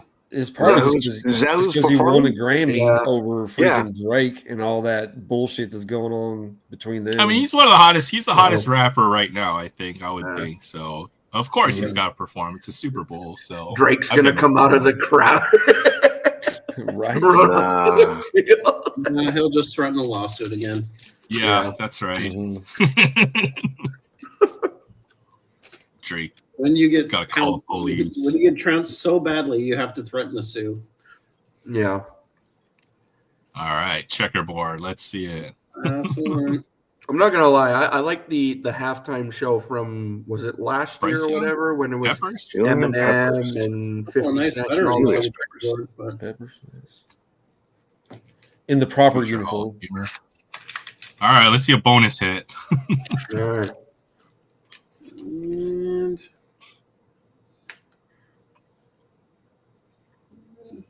no. Who's that? Aaron Rodgers. Jordan Travis. Oh, I no know who that is. Boom, boom, boom, boom. And you never will. Got a couple nice ones in there. A couple nice. So inserts, close, yet couple so far. nice. The ultimate troll. Washington. Nope. You have to Well- show the other Jaden Daniels you pulled earlier tonight, though. That was a really nice one. Not gonna That's not lie. bad though. From this box, I mean, it's not terrible. Smart. Yeah. Some good Nice. stuff. Yeah. Definitely pulled some nice stuff out of there. Yeah, this was the other box of this one that I did. I pulled this one, Ooh. I like it. Neighbors checkerboard. and Nice. then I pulled that, Yes. Mm-hmm. Yes, and please. then I opened a box of the fat packs, and I saved 6 of them for today. And like half an hour before the show started, I got bored and opened one. And of course, this Snuck one. through Of course, you hit the monster card. That's the card you're looking for in Prism. Yeah. Silver. Nice. I hit that one Yeah, that's when, pretty. when we're not live, and then well, I mean, I'm happy I hit it, but I was kind of hoping to hit it elsewhere. No, It happens. it's funny. You're funny because I remember Chance. He wasn't having any luck when he would show it on online, but then he'd open them in the parking lot by his car, and he'd get some hits. Mhm. It's like, man, I gotta open them in the parking lot because that's when I get the hits. Well, I started doing that Yeah. too, right? So it works. It really does Yeah, I work know. to have the I parking don't lot know. rip. Who knows? Like I don't know. it works, no joke. So It's always like that. You rip on camera and you pull like nothing. As soon as you rip something like out of the blue, you go to Walmart or something, or you're not recording, and you open like a random pack, and it's like boom, you pull like a monster hit, and you're like. Then you Well, take a that picture of it, you has put it yet on to happen to Instagram, me. You're So like, I don't know. you're like, wow. When I'm Bonus not points if you have recording, I want to no know sleeve. how that feels. Bonus I've points had if some you have pretty no big sleeve, cards on Jonathan. stream, so I've had Yeah. mixed results, I will say. Very cool. Very cool. Very nice. Very nice. This is the big card that I hit, and it graded out Oh a yeah. Yeah. Yep. Dr. Look at Afra. that. The Afra 10. PSA 10. Let's go. Nice. Sick. Is it numbered? double-sided foil, and it got a 10, baby. what's that from? Oh, From borderless the new too. Star Wars game, there's a new Oh. trading card game that came out. This is the second set. It's Shadows That's of the dope. Empire. Is there a Darth Vader one? I hope.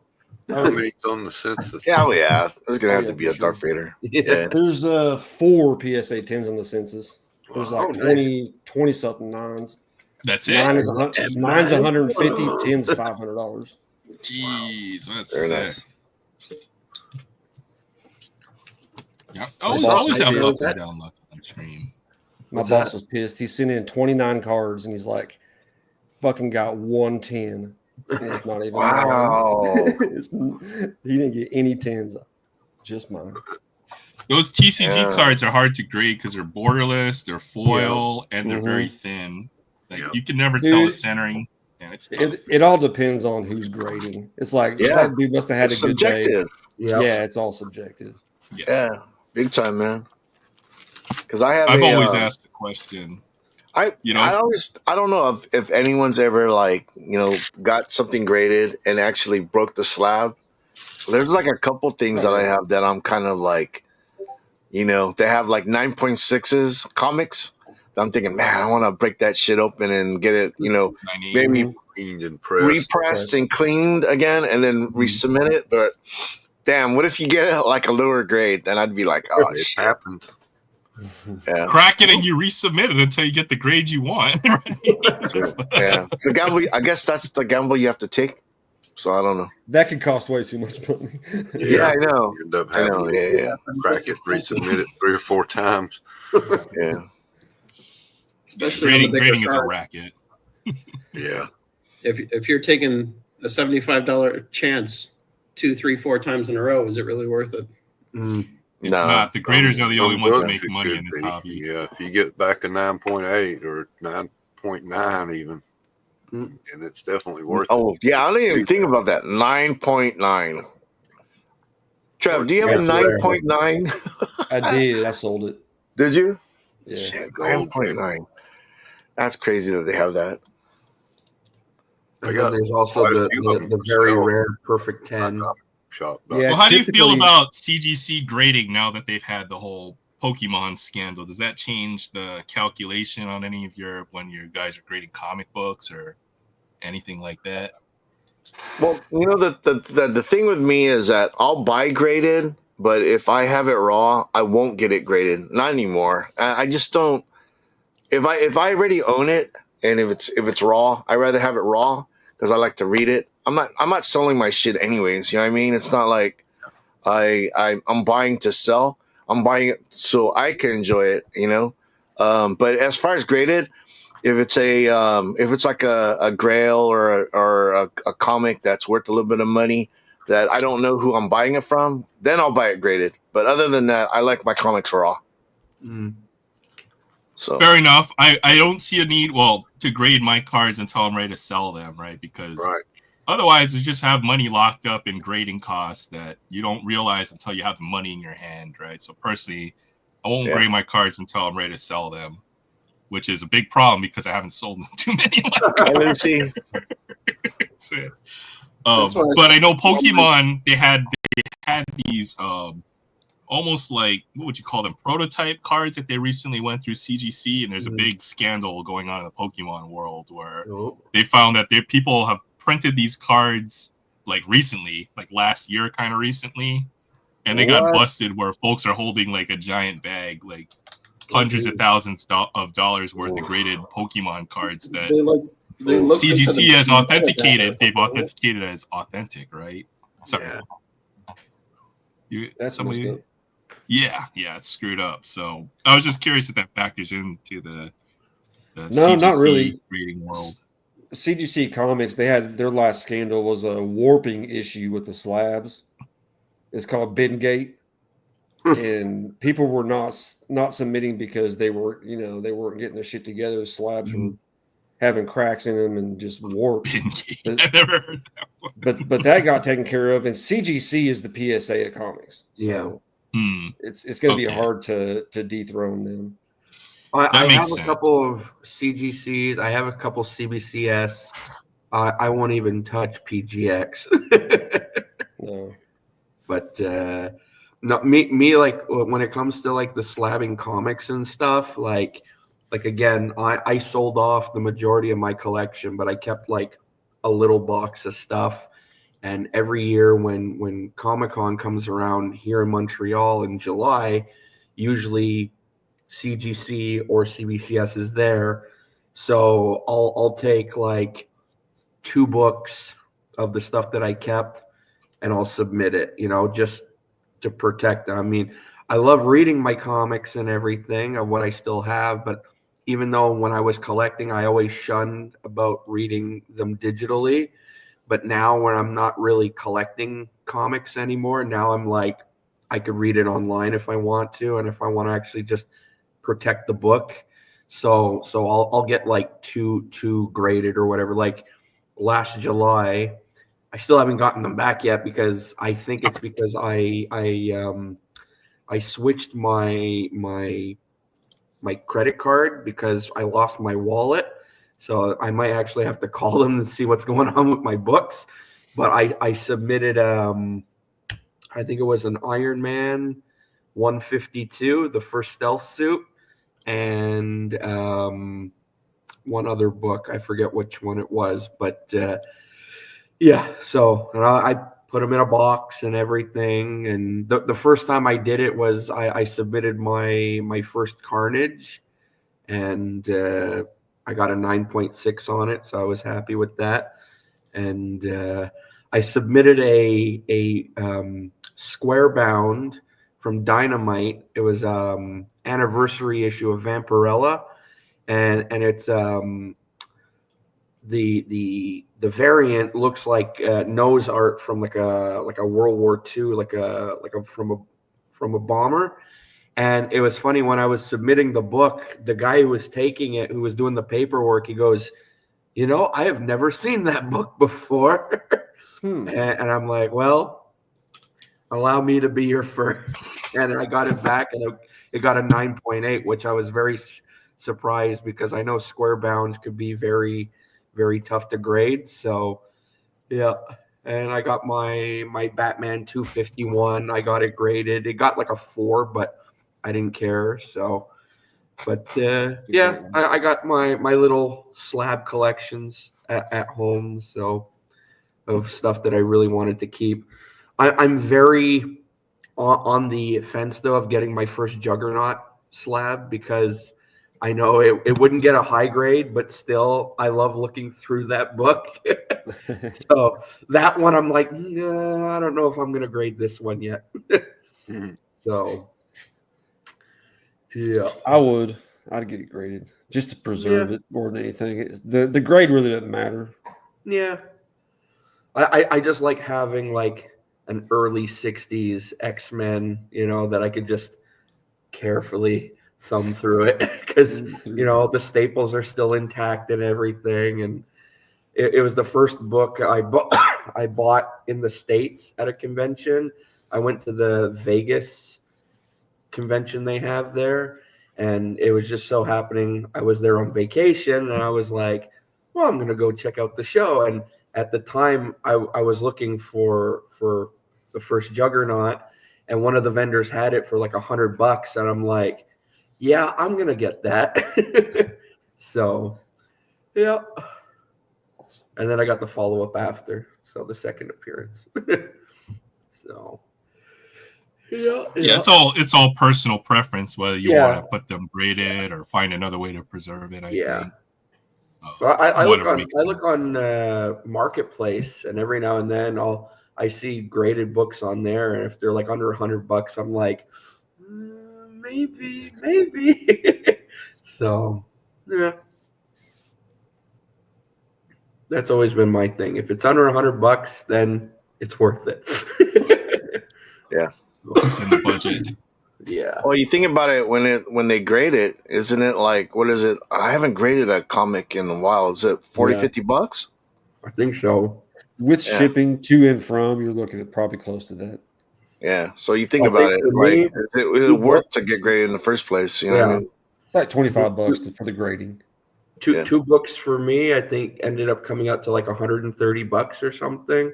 130. So, and that's Canadian. Canadian, so Yeah. It also depends on the value too, right? Yeah. Yeah, if the book is over a certain value, then the cost goes up to grade. Yeah. Same thing with cards. Yeah, that's what Collectorholic was mentioning there, and I know PSA does that where it's a tiered, but there are some services where it's flat rate per card, like SGC. That Dr. Afra, that they valued at $500, and $501 was the next tier. So they cut me a break and didn't charge me. That's cool. Didn't overvalue it just to Nice, charge nice. me, which is nice. nice. Yeah, no, that's So cool. over 500 is like $75 a piece. Yeah. Yeah, I wanted to grade my more now Tatis. because it's a 10, right? No, What's it's just that's just the value of the 10, whatever they rate that at. If it's the second tier Nice. starts at $501 and it goes up to like $1,500, I think. Wow. And then it goes up from there. Yeah, It was like at some 4. point it becomes a percentage of the price, which is Yeah, the last crazy. Crazy. I'm telling you, the only people who are making money in this hobby are the graders and the manufacturers. Good grief. Yeah. Well, I remember like when I think it's a little after COVID, everyone was getting their stuff graded.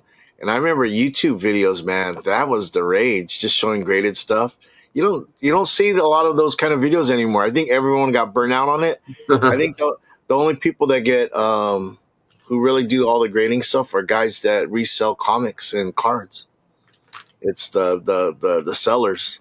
But other than that, no, dude. I remember I used to go on YouTube, and man, it's all about like, a box. Guy does a video. Well, I got 5 slabs I back wonder today. what I got, and then they have the tape on it, and then they'll pull the tape. Oh, 9.8. Like they didn't You know what I look mean? beforehand. Yeah. It's such a surprise to me. You figure you're doing 20 cards stuff. Yeah, Free act authentic. I think a lot of people, the collecting community, was pretty new at all of this stuff. There's the community as a whole is more educated these days.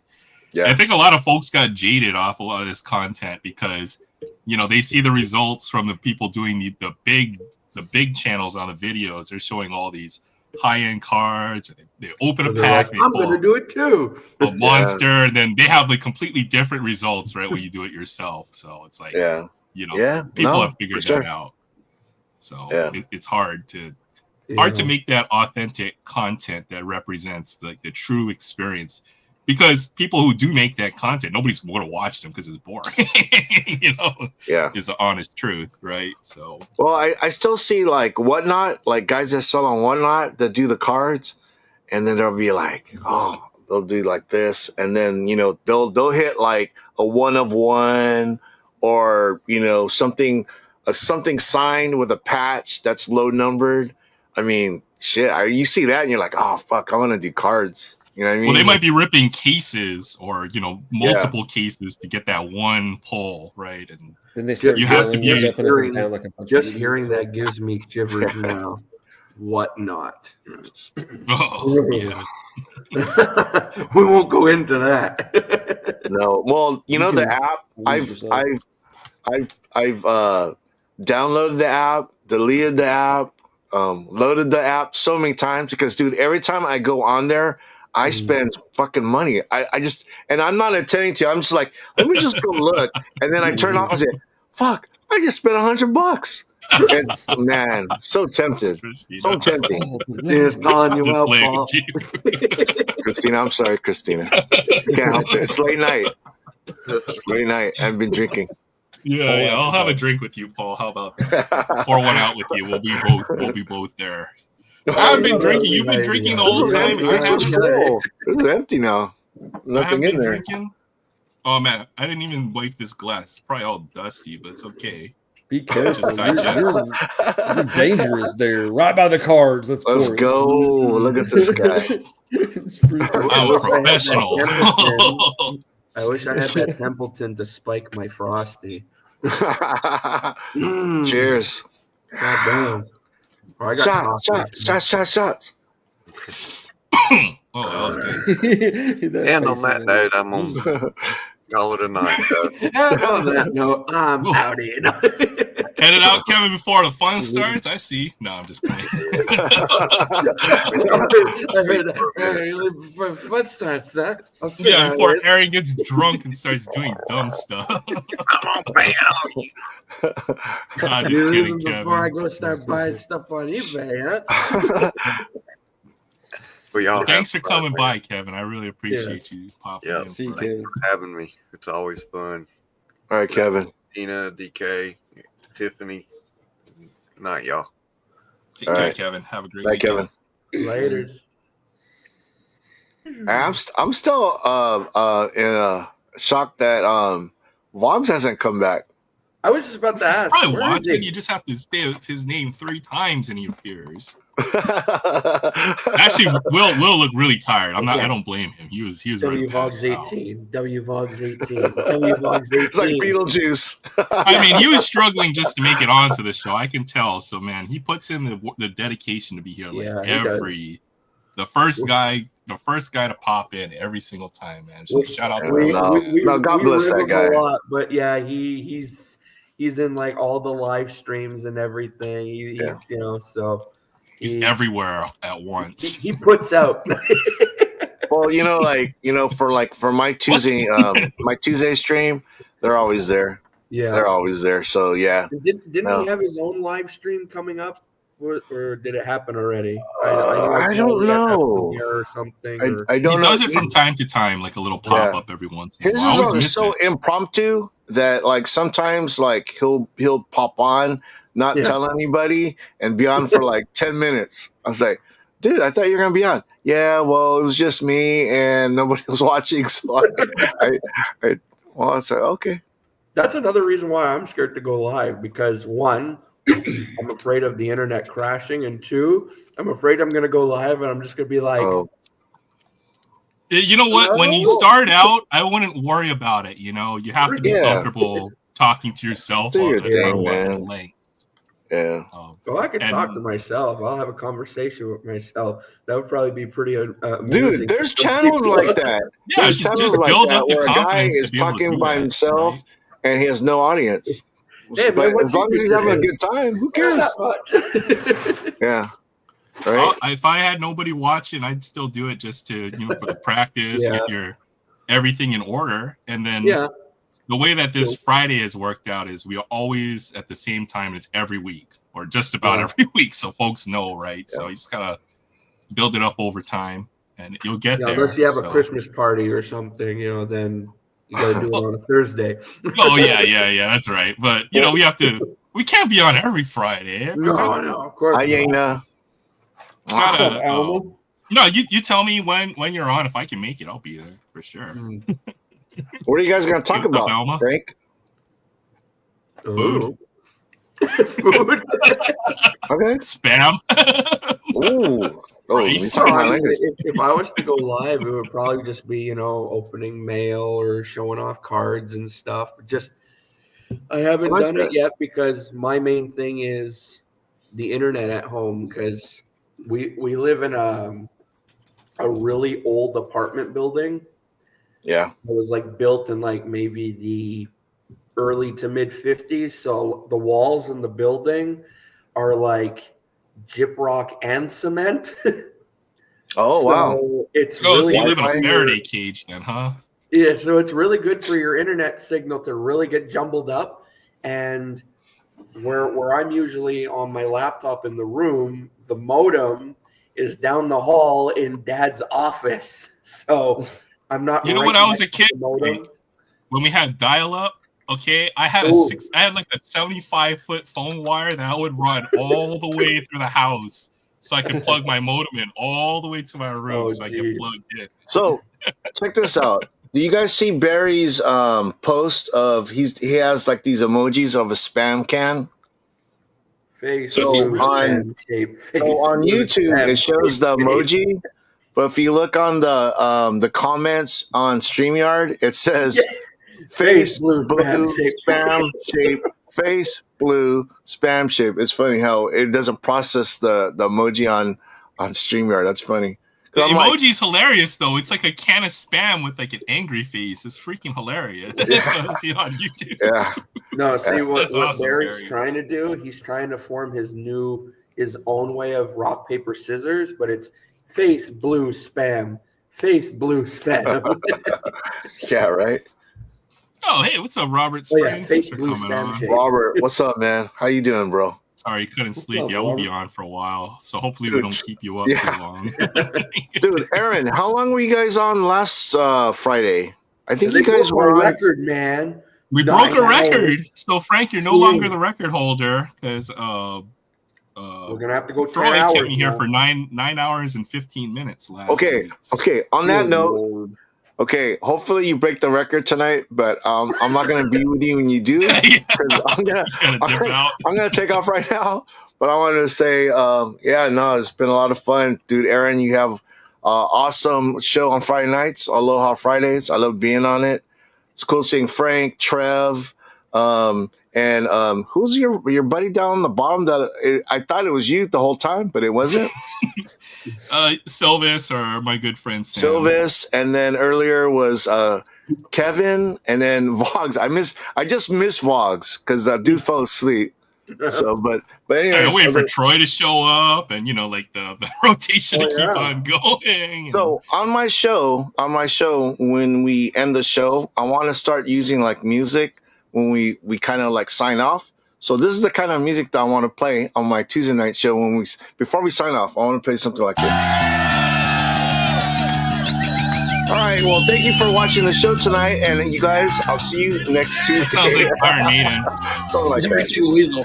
I know it's all licensed music, so that That's part Iron will be. Maiden. I know that riff anywhere. I'll get my hand slapped. Say, "Oh shit, you're monetized." It's But They're fine. leaving us for a party. We can hear it. That's Screeching Weasel, I think. All right. Good night, guys. Thanks, Paul, for making me not monetized, but just kidding. Paul Amazing Friends on Tuesday. Don't miss it. 5:00 PST, 8:00 Central, something like that. So Damn, I wish I Always had great Iron show. Maiden as my house band. that was Iron Maiden. I know that riff. Sounded like it. Oh, No, it wasn't. No. That was Screeching Weasel. It was, Oh, it's a cover. Okay. no, it was Iron Maiden. It wasn't Iron Maiden. You're probably right. Probably a cover. Sounded live. I like live music and all that good stuff. Just to get around the whole copyright thing. It's Iron Maiden, not Iron Maiden. It's an AI generated music. Yeah, that they yeah. start using. They just sound like Iron Maiden. Yeah, for sure. Oh, man. I can play it for you, but I don't want you to get demonetized. Nah, we're not gonna get demonetized. We're just gonna get striked, and we'll never have another YouTube or a new YouTube live stream for the rest. You of know, it's funny. Using actual music in that. I remember when I was still doing comic stuff. I did a video one time, and I used like I don't know, maybe it was like a 10-second clip. I used a Kiss song, never got a claim, nothing. One Christmas episode, I use a bit of Elvis, I get a copyright claim, and I'm like, wait a minute. But you have to read the copyright claim, because oftentimes there's folks who it's as long as they don't claim it, right? There's copyrighted music you can play But I'm like, this is Kiss. Gene Simmons is all about money. He wants to put his name on everything. Well, then it depends on their label and how many It's lawyers like, they got to right. enforce the copyright there, right? Yeah. It's always a pain in the butt. I've tried to put music to the background. Especially if the artist is passed, then they are a lot more rabid about militant. Yeah, for So sure. don't try using any Nirvana. Don't try using any Elvis. Don't try using Michael Jackson, Prince. So, yeah. I know with the music for videos, it always helps. It's just subconscious, right? It's like you walk into a supermarket and you hear music playing, and then all of a sudden you're like, man, you know what? I gotta buy that family pack of Eggo waffles. Subliminal. I gotta watch this box rip and see what Aaron pulled or something like that. So.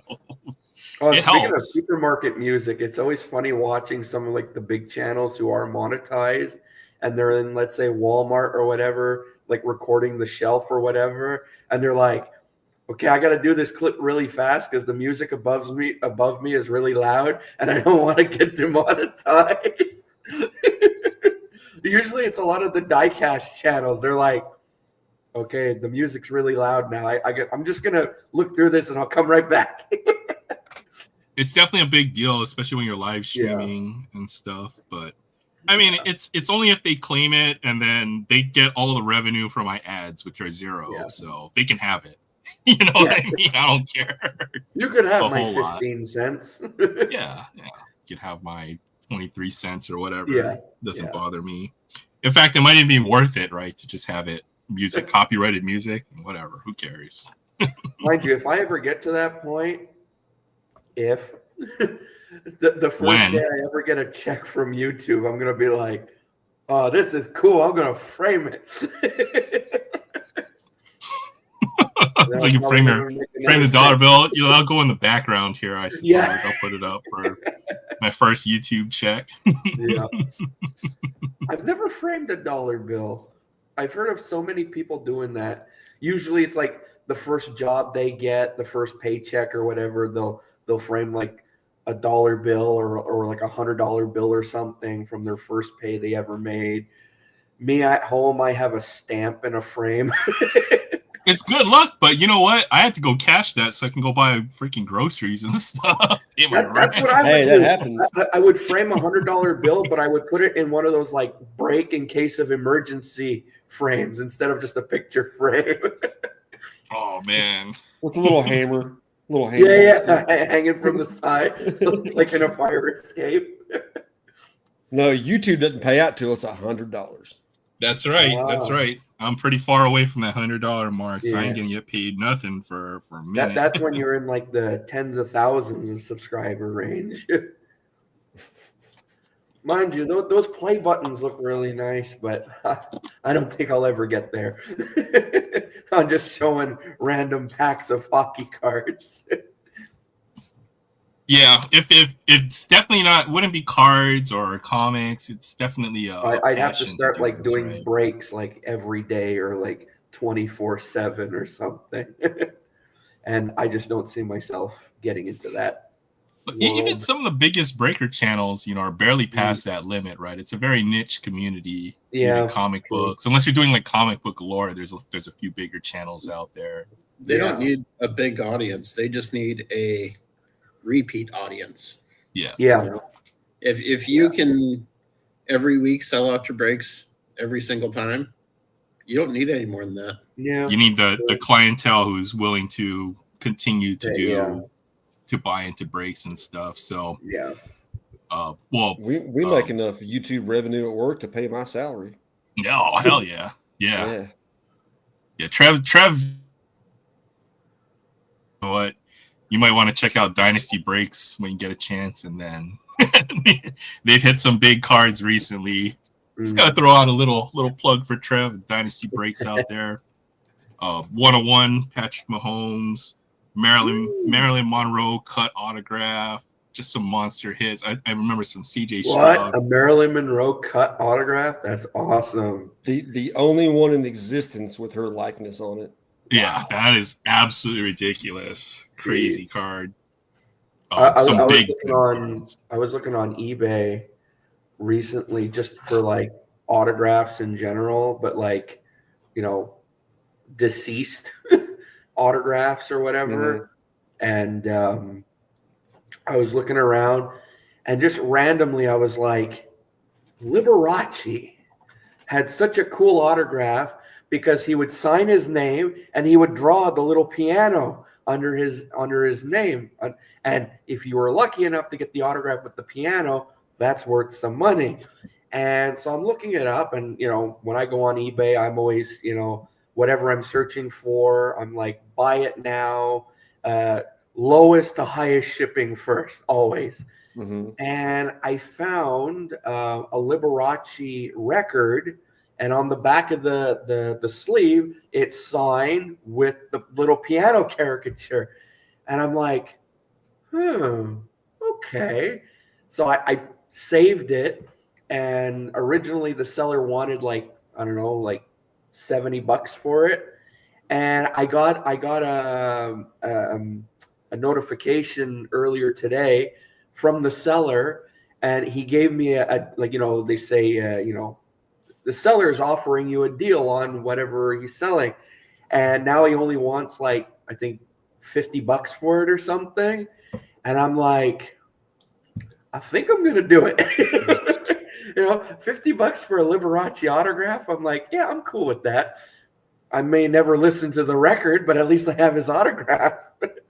So Absolutely. yeah.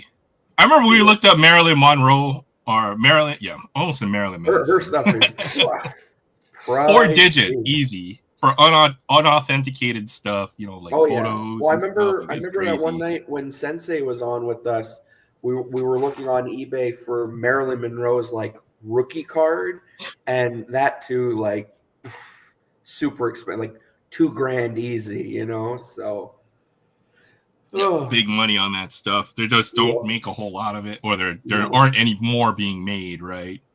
But her signature was really nice. That iconic, really nice, the big M, Marilyn Monroe. Yeah. So I'd love to have an authentic Elvis autograph one day. Oh, I was about to say, speaking of Elvis, I know Leaf just put out an Elvis product. Really? Yes. I was about to say, just like Marilyn Monroe, they got one for Elvis, like a whole set for Elvis. Leaf, if it's not sports, Leaf does amazing cards. They do. I even the sports stuff I like. You know, you can get even autographs. sports stuff, but it's not. Yeah, it's not licensed. Yeah, Leaf that doesn't bother. It's affordable. Yeah, right. When Leaf does the pop culture stuff, yeah, they do have some pretty cool stuff. I was at Pop Century. There's a big flea market here in town, and one of the vendors, he had a bunch of Leaf stuff, like pop culture stuff, and he had an Elvis mem card, and it's a piece of leather jacket, and he wanted like $40 for it, and I was so tempted to get it, and I look back on it, I'm like, why didn't I buy it then? You know, so they do a lot of that stuff, like the old like sweaters, jackets, and stuff. And yeah, I like looking at that stuff every now and then. So I love what Leaf does. You know, they make it's affordable, right? You try to get these autographs of these guys, it'll cost you 10 times as much on a you know, a license card versus a Leaf stuff. I got a Magic Johnson autograph for $25 last year. Yeah, it's still their autograph. So yeah. I mean, mind you, I don't have 200 and something bucks every day willy-nilly to drop on Leaf product, but still it is affordable though. So see, that's cool. Robert Springs has an Ozzy Osbourne autograph on the Todd McFarlane. That is cool. And especially now, I mean, well, Ozzy did have that health scare recently, but apparently he's doing better. So that's pretty cool. An Ozzy Osbourne autograph. Yeah. I was tempted to send him a TTM just for the hell of it. Well, I thought that's the whole point of TTM is you're supposed to send out, and you never know who you're going to get to return, right? Like Michael Jordan will return TTMs. Last weekend, I went Sunday. I mailed it out. I sent a TTM to Richard Petty. So I want to see how long it takes to get it back, because apparently he's a really quick return. So we'll Well, see. Richard Petty's a TTM GOAT, so you should Oh, get yeah. that back. Yeah. I for sent him sure. one card. Probably going to get the silver pen. Would love to be the Petty blue, but still, So, But I've heard of folks getting some pretty crazy stuff. Like, who has a Neymar? Freaking Zach. Zach's collection's got Neymar, TTM. Really? well, look at Damn. what was it? John Burgess. John Burgess. He just recently got a TTM back from John Travolta. John Travolta. I know somebody got a And Seinfeld he got it signed on a Welcome Back Cotter card, which is awesome. I found out somebody got a Seinfeld TTM. The way he did that was he found out where he would be performing ahead of time, and he would send to the venue. So the venue would get the mail. Yeah, There's like tips and tricks. It goes deep for the TTM community. There's a lot of people who are really big on what's his name? Parsons, the one from Big Bang Theory, the one who played Sheldon. And Richard Parsons? Yeah, that's it. And a lot of people like getting his autograph on the Funko Pops.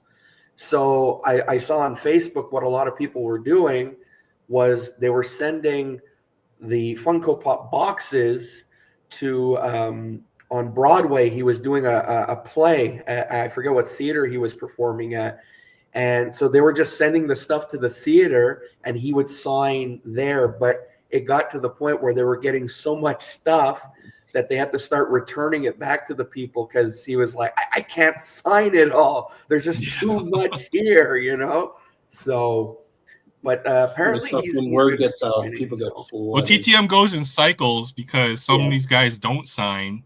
Then they'll start signing, and then people catch on. Then there's too much stuff, and then they stop signing. Right? Yeah. So it goes. Yeah. You have to catch them at the right time. And I don't know how many times I've seen videos of autograph hounds going after like rock stars and stuff. Like the best is there's a video of a guy trying to get an autograph from David Grohl, and he's talking with him, and then David Grohl just runs away. Yeah.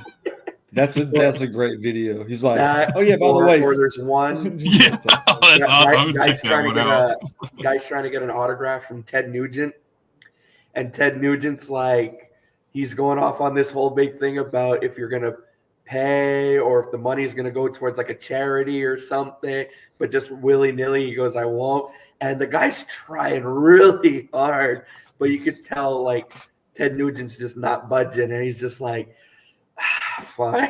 Well, my friend saw Kareem Abdul-Jabbar at the airport, right? He walked up to him and said, asked for an autograph. And then, you know what Kareem told my friend? How much are you going to pay me for it? He's like, we walked away from it. Yeah, just straight up. How much are you going to pay me? That's funny, too, because there's that story just recently. Kareem just like sold off like his NBA trophies or whatever for like charity or whatever it was. Was it Kareem or Bill Russell? Because Bill Russell was notoriously hard to get an autograph from. Only recently did he start. I think it was Kareem because I remember reading about it not too long ago, and he sold off like his championship rings and everything to help in aid and everything. And here he is going, "How much you going to pay me for the autograph?" Yeah, maybe that's true. Then I don't know. It's anecdotal, but that's what my friend told me. He's ran into. My friend can recognize all kinds of celebrities and like. He's like, dude, that's Eric Spoelstra. He's playing basketball in the park, and I was like, no way. And we walk over, and it's Eric Spoelstra shooting baskets with his son in the freaking park over on Maui. Or we're in freaking Chili's, and he's like, dude, that's what's the dude, Lando from Star Wars. I was like, no way. Really? And he's like, in freaking Chili's. We got to go and walk up and shake his hand, and all that stuff. But yeah, sometimes when you ask for an autograph, they're really guarded about that. So even myself, I ran into Charles Barkley at the Wynn.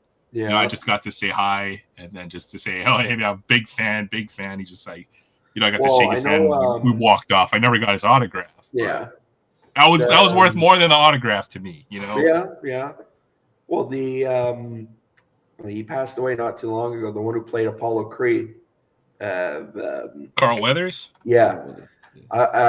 One year at Comic-Con, he was one of the guests, And so he did. I think he did his photo op first or his autograph signing. I forget which one. Anyway, and I'm at a booth. I'm digging through a long box, and out of the corner of my eye, I see someone standing there looking through the comics.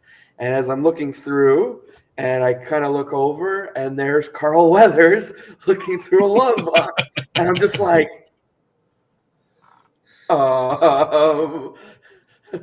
Mr. Weathers. And he's like, hey, how you doing? I'm like, so I had to ask, I'm like, could I get a picture? And like almost out of nowhere, this publicist came out of nowhere and they're like, no, we can't take pictures. I'm just like, well, you can't blame a guy for asking. And he kind of laughed. And then they walked off. I'm like, for that brief moment, me and Carl Weathers, we were looking at comic books. Nobody's gonna believe you, right? Like the Bill Of course Murray. not. No, of course not. So, but it was fun. It was fun. So, yeah. No, I always do that. If even at a Comic-Con, because I have gotten lucky in the past with that. Like if they're walking to like, let's say they're done their last signing or whatever, and they're actually walking around if they're lucky to. There have been times, like I remember doing that with Ray Park, and I got a picture with him out of the blue for free. You know, like there's a couple celebrities I was lucky enough to do that with. So if I see them walking the floor or whatever, I'm gonna ask because I'm like, I'm either gonna get a yes or a no. And oh yeah, Dave Chappelle bought me a drink over on Maui, right? So he did a couple shows over on Maui. Nice. He came to the bar with like his whole entourage, eh? Like 20 people. So I was standing outside of the bar. I see Dave Chappelle walk up. We're just standing outside of the bar having a cigarette. Dude, that's and cool. A drink. I'd love to meet Dave Chappelle. That's cool.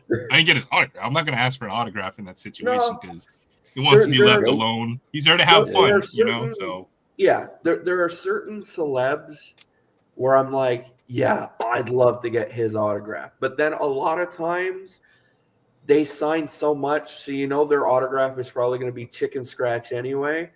So there are a lot of celebrities, especially as I've gotten older. Now I'm like, I'd prefer to get a picture with them than an autograph. You know? Yeah. Because at least my friend's got a picture of him and Steph Curry. And, yeah. At least with the picture, you show that, and they're like, "Oh, that's so and so." You get an autograph from them, and it's like, "Who the hell signed this again?" It's like a scribble, you know. So you're like an Ovechkin autograph or something, right? so at least with a picture, you could be like, "Yeah, I met so and so," whether it be at a photo shoot that you had to pay $120 for, or you know they were just walking around. Right. So, yeah. Man, hey, every time I see somebody for Christina Ricci, hey, Christina Ricci came up here on me. I felt every like time I see a picture of somebody in Steph Curry, I'm like, God damn it! I forget he's always that tall. Yeah, he dude like 5'8". He can barely dunk when he's a small guy. He's the greatest shooter the NBA's ever seen. That's why he's the 3-pointer guy. Yeah, he's a pretty short dude. He's hard. No, well, he's not. He's like 6 something. He's taller than you think. He might be 6'1". He might be 6'1" or something. Yeah. He's not that tall. You think he's shorter than what he is? 5'8" sounds too small. Yeah, it's like Nate Robinson. He looks short in all his pictures. That's probably just because of everyone else around him are giants. Yeah, for sure. Yeah, my friend's in a Kings jersey with Steph Curry. He met him out in like Grand Wailea, which is one of the big hotels in Maui or something. So you never know who you're gonna run into. Yeah, it's true. Steven Tyler in the yogurt aisle buying eggs. I swear that happened. Buying eggs. That's funny. I just want to see Steven Tyler looking at new prices on food and just go, dream on.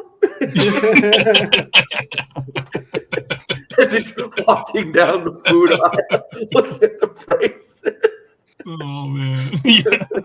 At least he's comfortable enough to go out and buy it himself. Didn't have somebody do it for him. Yeah. He's pretty cool. They used to do like there's like a secret beach where you have to climb over a rock. It's a nude beach called Little Beach, and then every Sunday they have like a drum Little circle, or a bunch of hippies show up to do like a drum circle. So he would show up to that. Pretty cool. So, that's Steven Todd. No way. Yeah, okay. He's in the drum circle. Yeah, good times, man. Yeah, nude beach. Pretty crazy stuff, man. I'd like to meet Was he nude out there? Steven Tyler's No. But it's known as a nude beach, so we see. I'd love to meet Liv Tyler though. God damn. All these celebrities, man. You never know. You're never prepared for the situation, but when it's cool when it happens. Well, I was like the first Comic-Con I ever went to was 2015, and I mean, there was like a who's who there. Like I met Jason David Frank. That was probably the first picture I got at a Comic-Con was with him. Met Jason Mewes. Wasn't lucky enough to meet Kevin Smith because he wasn't there. That was the one where I met Ray Park and the weird tall bald guy from The Hills Have Eyes. I always forget his name. He's in a lot of horror movies. Anyway, him. I met. The show The Last Action Hero from the 80s or whatever. The main character. Him. Like lots. And it was casual. Can I get a picture with it? Yeah, sure. The first celeb I met where I actually kind of got like tongue-tied a bit was meeting Mick Foley. Nice. Because growing up as a wrestling fan, Cactus Jack was my favorite face of Foley because he was the craziest. And so when I met him, I got my my autobiography of his signed.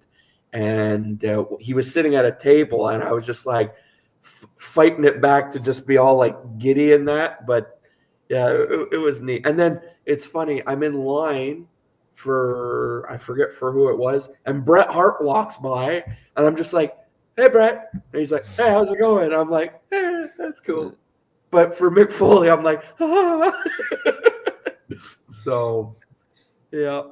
I saw Kevin Nash at that same show too, and I'm like, "Hey, Kev," because he's huge. All casual, yeah. Yeah. First name the basis. guy,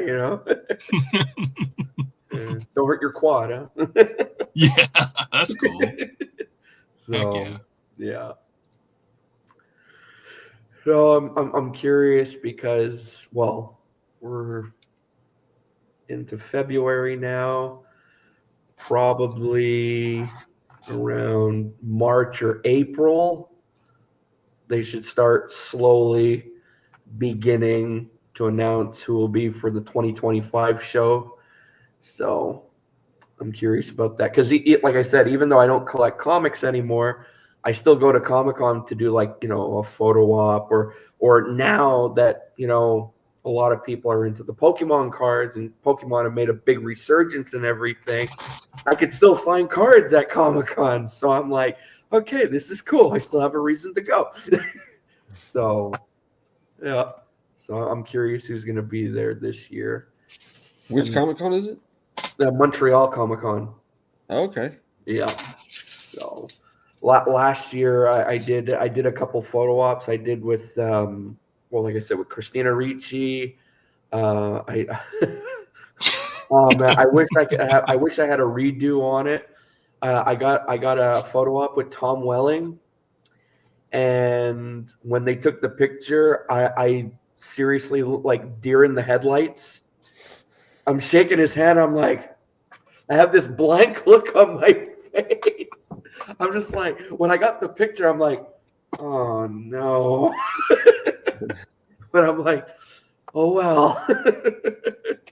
So I love me some Tom Welling. He's awesome. Happens to the best of us. He's cool though. But I mean, that was one of like the premium photo ops. So like, it was come in, hi, how you doing? Shake hand, snap picture, leave. It wasn't like when I got to meet oh God, why am I blanking? Walker, Texas Ranger. Oh, Chuck Norris? Chuck Norris. Oh, I haven't had enough coffee. When you meet Chuck Norris, you don't remember you meet him. There you go. See? There There's you go. scared cat, but he never cries. But with him, it's pretty good. he was like the as like a guest of honor that year. But for being the guest of honor, being like the big guest, people were walking in, they get their picture with, and he was taking his time, like, hi, how are you? You know, like he was like a little like 15, 20-second convo with people. At least it wasn't like, you know, in, hi, bye. You know, it was like, hi, how are you? Thanks for coming. You know, like, so that was pretty cool. So or that is of really the- cool. the They only have a wrestling couple ones, shows so. out here locally, so we don't get the big name actors to show up out here. Or if they do, they don't want to. They're not here for the convention. They're here to party in Hawaii or something. So. Well, yeah, I think Honolulu has a big Comic-Con, I think. You have Kauai Con, which I think is like a bigger convention. Yeah, I've heard of that. You have a few other collectible conventions, but I mean that's about it. And then the guest list varies from year to year. I've never been to Kauai Con, but I don't know. Maybe I'll put it on my list. I'll have to do a cosplay or something like that when I go. So I think Hawaii gets a lot of the voice actors for anime. No, the VAs, yeah. Just because it's easier for them to fly here.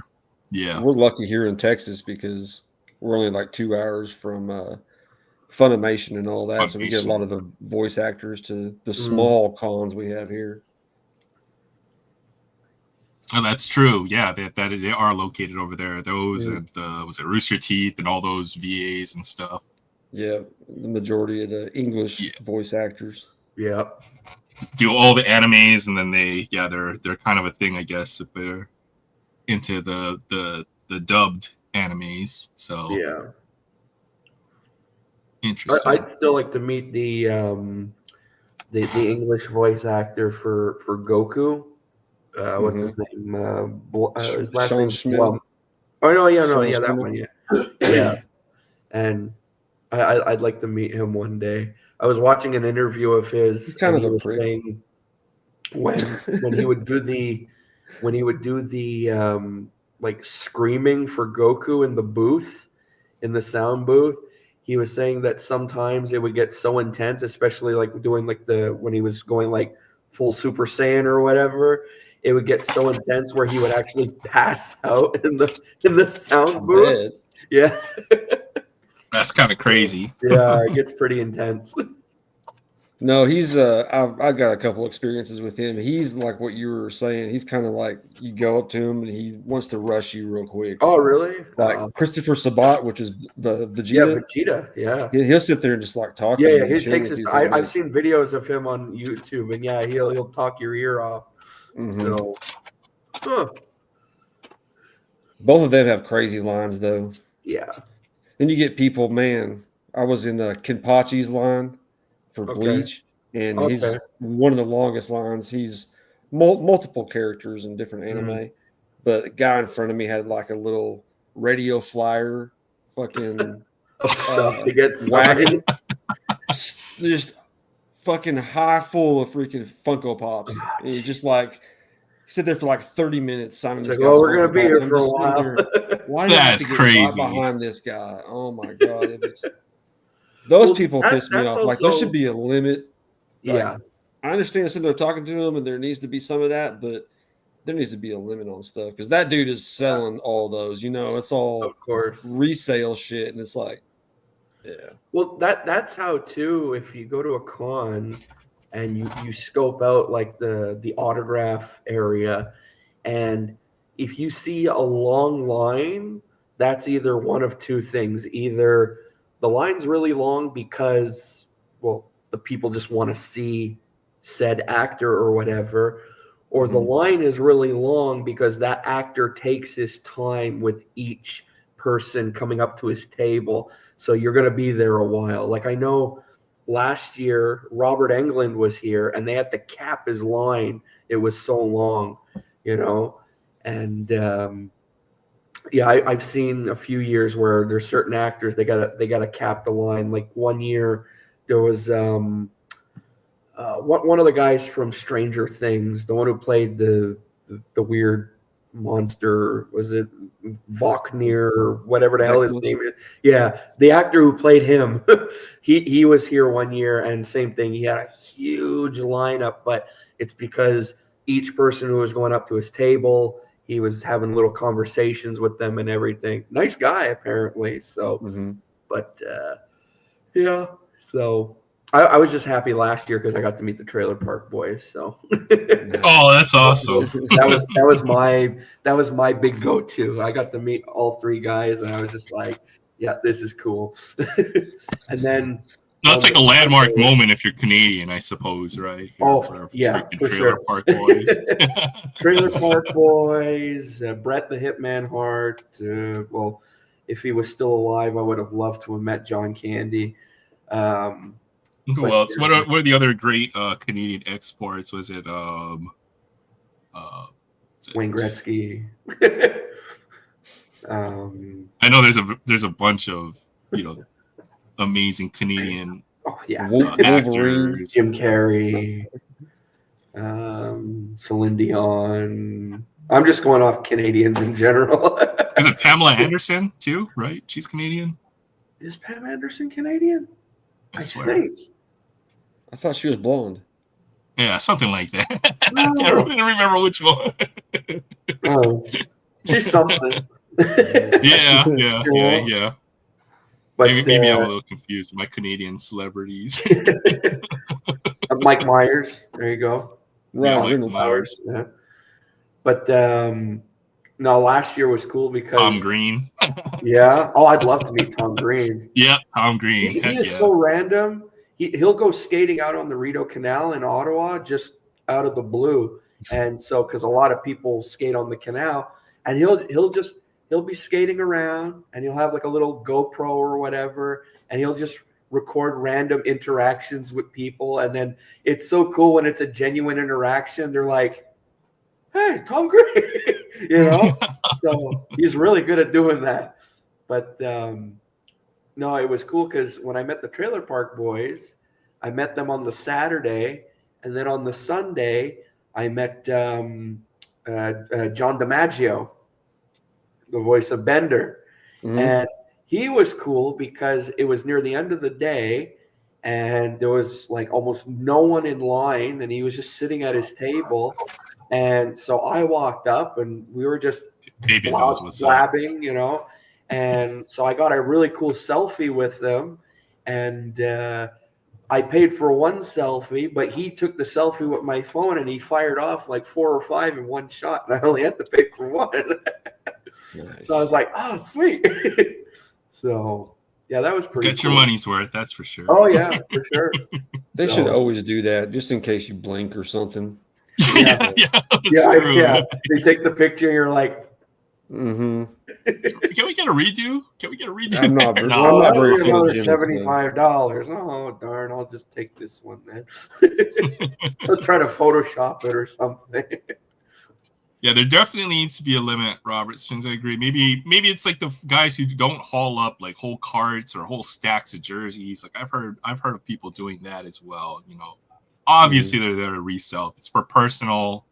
Maybe you can have more than one or a couple or a few, but there has to be a limit on how much these guys sign. It just worsens the experience for everyone else if they get frustrated, right? So like Bo Jackson, I think Kevin mentioned he did a signing, and then we looked it up, and like he refuses to sign his the iconic card where he's holding the bat and stuff behind his back and stuff. You won't sign that card if you give it to him. Really? Yeah. At a paid event, which is kind of crazy. So I'd love to get Bo Jackson's autograph just because it's a really nice autograph. Yeah, it's a pretty nice looking one. If I was to get any card signed by him, I'd want to get the Oh, what set is it from? Yeah, the Pro Line one with the freaking where he's in pads and then he's holding the bat behind his back. Oh, right? no. The bow nose? No, not Oh that yeah. one. No. I'd want to get the I think it's 91 or 92, the bow breaker where he's smashing the bat over his knee. That's the one I would want to get signed. Yeah, that's a good one too. Hell That's yeah. That's the card I'd want to get signed by him. Because it's not easy to smash a baseball bat over your knee. No, it's not. Those bats aren't exactly. He did it over his knee. I think he smashed one over his head. Mm-hmm. So, yeah. Absolutely, for sure. That's crazy. 8 or days any of those now. like weird, yeah. I want to any see of what those, this is. What are we up to? That's a kaboom. Ooh. 22.5. Watch that price skyrocket on. Yeah, like that'll go Sunday. for 40 or 50. Yeah. Oh wow, a gem too, even bigger. Yeah, it's a Crazy. Gem Mint 10. That's just crazy. Yeah. That'll do it. You had to pay $1,500 to grade that card. Holy cow. How much was the spot for the break? $50. Yeah. $50 spot, and he's making Wow. $50. probably 1,000 X's money. Dynasty breaks. They get all the big hits. Man. Yeah, I was just checking the website, and you guys have that Super Bowl like 1,600. Oh my goodness, that's a Hey, that's pretty cheap though. Go look at like Leighton Sports Cards, and a couple of the other ones are like Oh, let's see what you got. $15,000 spots for their Yeah. Super Bowl mixers. I know some folks that, like, I know a guy who's trying to sell me $1,000 square, and no, that's just where it starts with some of these guys. Yeah. I've heard $5,000 squares. It gets crazy. This is like everyone's just degenerate gamblers. Man. Yeah, Let's look I this just up. checked, and yeah, I never realized Pamela Anderson is Canadian. Yeah, see, And I know what's up. She's like the ultimate Canadian. She was born on July 1st, Canada Day, 1967. Oh wow, yeah, this is gonna be a What's fun going break. on? Everybody's 59 box mega mixer. Right. We salute Pamela Anderson. I know my Canadians. Come on, Rick Moranis, Canadian. Yeah. And 8 boxes, Leaf Auto, Can't forget Gold Eugene Rush, Levy. Auto Footballs. 3 boxes of National Treasures. 1 box, 22 Flawless. Every year contenders from 18 to 23. Prism Hobby, man, that's crazy. That'd be a fun like break to take A part of. super mega mixer. It'd just be so sad if I got my rate. Just something like that. Oh my goodness, man. Oh man, that's it. Ooh, that's cool. These are my Is that books a this sketch week. or a variant? It's a variant. It's the animation variants. Oh, That's I was cool. just slamming on my mouse and somehow I put you on the big screen. I don't even know how that happened. good timing. Well, Lucy's birthday is July 2nd. That's Oh, nice. around there. Almost born on the 4th That's of cool. July. Mine's the 25th. I am March 10th. That's I'm perfect. Having Scarlet Witch and Quicksilver, brother and sister. We got some Poison Ivy. Ooh. always 1 week before St. Patty's Day. That's how you know my birthday. I love that DC went back to the old logo. Oh hell yeah, the bullet. Yep. All right, you can make me smile. Yeah, somehow I hit like I slammed my mouse or something. I put you on the big screen. I don't even know how that happened. That was amazing. This is how it I tapped back to you, and then all of a sudden you're like showing stuff. I was like, what? Do that? How did that happen? What's that mini card you got there, Aaron? Oh, this one? Uh-huh. I bought this. Awesome. This was one of the That's Grail gold. cards that I had on my list of cards to buy. This is a 1888 Hawaiian Islands Flags of All Nations. Oh, That's an So- original Allen and Ginter card. Allen and Ginter printed in Yeah. 1888. So I got Yep. this. This is like there are 7 graded higher in the entire world. So I picked this one up. Personal growth. So I got one of the 3. Very got cool. this Reggie Jackson autograph just chilling out in the background as well. Figured I'd put this out there. Nice. The original 1971 design. No, just this old thing, you know. Yep, just drew that out. Oh, in the 1970 design. Yeah, You know. One of the greatest baseball players to ever play, you know. I just have his autograph hanging out. Yeah. That's I have to throw some of the great. Come on, I got some other stuff out there. It's a nice Kobe Bryant rookie card from Skybox. This is definitely more affordable. Something I don't have. I'm like, oh yeah, you have that thing. Kobe Bryant you rookie. got one of those. Try to mix up the stage a little bit. Put some cool stuff out there. Yeah, I saw this card about 5 years ago on a Facebook group, and I was like, okay, I gotta mentally mark this down to buy it. I finally bought it over around Christmas time. I picked this up, so I lost a bid on a couple. I got frustrated, so I just paid the guy however much he wanted for it. that was like me just not too long ago. Well, actually, I showed it in yesterday's video. I don't know if a lot of people are going to watch it because it was like 32 minutes long. But anyway, I got from 2425. Is it Black Diamond? It's a brodeur, and it's a patch card. But a lot of people don't like them because it's a patch of like a moment in hockey kind of deal. And so a lot of people are like, it's a manufactured patch, whatever, I just got it because it's a new card for my Broder PC. And it was my 4th attempt of getting that card because the first 3 auctions that I was watching, when they would come to an end, I was either busy doing something or I was sleeping for work. So finally on the 4th one, I was like, no, I'm winning this damn auction because I'm getting that card. And that's what happened. So yeah, for sure. If it's something you want and you have your mind made up, you may as well just buy it when you have the opportunity. Especially for this card, there might only be one on eBay at any given time. In fact, maybe if you search now, I might have bought the last one that was out there on eBay. So I don't know when I'm going to see this card right now. At 1888 Allen and Ginter, I want to see if there's a Canadian flag. Well, we can look on the back because it's got the checklist on the back.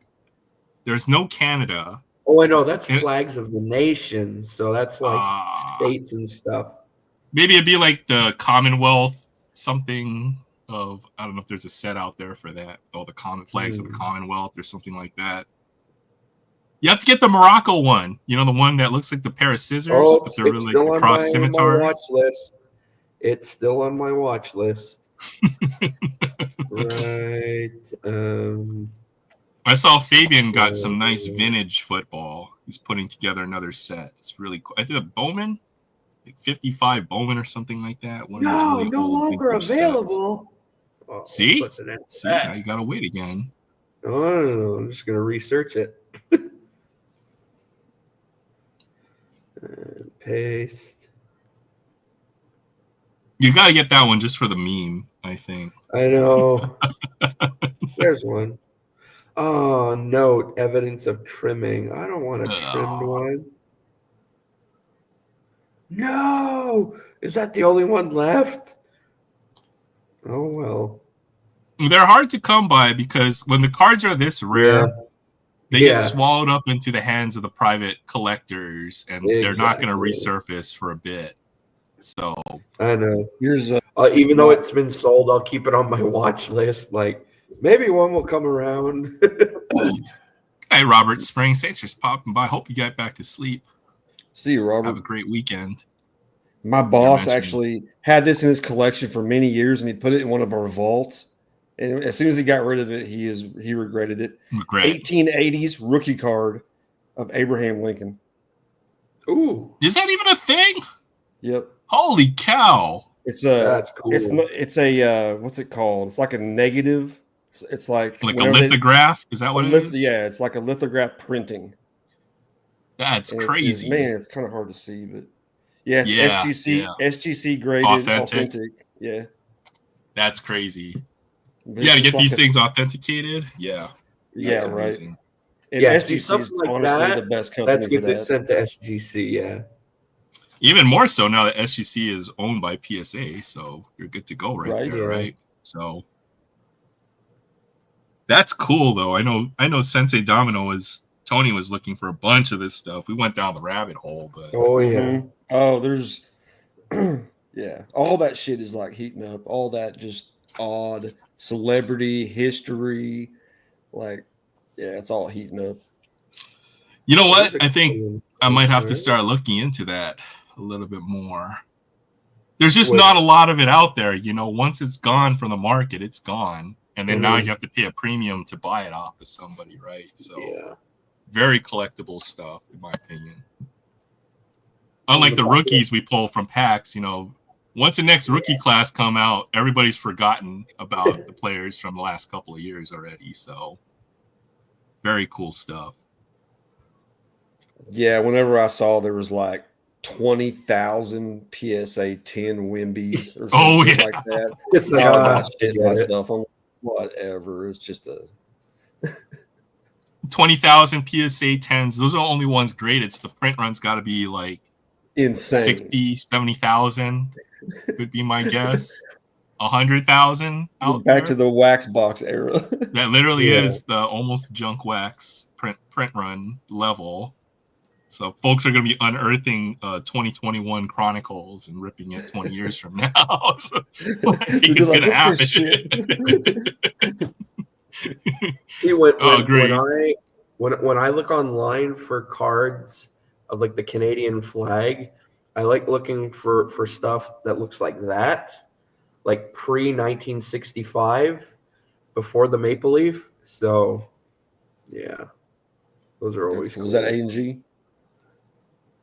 No, that's 56 tops. Oh no, this is 1959. But these were a bit smaller than the tops version because there was a top set Flags of the World. It was like an 80 card set, and that's the Canada card for it. I have almost a complete set of that actually. I'm only missing like 11 cards or something to have a complete set. Then I got to tackle the car version of that set. That's a little bigger and a little harder to complete because it's 180 cards, and it's from like 53 or 54, I think. So, yeah, That would be a cool set, if it's got all those 50s era cars. That style is very distinctive on all those cars. It's like I got a classic stack era. of them already, but like it's 180 card set, and the thing that sucks about it is they did, I think, red backs, they did blue backs, so it's like it depends on what kind you have. You're like, well, now I got to put that set together or this set. Luckily, all mine are all red backs, so that's the only ones I'm focusing on. But some of them could get pretty pricey, so. Yeah, my boss is putting together that a T206 set, Oh, and it's got there's like 7-8 different backs on some of them, just different companies, different tobacco companies and shit. there's like the Piedmont backs. There's like all the different tobacco brands that. But Yeah, man, that he's T206, everyone likes geez. the Piedmonts. I like the polar bear backs. He's only missing like 20 cards, but he's not going for like what the big three. Honest like Wagner. the He's not Honus going for Wagner, like a Ty Cobb or a Cy Young or something. but not those. I think he's only missing like 20. It's crazy. Wow. That's an impressive collection, but it's something that very few collectors will obtain. So that's what makes it truly collectible, which is really cool. Heck yeah. I actually have a T206 on my watch list right now in a PSA 2. So, and they want $99 US for it. So that's like 140 Canadian, which for a T206, I don't mind. I still say that's pretty reasonable. And it's there literally are hundreds of them out there. Yeah.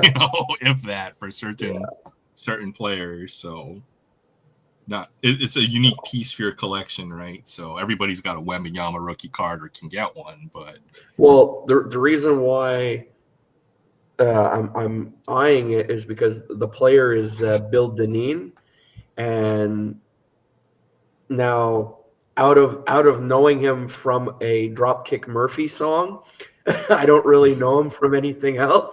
So that's why I'm like, yeah, that's the guy referenced in the Dropkick Murphy song. So I'm like, okay, I'm gonna check out his stuff. And just for the memes, huh? Huh? You're doing it just for the memes, I see. Right? I mean, for all I know, he could have been super fantastic. Well, let me check right now then. Yeah, for sure. Oh, there was also a hockey player by the same name. Good to know. Just hitting random buttons on the keyboard. Since Yeah. Pro hasn't showed up, we'll do a free at Friday at some point. I got this Mercedes-Benz Unimog. He was the plate umpire for the very first All-Star game. Okay, so he's got some more cred to him. There you go. That's cool. Notable historic moments. He's a 1903 World Series champion, which I think that was the first year they had the World Series. Yeah, first World Series. And he pitched a no-hitter in 1905. Okay. So he's got some cred to him. Some credentials. Yep, okay. So he's not just known for a Dropkick Murphy song. They didn't put him in the song because he was in a no-name. Yeah, the dead ball era there. Surprised Dropkick Murphys has the the knowledge to make that reference, right? That some obscure baseball player. The song is wait, what is it called? Hold on, I'm trying to find it. The song is called Jimmy Collins Wake, and they mention Bill Deneen, they mention Honest Wagner. There's a couple names they mention in the song, but I just know Bill Deneen is mentioned more. So, and a lot cheaper than Honest Wagner. Yeah, something with the Honest Wagner is like it's short printed or something like that makes it even rarer. And he's a notable player, so the combination, just like the Mickey Mantle as well. Short printed, honorable player. A lot of like celebrities had that card in their possession. Like I know the most recent one I know to have it was Wayne Gretzky. He had a Honest Wagner T206 and he sold it. So, or did he keep it? I forget. But I know Gretzky had one. So kept it in the secret compartment. Yeah. It's also an Easter egg in one of the episodes of Loki.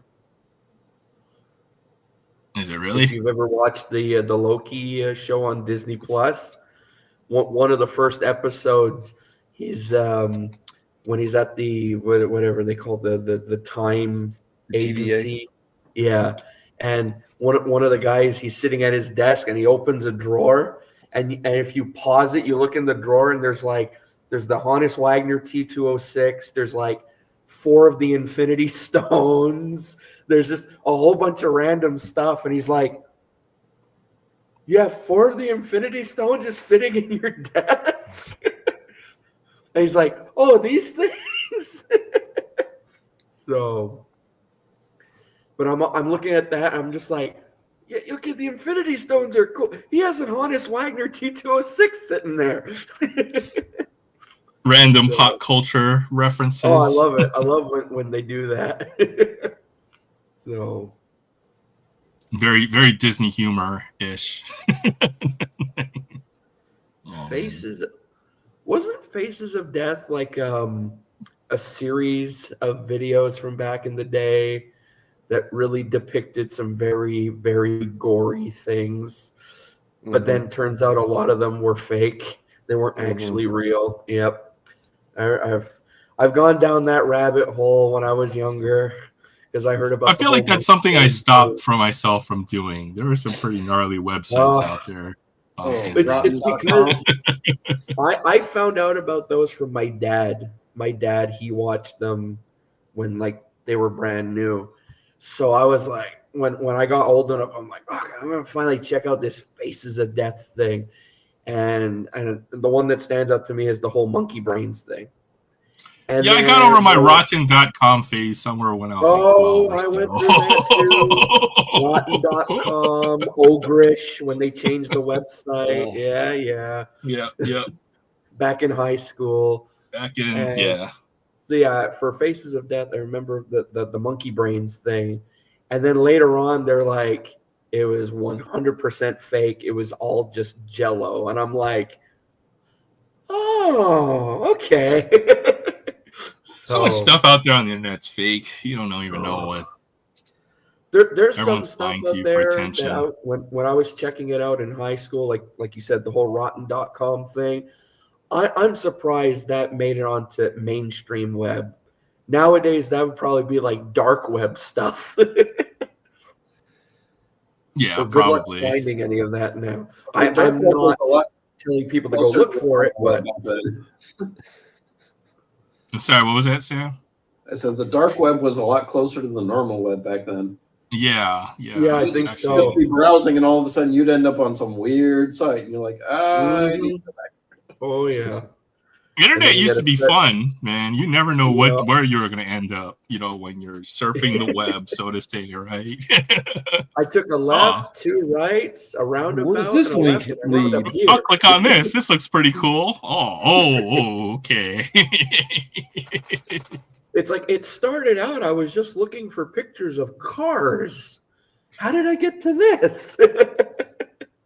That rabbit hole, man. You're like, that's how the internet used to be, which is nowadays you start doing that. You got to start putting tape over your webcam and stuff.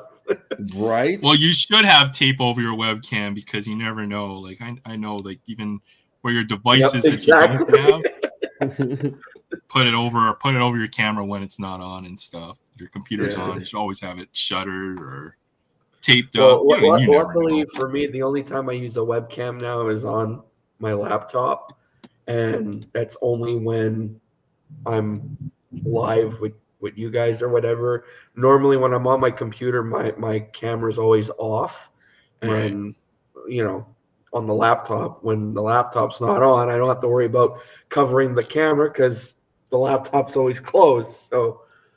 Even when the camera's not on and your computer is, you should just have it shuttered or whatever. You never know how the computer it works. Yeah. Yep. Even your microphone picking up audio at all times. Like you just never know. Yeah, that's weird. I've experienced that with Facebook. You talk about something and then all of a sudden you see the ads for it pop up, and I'm just like, Most of the time, it's because I actually looked at something on, let's say, Googled it or whatever. And why are you talking to yourself when you're browsing the internet is a bigger question I have right now. Oh, yeah, car. Bread. Oh, bread advertising, huh? You see it on the side. How did that happen? I don't know. I talk about Yoo-Hoo a lot, and I've never seen Yoo-Hoo advertisements. So, probably because they're not paying Google to put the advertisements on there. But if they did, sure as heck would see a Yoo-Hoo ad, I'm sure. Yeah, mind you, I wouldn't get tired of it because I love Yoo-Hoo. So, absolutely. Ooh, a Unimog. I've got this since I know Troy isn't around. We're still gonna do a free at Friday, so I've got myself a Mercedes-Benz Unimog. I love these trucks, man. Have you ever played? There's a Zamek version of that. See, that's cool. I've ever played. What was it? There's a game called Snow Runner where you drive these trucks through like all kinds of hazards, and it's like the struggle to drive these. And man, you get to drive one of these. It's like the most stupid car simulator I've ever played. I'm gonna stream it someday. You guys are gonna watch me struggle trying to drive like an 18-wheeler. Yeah, 18-wheeler in mud up a freaking mountain, and it's gonna be hilarious. So I got this one. Oh wait, We're gonna Mud do it Runner? Friday. Snow Runner Oh, or because I've heard of the game Mud Runner. Mud Runner, both of those games. I've seen that on in the Xbox store, the like for free games and that. Yeah, it's fun, but it's I've just never the actually tried stupidest. it. It's the stupidest car racing game ever, but they have a Unimog, so I saw this thing and it's cool. So I had to Nice. cool little truck, and it's even got like the brown wheels. So there's our free at Friday. Off-road wheels, yeah. Not just plastic wheels, just a cool truck. So Nice. when I play Snow Runner or Mud Runner, that's the car right there. So there we go, That's Troy. one We did too. it free Friday, even though you're not here. Nice. Had to mix it up there. No, I saw they have a Zamek version of the Unimog, so it's all like the all the silver, silver, like the steel or whatever there, with the stickers on it. Looks pretty cool. Is that like a treasure hunt or like the It's main line? almost like a treasure hunt. There's a way of finding out if the case you're getting the cars out of have the Zamek cars in them, because there's a specific coding.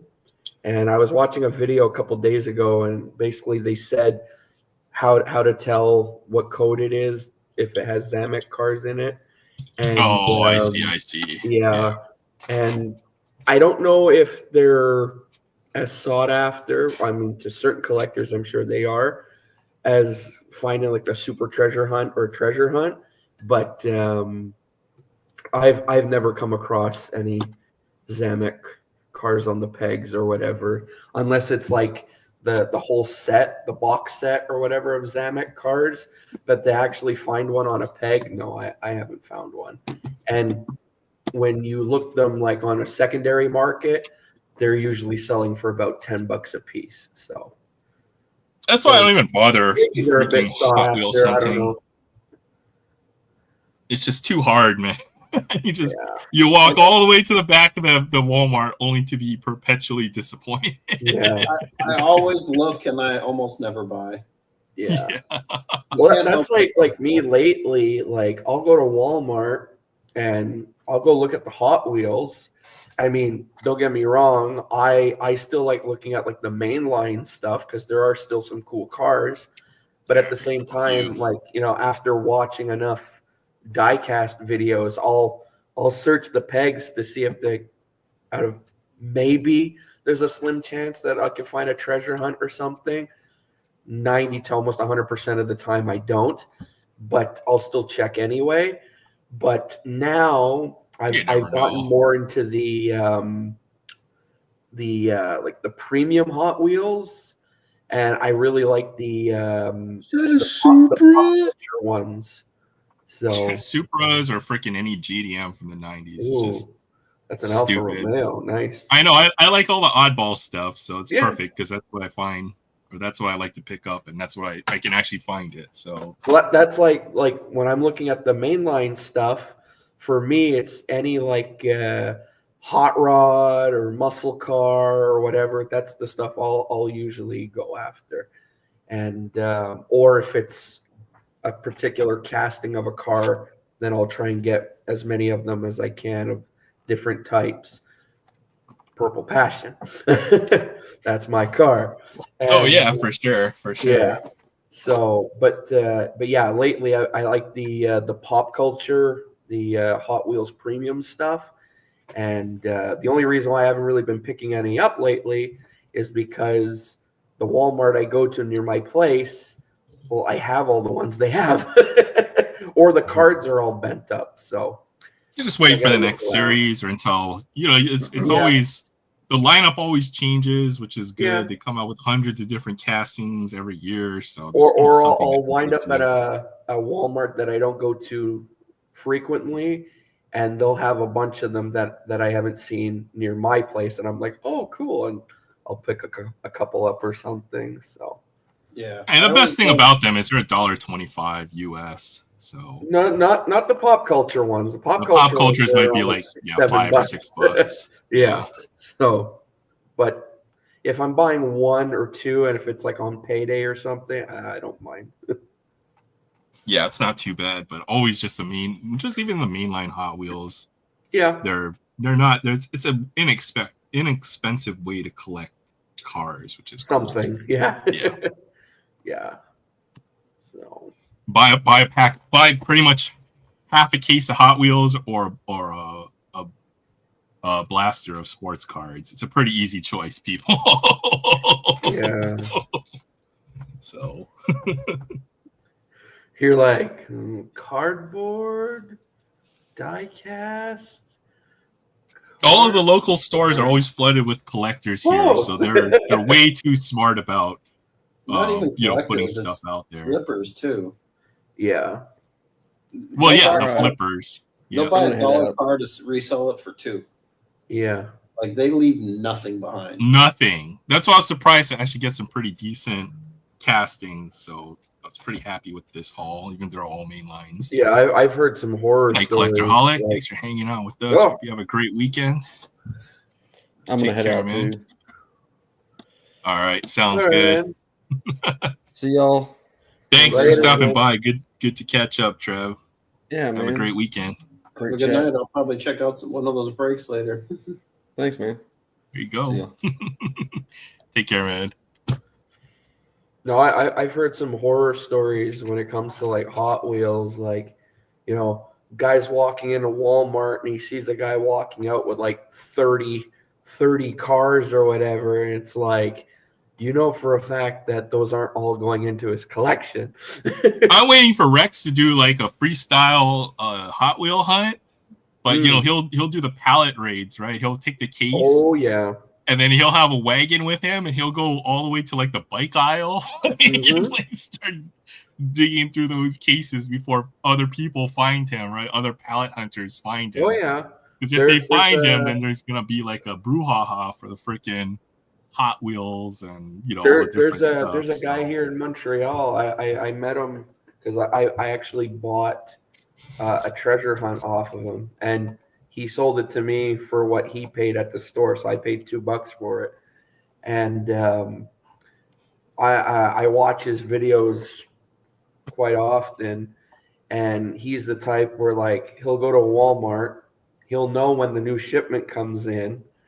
He'll go to Walmart. He'll check the pallet, and if they have the new cases that aren't open yet, he'll ask at least someone who works at the store if he could open the case.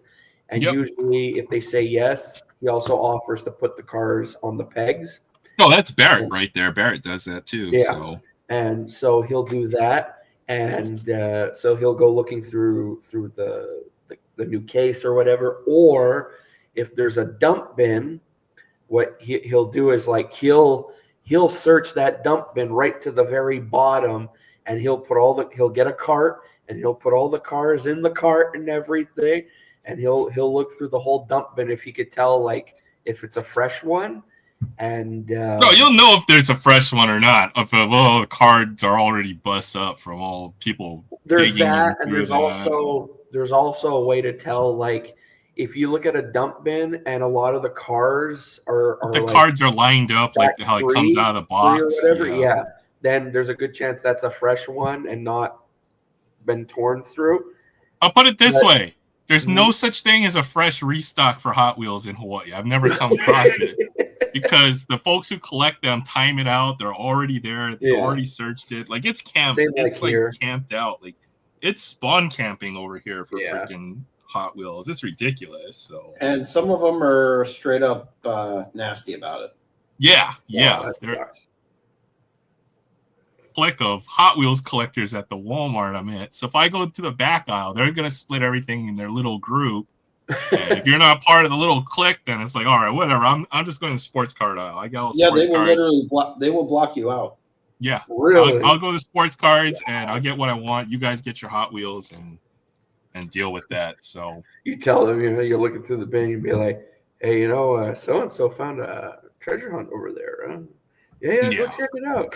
And Some of them are start going through cool, the bin. There's some pretty rude collectors out here. I'll tell you that. So Oh, I can imagine. I do have some football. I was gonna save this for Ace Surfer, but we're just gonna rip it. So shout out to Ace Surfer. Got some select hanger 2023. Come on, I got some Zebra. prestige football. We may as well do a little bit more hunting out of here. Come on, Zebra. Zebra, yeah, heck yeah. I've had good luck with 23 select. That last blaster is pretty much a banger as well. We pull like 3 Bryce Youngs and the Puka and Anthony Richardson rookie card. Just no CJ Stroud. So on CJ. I have not had any luck with select. It seems to be my product. Like I had good Wembanyama luck from select, and then 0 from Prism. I get skunked every time I open Prism. So I know my limits and bounds. So we'll do a little bit more select. All right. So some people really like select. Some people hate it. I think so. You gotta like the die cuts, and then there's so many different parallels, and the tiering is just crazy. It's wild. I get why. I like select. Is select the one that has the parallels named after animals? Yes, Like the zebra, elephant, leopard, and all that stuff. Oh, okay. I pulled a zebra a couple weeks ago. I remember dig that. that card up. That was pretty cool. So Justin Herbert, Joe Klecko. Hey, another guest. Hey, what's up, Lucy? How you doing tonight? Hey. I've been better. I saw your stream. I'll just leave it at that. I really don't want to. Let's be positive. How's everybody? Yeah, we're hanging out tonight. Good to have you with us, Lucy. Thanks for stopping by. Yes. Jake Moody, the kicker. Ayuk. Tank Bigsby. That's a cool name. Tank. Lace Campbell. I'm just having some Skittles and meatballs. Oh yeah, no worries. You know, we're always trying to be here, try to be positive, and then we try to leave all our real world, all of our real world concerns out for a few hours and hang out here. That's for sure. I'm just drinking a Frosty. I am just gonna turn my cam off because I am eating. I don't want people to see that I'm eating. Oh yeah, that's fine. That's fine. Turn into a mukbang stream. No. Christian McCaffrey. I should take notes for future hangouts. Okay, yeah, we're gonna see Frank with the poutine and the freaking gravy You guys dripping always down, see me eating poutine. dripping down his shirt and stuff. The day I got a turn my CJ Stroud camera out off there. when I'm having a poutine, people are gonna be like, "Okay, what's with Frank with his camera off all of a sudden?" He's drowning in gravy. Hook it to my veins. Oh my goodness. Mostert, Stevenson, Chuba Hubbard, Jake Bobo, Buddha Baker, and a Joey B. So he did get my CJ Stroud. That guy. Oh, At Joey least I've B. heard of Joe Burrow. There you go. We got a little CJ Stroud luck tonight. It's Oh, not nice. a total bust. Sweet. Oh, that's a rookie too. Okay, that's cool. Yeah, it's 23 select Oh, yeah. hanger. So yeah, we had pretty good out of those 2 hangers. I'm not going to complain. CJ, I top loaded a few other cards I had lying around here. Where did I put those? In this pile. They're here somewhere.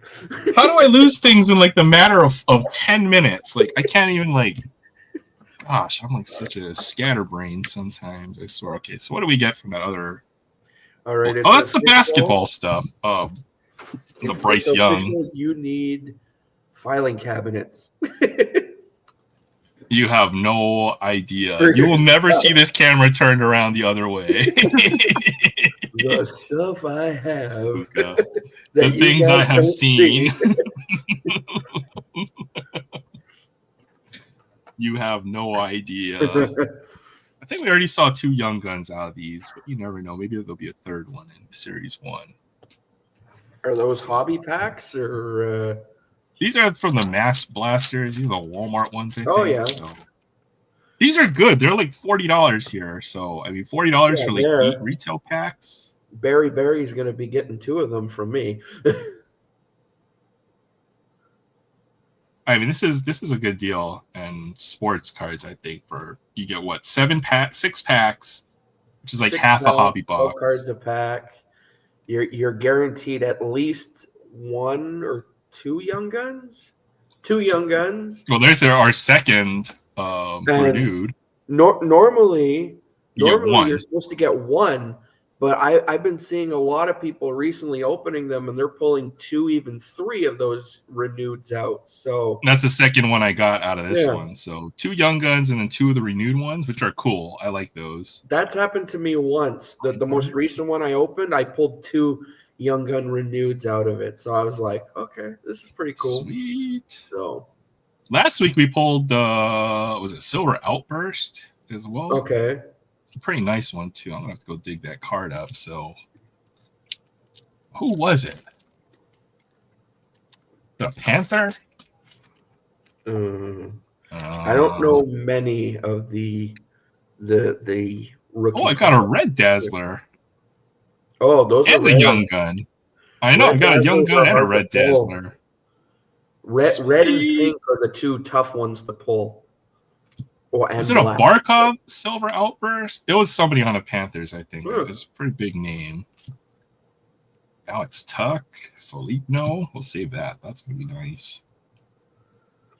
Yeah, Farabee. the three Dazzlers that are tougher to pull are pink, red, and black, of course. Connor McJesus. Because the black Dazzlers are tins only. Oh yeah, there you go for the Montembeau. Montembeau. Yeah. All right, let's see what we got. We'll see from the back. Tomorrow. Casey Cizikas Islanders. Then I got a glossy of Nylander. I don't mind Nylander. I like him way more than Austin Matthews. I know, right? I've got a Young Gun. Oh. Is it a Hab? Is that? No, No. it's Shark? No. Oh, it's a Canuck. Jets Canucks. Arshdeep Baines. Never heard of him. That guy, I laugh at his name so much because it sounds like something else. It sounds like Oh yeah, okay. I Arshdeep. read it in the Indian. He's definitely Indian, if I had to guess, Oh. or Pakistani, or I am something. in no way making fun of the guy. but Ashdeep, his name sounds Ashdeep like Ashdeep. Baines. I just said it. You got it. That's a mean this? young gun right there. Like a purple Dazzler. I don't think I pulled a purple yet all year. Oh, purple or blue? Blue is the Evan Bouchard. Ben Bouchard. Is it purple? He's good. Yeah, He's it's the guy. nice. That's sweet. Nice. That was fun. I've got one more of those lying around. To open or not to open? That is the question. It's always in stock. I'm leaving this for next. You know what? It's football. I guess we're just gonna rip a couple more things. I guess I got a couple. Yeah, more it's blasters Super coming Bowl weekend, so you might as well It's open some might as well football. rip the football. I wanted to get to that NBA hoops because I got another blaster, or I got 2 more Ooh. blasters at NBA hoops. No, that's like the new release for the week for the week as well. So. Mhm. All right, we'll do some 24 Prestige. Nobody has any luck out of this product, but doesn't Go stop us from Kaboom. trying. Prestige is Kaboom, right? No, Kaboom No. is absolute. Oh, absolute. Okay. Prestige doesn't really have a big case hit insert. Just Oh, a no? lot of Oh, numbered okay. stuff in here. All right, well, I like the set design for Prestige. These are one of the nicest big set designs in my opinion. I don't know, for like Walmart near me, it's very rare, but every now and then they'll have football blasters, and usually it's score football. And for me, I'm always tempted to get the score football because I like their extraterrestrial parallels. Score is fun. I mean, they give you like 200 cards in the freaking blaster, Yeah. so you really Those can. look nice, though. Those are nice. That's what I for was base saying. cards. Wow, This is one of my favorite base set designs. Is going to be Prestige. that is really nice. Manning, future Hall of Famer Chase Brown. Even though a lot of people say he shouldn't. He shouldn't, He but deserve it, they say. You probably should at the same time, my opinion. Look at the dent on that car. That's terrible. You see how just like our rookie, Cameron Kinchins. Never heard of him. Upside down card. Backwards. Diamond parallel. I can't even. And a CD Lamb. There you go. I know him. The inserts, meh. But the base set design is really nice on these Prestige.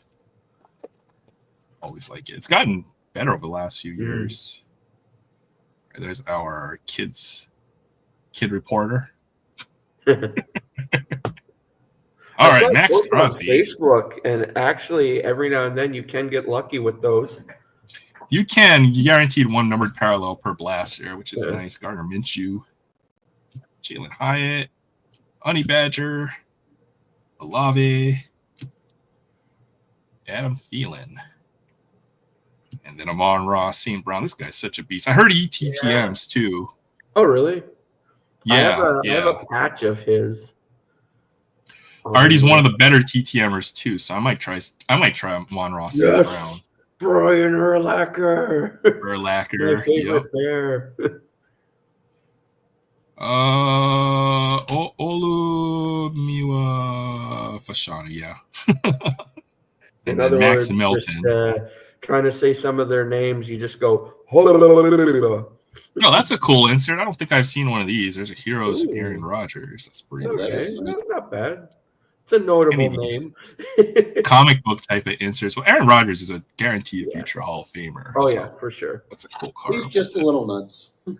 He's just a little crazy. I think he was pretty based for a minute, but then he just now he just says the craziest stuff ever. So, And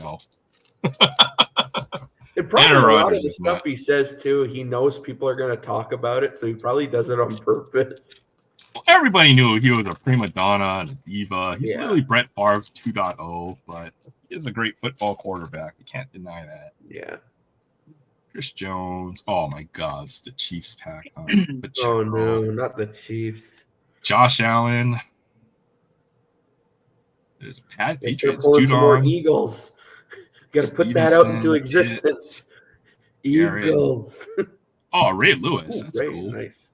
Ray Lewis. Okay, he did get one of the good rookie quarterbacks. A nice Drake May rookie card. Okay. That's cool.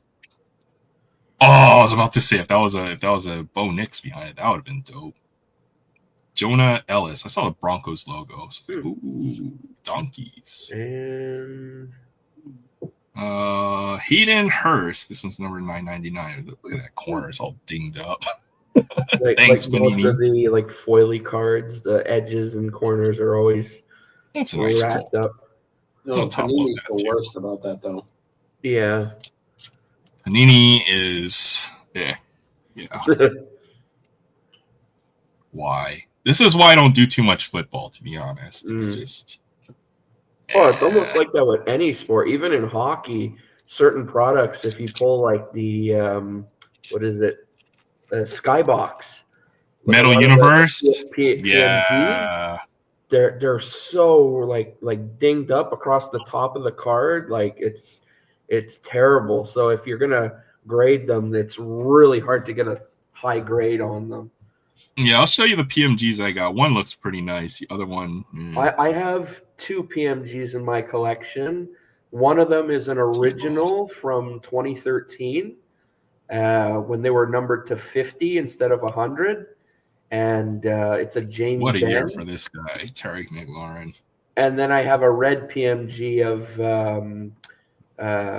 Pelly Lindbergh, who isn't alive anymore, unfortunately. But okay. He could have had a great future ahead of him. I got a Vegny Malkin PMG. That was a nice pull. That's nice to have. He's a future Hall of Famer. Oh, guaranteed. Oh. Cole Bishop. Oh. I saw the Bills. I'm like, ooh. I know. Ooh, big name. Ooh. Who is this? Jesse Bates the third. Okay.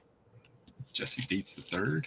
Hey, anyone who could put the third at the end of their name, I have respect for. Since I am Okay, you know the guys who put the 2 at the end of the name, so not a junior, there are whatever the second. Exactly. That's pretentious. That is pretentious. Yes.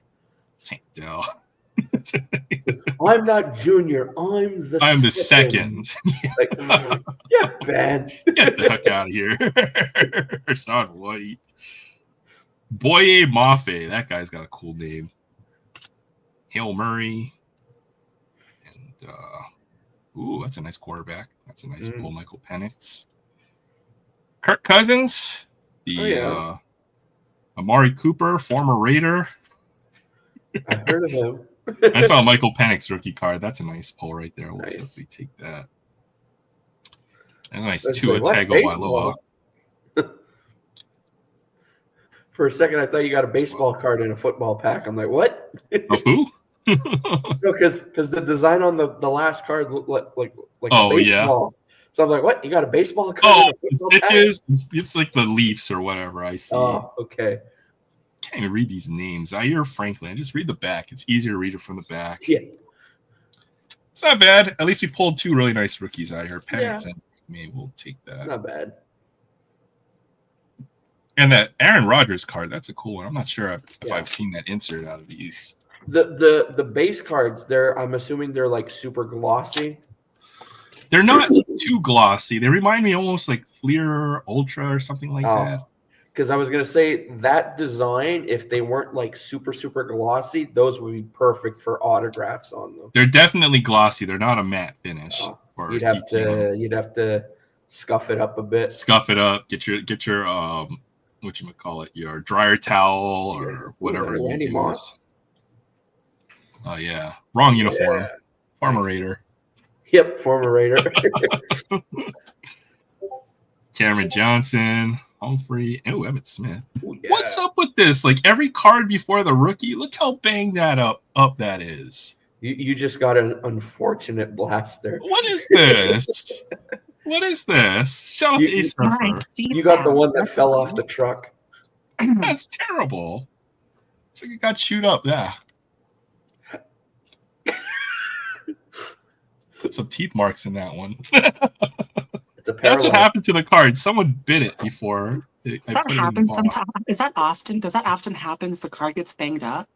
What happens is, they have it all on like a mechanical machine, like a printing press. You ever seen then it could happen when the cards are being sorted into the pack.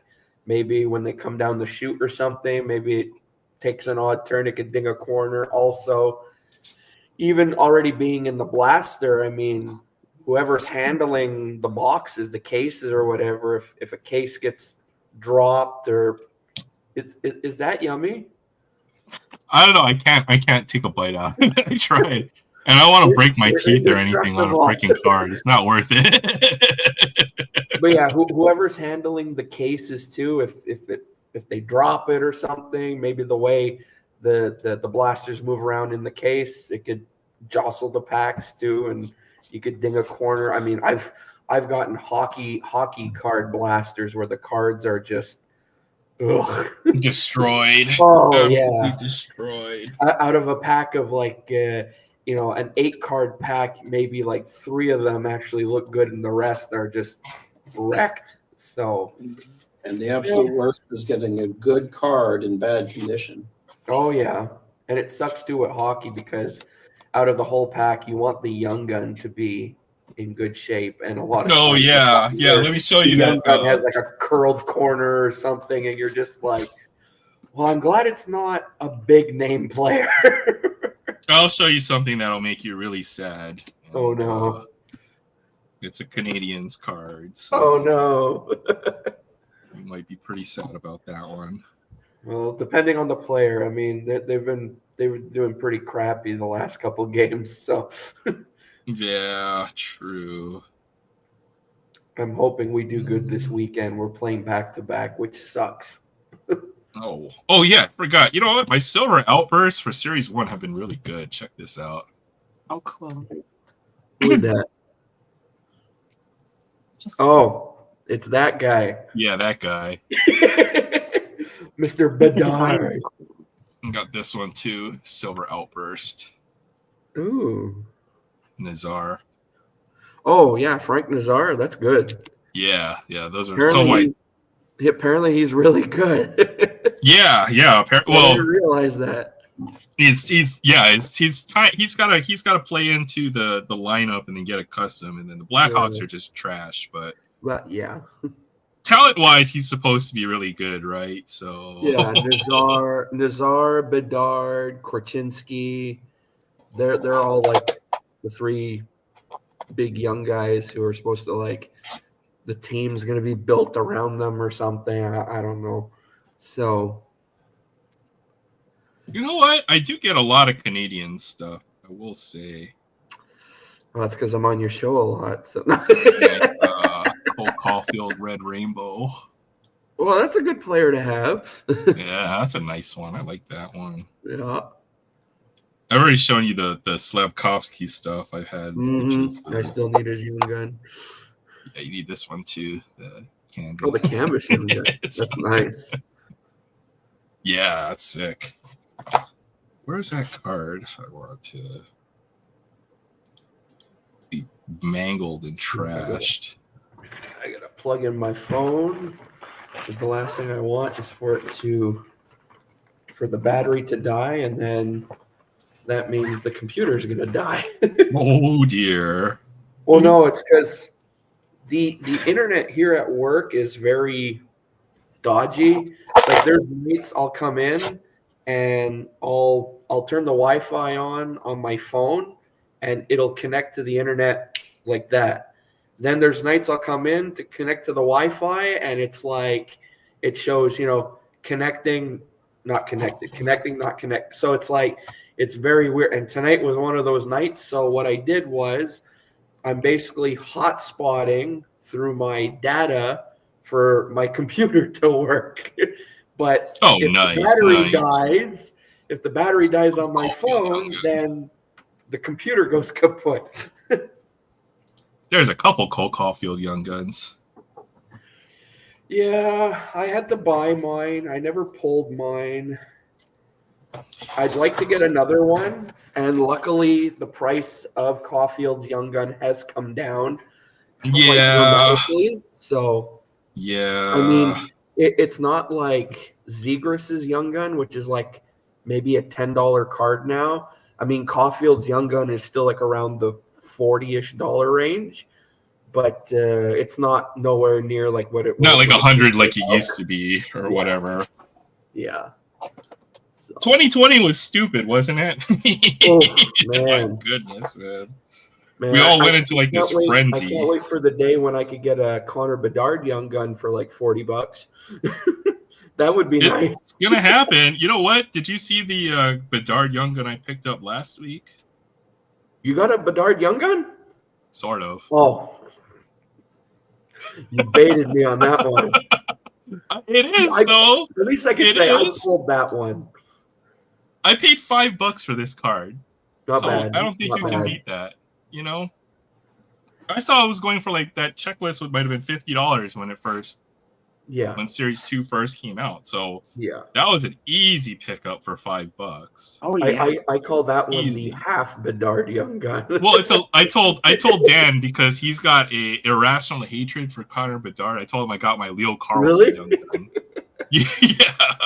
So since it's half a Bedard and half a Leo Carlson, I told him it's a Leo Carlson young gun. Yeah. There's the PMC that I've got the Malkin. Nice. And then I pulled. Oh, this is a good one too. Oh, Cole Perfetti, yeah. Yes, I got a couple really nice ones. Yeah, he's a stud. But you see, it's got like white dots on that. That's what I mean. When you pull a PMG, always the top edge of the card. There's so much like whiting, like with the Pokemon cards. So it's really tough to get one in like high grade. So yes, we know. So sad about that. Mm-hmm. The Malkin, I'm happy with that one. Because at least he's future Hall of Famer. Oh yeah, for sure. But pulling Cole Perfetti is nice too because he just got his first career hat trick not too long ago, so that's always nice to see. Oh yeah, Perfetti's going to be a good. Perfetti is a great player sure. already. So I mean, he's lucky he's playing on a really good team because, like, what was it last year or the year before? Winnipeg was like, and now they're like one of the best teams in the league. So.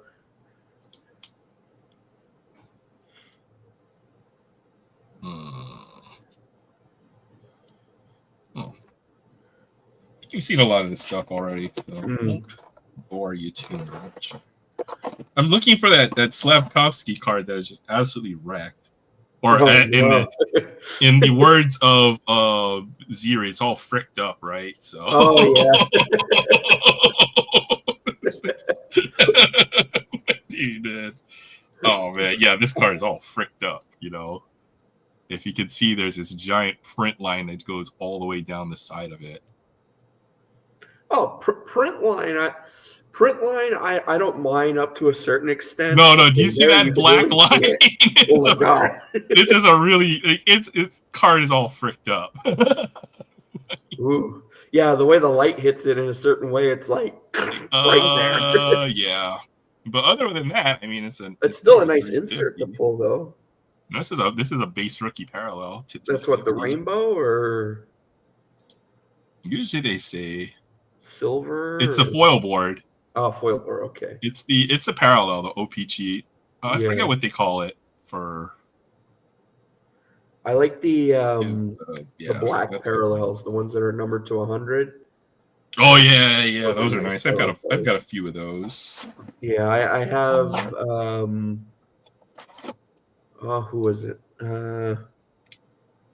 James Campbell. He was a goalie for Toronto for about a cup of coffee, and I have it for trade since I don't collect it. I mean, I like the black parallels if it's someone I collect.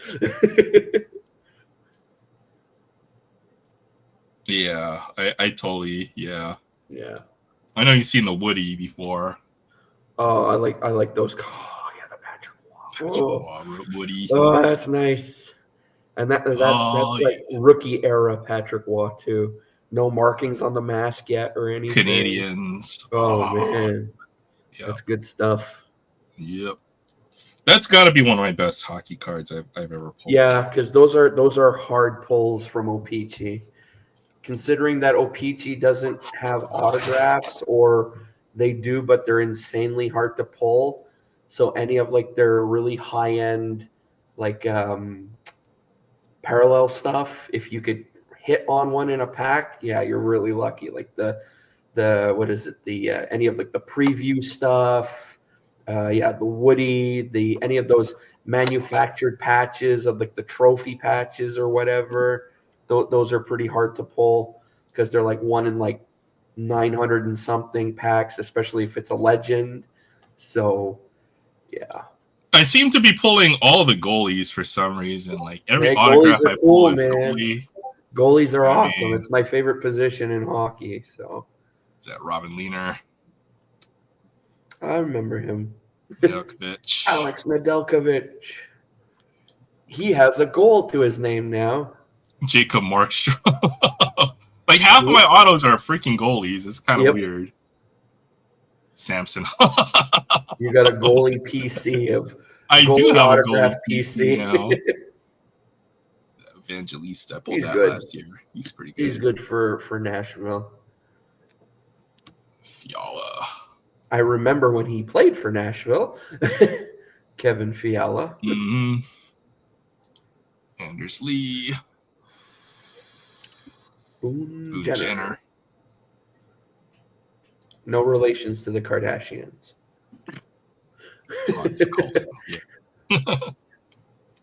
I heard that show's coming to an end finally.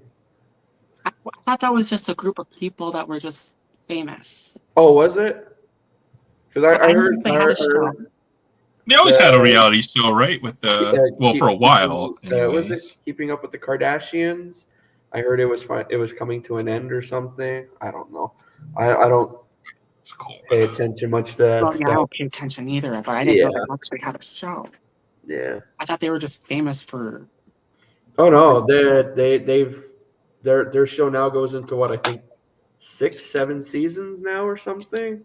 Oh, They've had it for a while now, so Corrupting our culture. yeah. Well, geez. Oh. Oh boy. I just thought it was interesting out of nowhere. Was it last year or the year before when Kim Kardashian said she's going to become a lawyer? I was like, what? yeah, really. That is like the most. I blame Kanye for that. Something happened there. Yeah. A lawyer, huh? Okay, I got you. College of American Samoa. I see, huh? Yeah. From the He is. Was that Breaking Bad?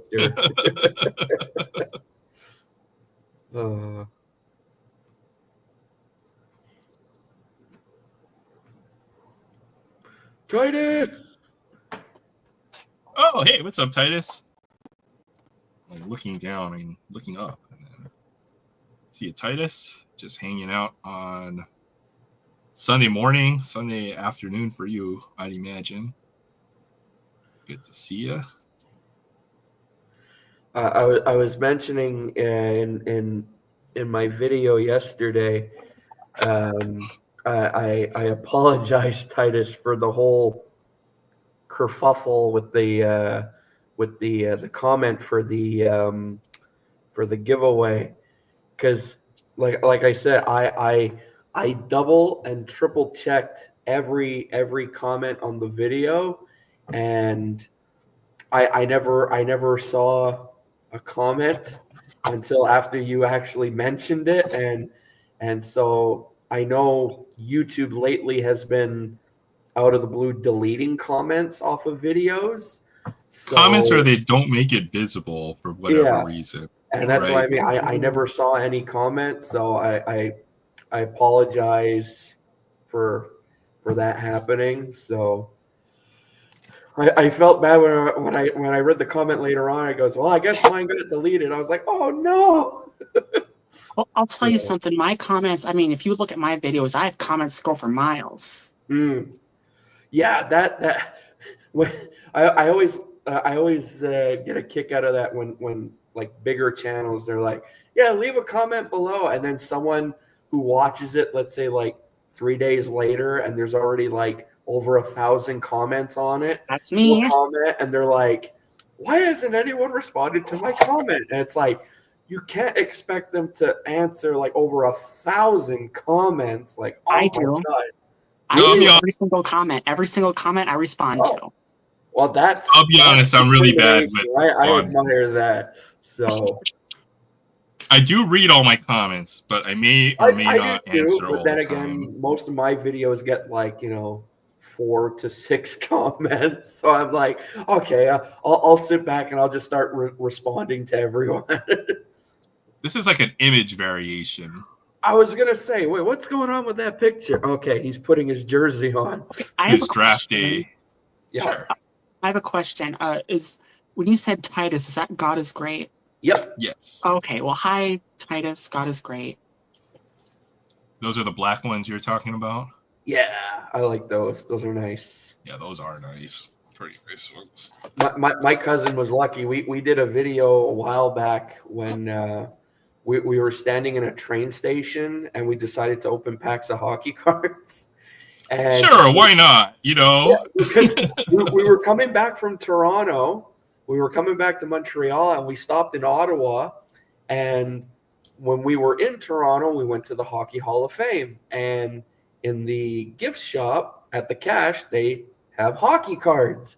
Oh, so let's put crack in front of these addicts that can't control themselves. Yeah, that's a smart idea. So we got a couple packs of O-Pee-Chee cards. And while we were in Ottawa waiting for our train to come back to Montreal, I was like, hey, I'll set up my camera and we'll do a little rip while we're waiting. And he's like, okay. So I opened my packs, pulled barely anything. he opens his and he pulls a black parallel of Andre Vasilevsky, and I'm like, hey, if you want to get rid of that Vasilevsky, just let me know. And he goes, no, I think I'm gonna keep it. Right on camera, and everyone's like, oh, burn. That is the most familial thing. I mean, that's like playing Monopoly with your family, where you get into a fist fight with somebody over it. Well, that's like when, like every year at Christmas time, when I do my Christmas rip with my brother, and I always say it, my brother always has a tendency of pulling cool stuff from whatever packs he picks. And sure enough, this year I opened my hobby box of 24-25, and one of the packs he picks, he has that UD exclusive number to 10. Oh yeah, that's crazy. So I don't think I've ever seen a UD exclusive. Sorry. Exclusive is to 100. No, this was a UD high gloss. Oh, yeah. Okay, I pulled one. Yeah. Out of all the upper deck I've ripped, I pulled one. It was a good one. It was a good one. So. Oh, the one I got isn't too bad. It's Philip Gustafson, a goalie. So. I got a Leon Draisaitl. Oh, that's a nice one. Yeah, that's good to have. All right, I think I put that in the box, so we're not digging that up. Here you go. Here's a cool Vasilevsky from Credentials. Oh, I love those. The Provisions. Yeah. Those are hard to pull, man. I've been watching the Caulfield one for a while now.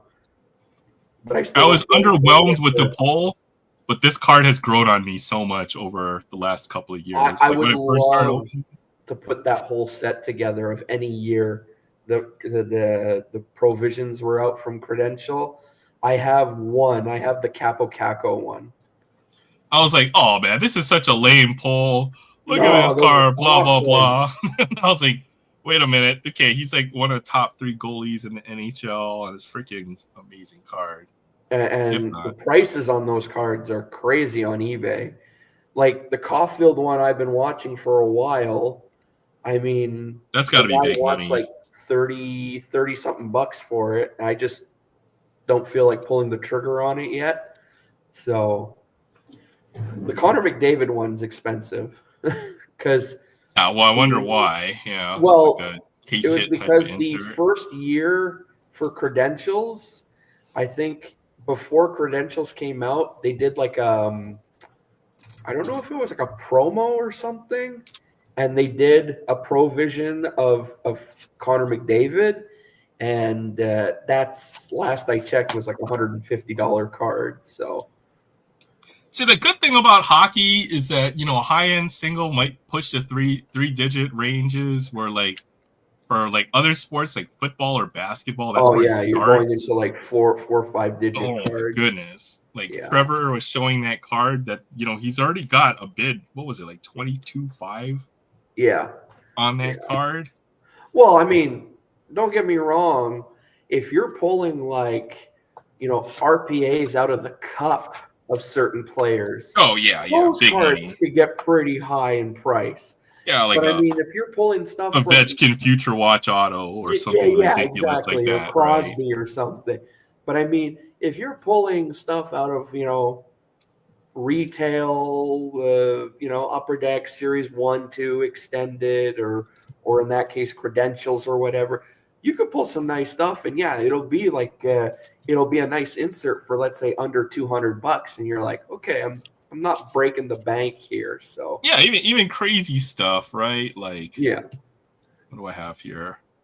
That's like the other Jake Oettinger autograph. Oh, yes, that's nice. It's not ridiculous. It's reasonable. This is obtainable, right? So still nice to have one of the better goalies in the league. So. 1 out of 3. This might be the only card I have numbered to 3 in my entire collection. That's what, the blue or black parallel? Looks blue to me. Okay. 1 out of 3, and then I've got the RPA. That's the RPA is nice. That's a nice card to have. I don't know which one. I'm pretty sure I'd get rid of this one first before the RPA. Oh, for sure, I'd keep the RPA just because RPAs from SP I think are case hits. Yes, it was ridiculous. That was such a ridiculous box. I don't even know how to describe that. And you still don't Cool. have his Young Gun. No, I don't. That's the crazy thing. And you could get a Jake Ottinger Young Gun for like $15 now. I know, this is ridiculous. I know. Right? I have don't one coming understand. from a stack sale on Twitter. I've got to get that card. This is the one. closest I'll get to the Sid Crosby Young Yeah. Gun. So, And that's one of the bigger ones from the renewed set. and it's not that expensive. It might be like a $20 card US. Now, yeah, it was more expensive when the set first came out, but yeah, that one and the Ovechkin. I need the Connor McJesus one. I think that's the one. That's going to be I kinda Series want. 2, I think. All right. Well, Series 2. I Here saw we a go. picture of it. Did they put out the checklist for that Series 2 yet? I think they released the Young Gun checklist. That's because I want to know. Yeah. Is Celebrini in Series 2? He is. He's card 451. Well, there you go. Yeah. All right. Well, Yeah. let the games begin on Series 2 again this year. Yeah. Celebrini is in the Young Gun checklist for Series 2, and it's weird. The last, I think, 4 or 5 cards in the Young Gun checklist for Series 2 are going to be doubles, like two players on one Young Gun card.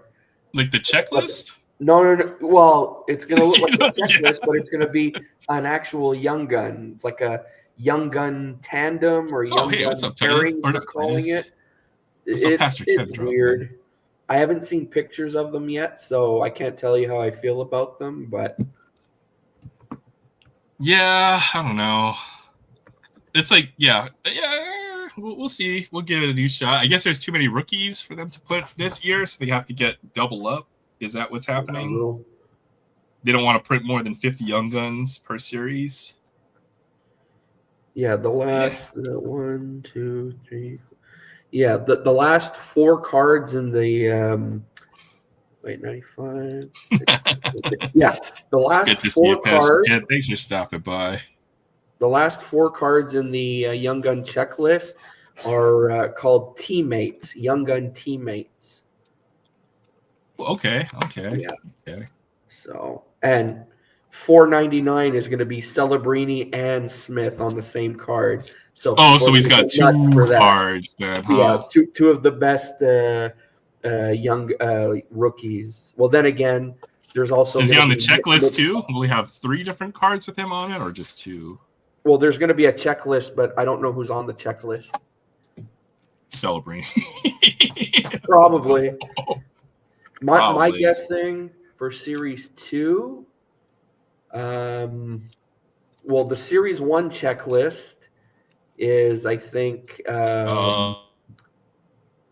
is it Stankoven and Gauthier. Oh, yeah, Stankoven and Gauthier. So I'm guessing Series 2 probably maybe Celebrini and Hudson, or Celebrini on the and top maybe now? or Michkov. Michkov's really good for the Flyers. Oh my god! Yeah, you might be rookie of the year. And he's another Young Gun in the Series 2 set. I think I saw that. I've been looking at the names to get ahead of the Young Gun curve. Yeah, there's a lot of them. I don't know who's who, but I know Celebrini for sure. One of them I know right away is going to be a meme Young Gun, just because the name is Ivan. No way. Are you serious? For Colorado, there's a card, Ivan. Oh, okay. If this was Alex Starr, that might have been something. But Yeah. who is Bub Carrington? Sounds like a rich aristocrat. Bub Carrington with his pinky out like that. Or Ethan Cardwell. You're just making I names tell up you, now at this point. There's going to be a lot of them. I'm probably going to have a really hard How come it time wasn't this pronouncing. guy? Alexander Sark. That's who I was looking for. We already pulled the Bronny James. And I'm still looking for Scottie That's Pippen him. Jr. He's here in time to have his coffee. Here just in time. Some of these names, man, I don't know what their parents are thinking. Who would name their kid freaking Aaron, man? What the hell is wrong with these people? I thought you were going to make fun of the last name, Nesbitt. Cade Cunningham. What goes through the mind of these parents, huh? Who names their Aaron, kid what AA the heck? Ron? Ooh. Okay, got Alexander Sarr ×2. We got a postcard. Ooh, it's Those the are so nice. that's the foil I board love those. version, I think. Dalton Connect. That's not bad at all. I like those inserts. Nice. The football ones look nice too. And Jaden Ivey broke his leg. Oh, that sucks.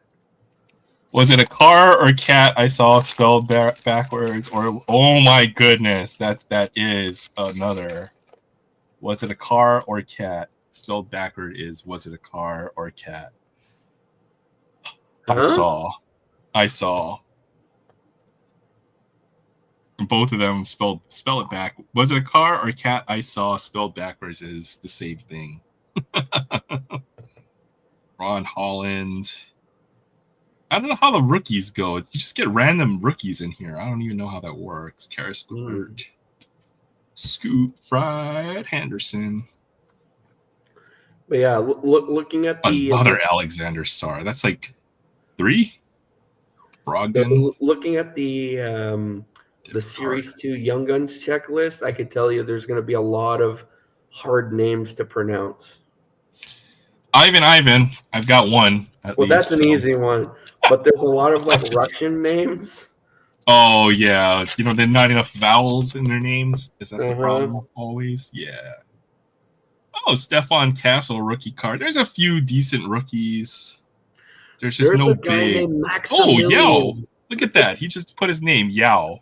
That's it. No Yao Ming. Just Yao. He's like Prince now. The basketball player formerly known as Yao Ming. He's Prince. Just now. Tarian Prince. Fontecchio. Oh, nice. Yeah, there's a young gun in Series 2 called, his name is Maximilian. Dang, awesome. wrong freaking Washington Wizard. Where is Alexander Sarr? Oh, Jordan Poole. Always the struggle. Siplikov. You want some made. Oh, I need coffee or something. Coffee sounds like a good idea. Coffee sounds like such a bad idea since I'm probably going to try to go to sleep after this, but I like coffee. Yeah, I'll be going to sleep soon too. Oh, you're finally at the end of your sleep cycle there, Lucy? Well, I'm up a little later, but there's a reason for that. Yeah, I don't want to go to sleep eventually. Oh, Anthony Davis, formerly. And you know what it is. Yeah, I got you. Yes, Grady Dick. Yeah, Toronto. He's got the best last name, I swear. I have his young gun. That's a nice pull. Grady Dick. Yep.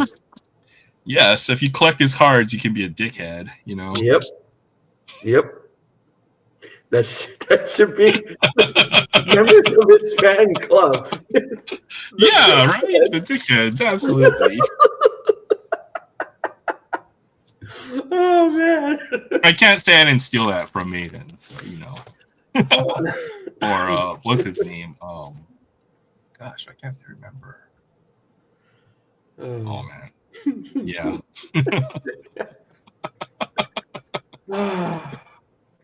Middleton. Oh, this blaster was trash compared to the other two I ripped. Were freaking amazing. Sadiq Bey, De'Aaron Fox, and Josh Hart. Not bad. First 2 blasters I opened were freaking amazing. This one was like, probably for the long case or something. That was fun. I think we're done ripping for tonight. I think I got through everything fine. There's stuff lying around the table. We're saving that for next week, or whatever. What time is it? What time is it there? 10:46 p.m. It is still okay. Friday. So I have to remember, you're always 4 hours behind me. Yeah. It will be 5 when 3:47 a.m. here. Well, it'll be 5 hours. Or it's 2:47 a.m. here. Yeah. When DST kicks in, it switches over. Now we don't switch over for DST here in Hawaii. So then it'll be 5-hour difference. But Hmm. Oh, you're right talking now- about you don't do time. You don't do a time change. nope. We're Oh, you guys are Too just like, close to the equator. was it Arizona doesn't do time change either. or like Indiana or something Are doesn't you do it. so? Are you above or below the equator? We are above the Okay. equator. So our toilet bowl, when it flushes and it swirls around, goes the same direction as you guys. You know, yeah. What the Frank hell are knows you what I'm talking about? Because in Australia, when you flush the toilet, the Okay, water so there's turns the other way. some effect. I forgot what it's called, right? But if you're in the northern hemisphere, when you flush your toilet or anytime water swirls, it will always go in one Clockwise. direction. And then Yeah. if you're on the southern hemisphere, it will go in the Counterclockwise. opposite direction. Yeah. Oh, so you're actually talking about a real toilet, like when you Yes, flush it. yeah. So Yeah. So okay, So, so like- there's science. So there's some science to that. Oh yeah. It's all about the way the Earth spins and everything. And yeah, if you're in the northern hemisphere, yeah, when you flush your toilet, the water turns, I think, clockwise. And when you're in Australia, or in the southern hemisphere, you flush the toilet, the water will actually turn counterclockwise. Yeah, like if That's you're like the if you're in Simpsons South episode. Africa. Yeah. that was like a very what would you call it? A very geeky reference, but I'm glad Frank got Yeah, me. I'm curious. Like, what happens if you're right at the equator? How does it turn? It just goes down straight. Really? Are you serious? No. I don't know. We don't know. We're gonna have to go into the That would be equator and hilarious, flush it though. to science, though. to That would find be like out. an airplane toilet, just. Or what if you're like right on the line, right? And Yeah. like water wants to go one way, and then the other half the water wants to go the other way. What Or happens? maybe it'll just shoot up and you get Oh God. shitty water in your face. Oh God. What happened to you? There was a war in the toilet. I and the forgot what it's toilet called. won. I'm gonna go look it up. Pastor Uh, Ken says you can stand an egg on its end in the equator.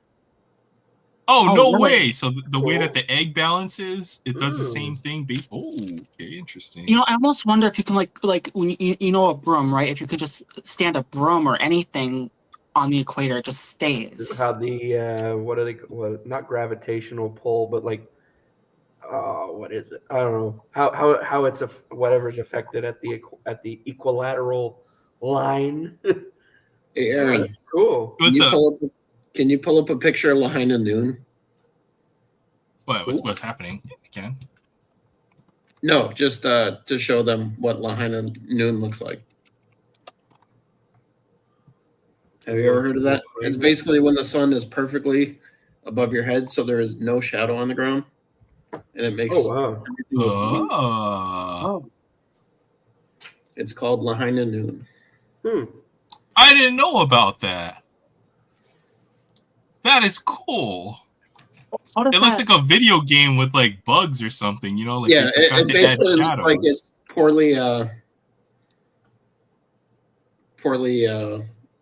like they, it's a video like game they that like doesn't have good graphics. yeah, like look at that. 16-bit or 8-bit. No, it looks like a video game. You know, they just forgot the graphics or something. Oh jeez. I didn't know that could happen. That is cool. Are we looking at a video game here? No, that's a real picture. Oh, Yeah, so the there's sun is there's actually just no- going straight down. Yeah, there's on no those directly no shadow from the sun. That is cool. And it's doing that on those posts. Mm-hmm. Oh wow! And it looks so animated, but it's not. Right? Looks almost like something from like RuneScape or something. It Yeah. happens twice a year. Oh, But where does it happen? Does it happen everywhere? Hawaii is the only state that is far enough south that actually gets it. huh. Does that happen in Alaska? Like they call that the land of the midnight sun. Alaska, it's always sunny because like it doesn't rotate. The sun just doesn't go down. It Oh, doesn't yeah. go below the horizon. But it's Yeah, the that's what opposite. Like it's also the land of the midday moon. Depending on the time of the year, it will always either be 24 hours of sun or 24 hours of darkness, Right. right? Mm. It depends Which on is the tilt of crazy. the Earth Yeah. and the Yeah. seasons. Can you imagine like if it's 24 hours like darkness? Well, I think I was talking about that earlier. For the mainland, it's crazy. Whenever I visit the mainland, right? The sun might not go down until like 9 or 10 o'clock. Right. And we're like, what the heck? Like, that never happens when you're closer to the equator. The sun will always be down by 7:30 or so here in Hawaii. Yeah. So And it changes a little bit. yeah, it's the same buddy of thing. mine- Well, if you're right at the equator, it's always going to be like 6 hours or 12 hours and 12 hours. Yes. Yeah, and exactly. really hot. If you're right, I think at the you've got equator, other it's things to really worry hot about. too. Yeah. It's hot. Oh yeah. Oh, that's probably where it gets the hottest. Is right. Oh at the yeah, equator. right at the equator there. Like I remember when I was in the Philippines in '98, and the Philippines is pretty close to the equator, and it got hot there. It's oppressively hot because not only is it hot, it is humid. Oh yeah. Like Well, it's surrounded by it's a bunch of islands surrounded by ocean. Mm-hmm. Yeah. It is oppressively humid there as well, yeah. from what I recall. Thank God for air conditioning. Oh yeah, yeah. That's always a nice thing to have there, and especially like when it's on a normal day, when it's like around 42, 43 degrees outside, and you walk into an air conditioned room or any store, you're just like, oh, I like cold again. Yes. Yeah. And It then just you go to feels walk like out of the you're store and you're just like walking into a wall of heat, and you're just like, If it gets hot and humid, it's got to be. Some days it's got to be dangerous to be out there, like from heat. Well, yeah. Heat stroke. Yeah. Yeah. You can definitely, if you're not careful, you always have to keep hydrated and then make sure you don't get sun exposure, heat stroke. Yeah. Otherwise, you will face plant and then knock your front teeth out. Like someone I know, just to put that out there. His name's not Aaron, is it? Might be. Oh, okay. Kind of rings the bell. Wow, it's hot out here. Don't stand out in the sun and lock your knees, okay? Because the next thing you know, you're going to the freaking dentist and they're putting your front tooth back in. It's getting hot in here. Take off. Just don't lock your knees out when you're standing out in the middle of the sun. You literally pop locked and dropped it. Yeah, that happened. Yeah. It gets hot out here. You do have to be careful. But even when you're closer to the equator, like in those areas, it gets oppressively hot. Like it feels like the air clings to you. I could just imagine what it's like in like Borneo or like was it Papua New Guinea or whatever. They're pretty close to the equator also. Yeah, true tropical. I have a question. So even though the Philippines is close to the equator, is it north or south? It's in the southern hemisphere. Okay, southern hemisphere. So they flush the toilet water goes the other way. Yes, exactly. I'm assuming it does now. When I was there in '98, the whole flush system on a toilet was kind of like just coming in for a lot of houses. It was a real culture shock for me because in '98 when I was there, a lot of like the bathrooms, it was a toilet bowl, but no tank on the back of it. And I noticed in a lot of the bathrooms in houses, they had like a big giant, like looked almost like jug a of water. Water. Yep. And I was like, I'm 10 years old and I'm not used to seeing that. I'm like, what's this all about? And Dad's so how the heck do you flush this thing, huh? You go to the bathroom and then with this big giant thing of water, you scoop water and you flush the toilet. And I'm like, oh, okay. Well, flash forward to now and I'm like, yeah, do they still do with the bowl and the flush with the water? He goes, no. He goes, it's years. It's not. No, all the houses have toilet tanks on their toilets. I'm like, oh, okay. I remember that, or like the whole bathroom was like everything was in really in nice. It would be like in the shower, right? Bathroom. Yeah. It would be like a nice tiled bathroom and everything, but it was just a toilet bowl, no tank on the back of it. And I'm like, that looks weird. I was like 5 and 6 in '98. Mm-hmm. I'm What do 32. you lean against? What do you sit up against when you're, when you're taking a dump or whatever? Yeah, you're realizing I you're have like questions. How does this work? Oh man, that would be terrible here in Canada, especially. Just a bowl, no tank. Oh man, on those winter days, you go to sit down, you're just like, whoa, that cold porcelain, man. Oh, okay, I see. I've never had that problem. Maybe you need a heated toilet seat. They make those now too. Oh, This yeah, the this fancy conversation people with that degenerated real quick. I heated don't know how toilet this seat. happened. Right? I just made a random reference to how your toilet bowl will flush the other way, and then boom, here we are. Here we are. I still think that's cool though about being able to stand the egg up though. That Yeah, is that's cool. Yeah. Yeah. And you gotta wonder what else can stand up like a broom, right? Like, I think it has to be cool- stuff that's like buoyant or whatever. Yeah. Where the egg is it's Yeah, liquid. 'cause with the So yolk at the depending bottom, on so. where it is, Yeah. it will tilt over, right? Versus Also a cool trick that, with eggs, if someone's trying to pull a prank on you, usually play a game. Let's say you have an egg, you have to crack it over your head. And, if you got the hard boiled one or the raw one or whatever, a good way to tell if it's hard boiled or raw still in the shell, just spin it. If it spins freely, then it's not cooked. If it has a hard time spinning, that means it's hard boiled. oh yeah. There's a For way to anyone tell out there. a hard-boiled egg. I actually learned that on a cooking show. oh wow. Yeah. Aloha toilet time. It's time. Yeah. We'll see how much longer we go with the way this is going. 2 a.m. Montana time. It's 3 a.m. here. Well, The just witching about to hour. roll over to 4 here. I think had they call it myself the a witch- nice. I think they called it the witching hour, right? 3 a.m. or 3 is it- o'clock. Yeah, 3 o'clock. Is that what it is? Okay, now today I believe so. learned. Today I learned. I've I've always heard the witching hour, but I always thought it was just like a, what do you call it? Like I always thought midnight was the witching hour. Yeah, I was confused. I don't know if it was midnight or 3. I thought it was like a figure of speech or something when people say witching. I didn't know there was a specific hour for it. That's cool. I didn't know that. Yeah, I don't know what. I'm gonna look that up.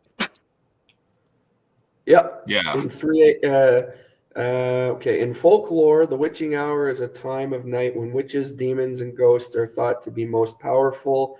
It's often associated with midnight or 3 a.m. So so it's both of you guys are right. So I had it right. Kind of. Well, yeah. It's Sort a of. 50-50 thing. Yeah. So, some want to be witching at midnight. Some want to The be broken clock is right you know? twice a day, Yeah. Yeah. 4 a.m. in Jersey. Crazy. I've been to New Jersey. I was on a bus there. Well, actually, no, I stayed in a hotel in New Jersey too. I always wanted to go to Hackensack, just because in the Chucky movies, that's where Charles Lee Ray is buried. Oh yeah, home of the Hackensack Bulls, right? The minor. That league too, team. yeah. No. Let's see. And Did I they got make to- that I got official? to Oh my goodness. Ride on a bus through Hoboken, or I always say it wrong. I always say Hoboken or Hoboken. I always pronounce it wrong. And I know Jersey folks hate that. So I apologize.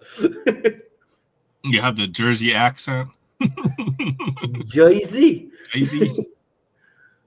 Well, How do you feel about the Pete Alonso signing, Pastor Ken? I know you're a big Oh, yeah, Mets eh? fan. I just got to mute myself here. The Gazette's coming. That's the newspaper.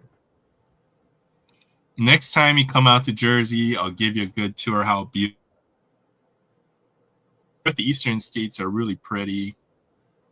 Someday I'll make it out that far east. I don't think I've been farther east than maybe like Texas.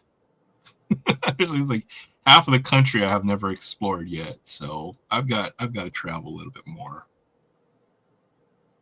Hard to get off the island here. Yeah. So the island you live on, like, is there a lot to walk around? I mean, how many miles is it across? Oahu's, I wouldn't say it's the smallest island, but it's the most populated island. I'd say it's probably about 40 miles in each direction or so, Okay.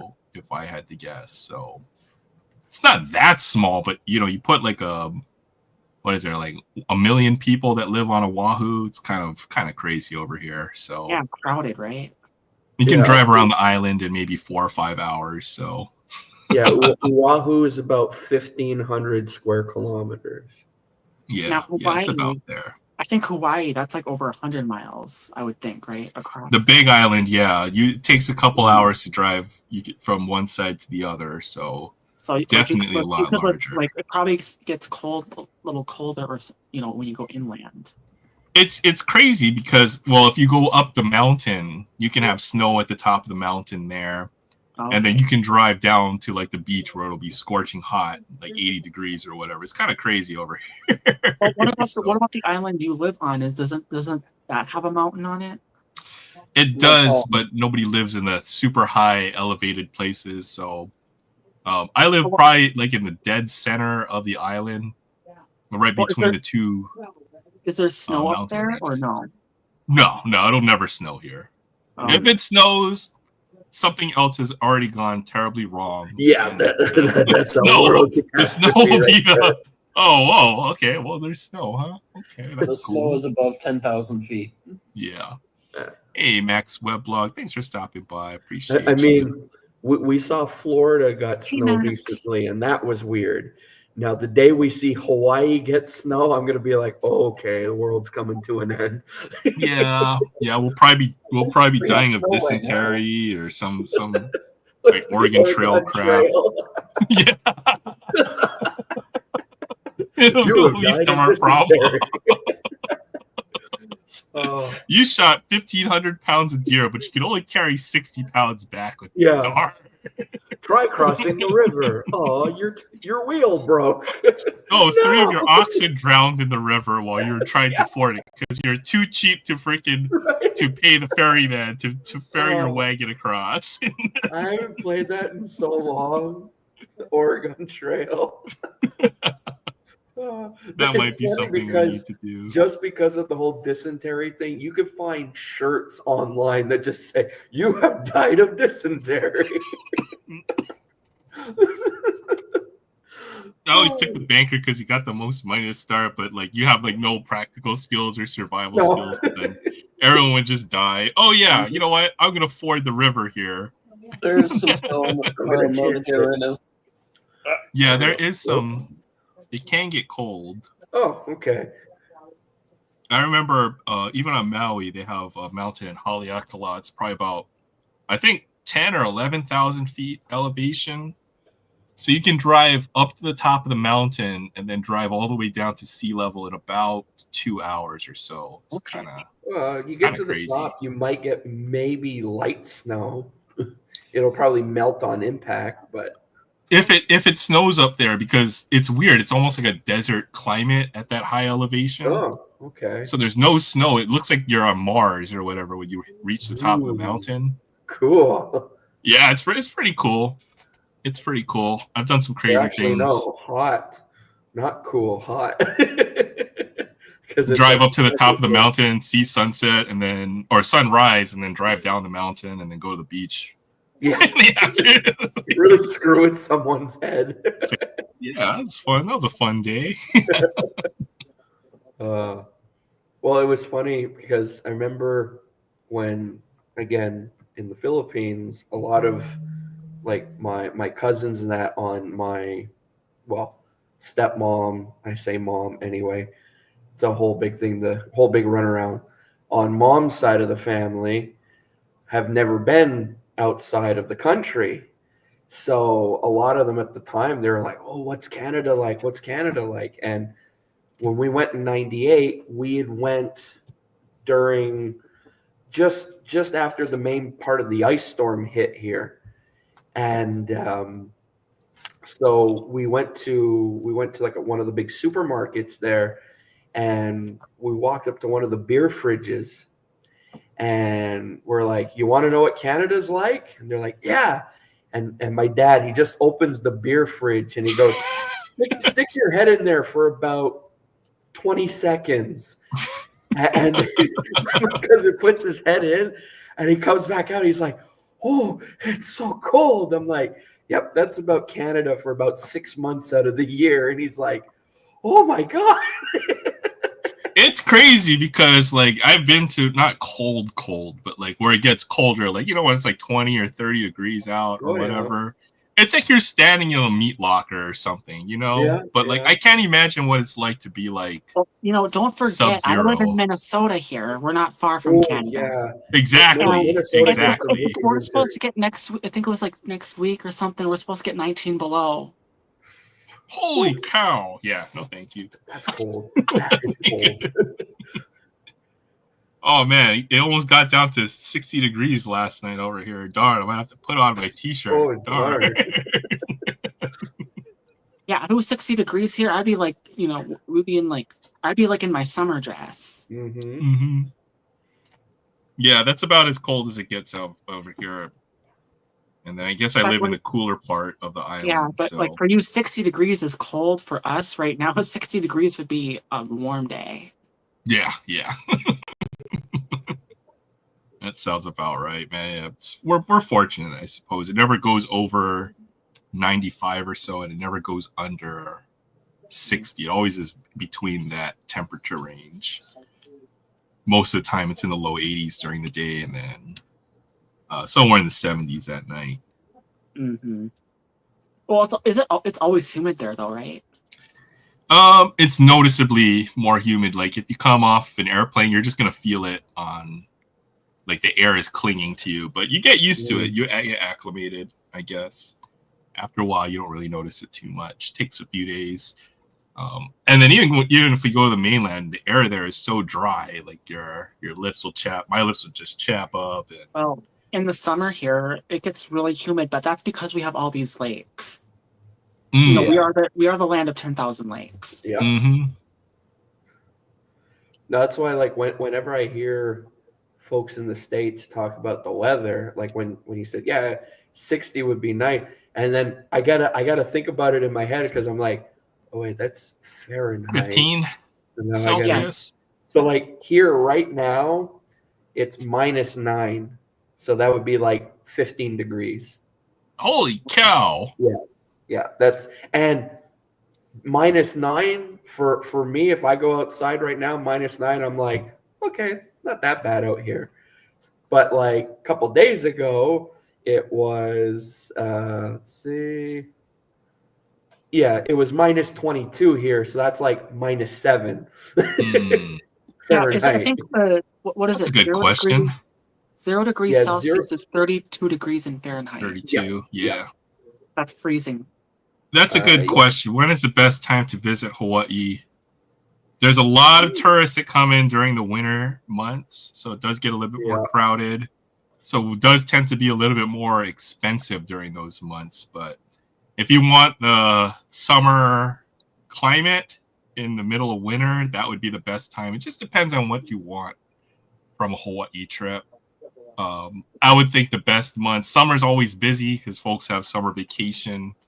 So honestly, the best months might be the off season or off peak, which may be anywhere between April to May, I would say, or October to December, November or so, September through October. So it really just depends. But the weather's going to be about the same regardless.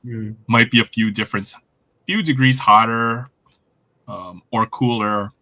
There's not really a rainy season. I guess the rainy season would be more of the early months of the year, but you never know when it's just going to be, we got a storm in or whatever. Yeah. So it's going to be hit or miss. You really can't plan ahead of time. But I would say off peak, you don't want to go to where the beaches are just crowded with tons of people. And so but then again, I can see if you're in a cold climate all the time, then coming during the winter months from November to like February or something, I can definitely see the appeal behind that.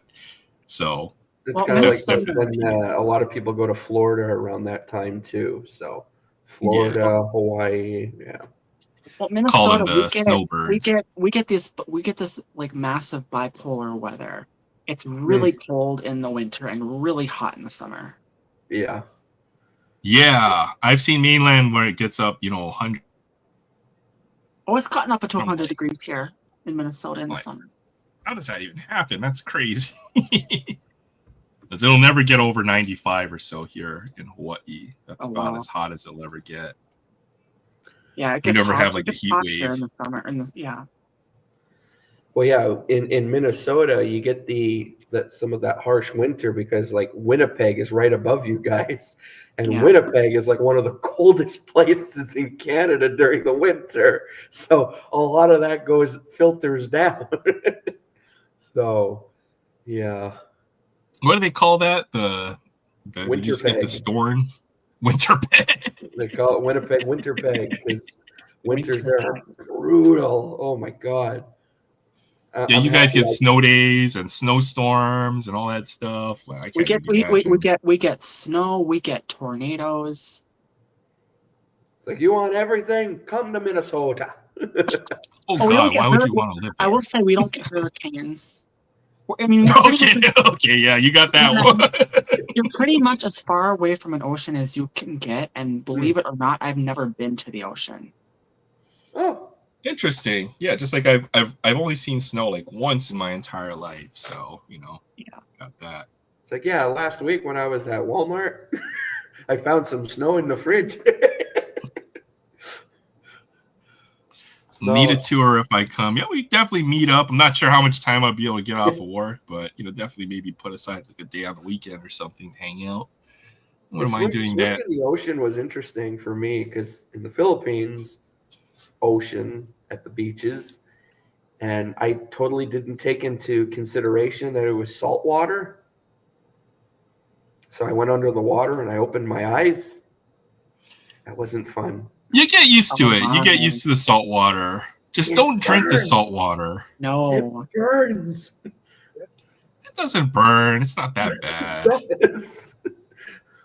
Don't be such a wuss. No, I'm just Burn kidding. you don't want to burn your retinas.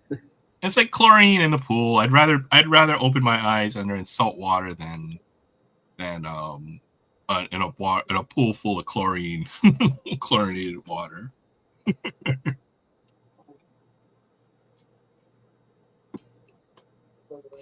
It's fun because when we do have folks who come in, it's like I get to be a tourist too because I never go to all the tourist spots. Like the only time I ever go to Waikiki is if I have somebody from out of town. And I'll go to Waikiki.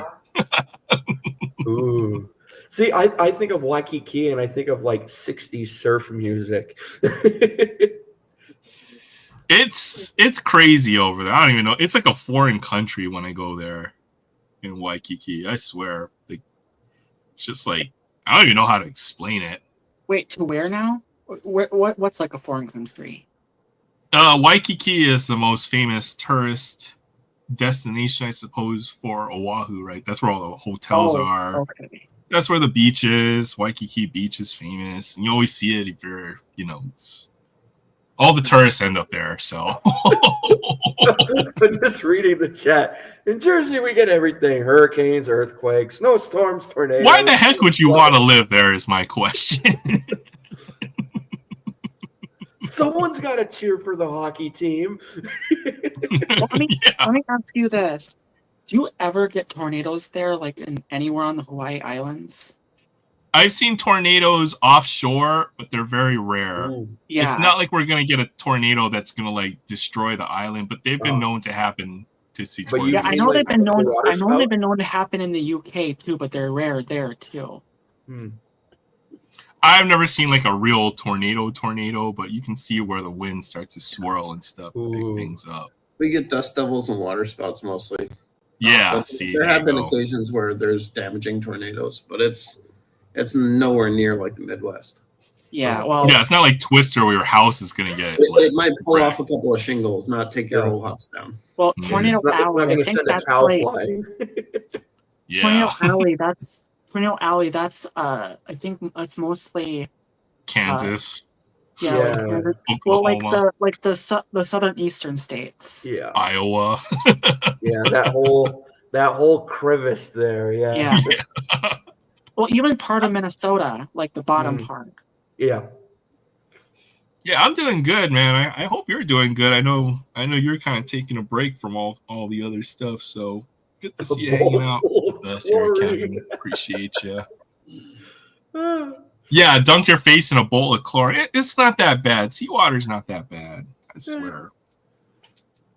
It's just interesting because when you're used to, let's say, swimming in a pool or going to the beach where you're from, you open your eyes underwater and you're like, oh, okay, it's not fun getting water in your eyes, but it's like might be different depending on what ocean you go to. Yeah. I'm not sure. Maybe like the salinity or something, or the temperature. But then when you go swimming in salt water for the first time ever, and you go under the water and you make the mistake of opening your eyes and you come up quick and you're like, oh my God, my eyes are burning.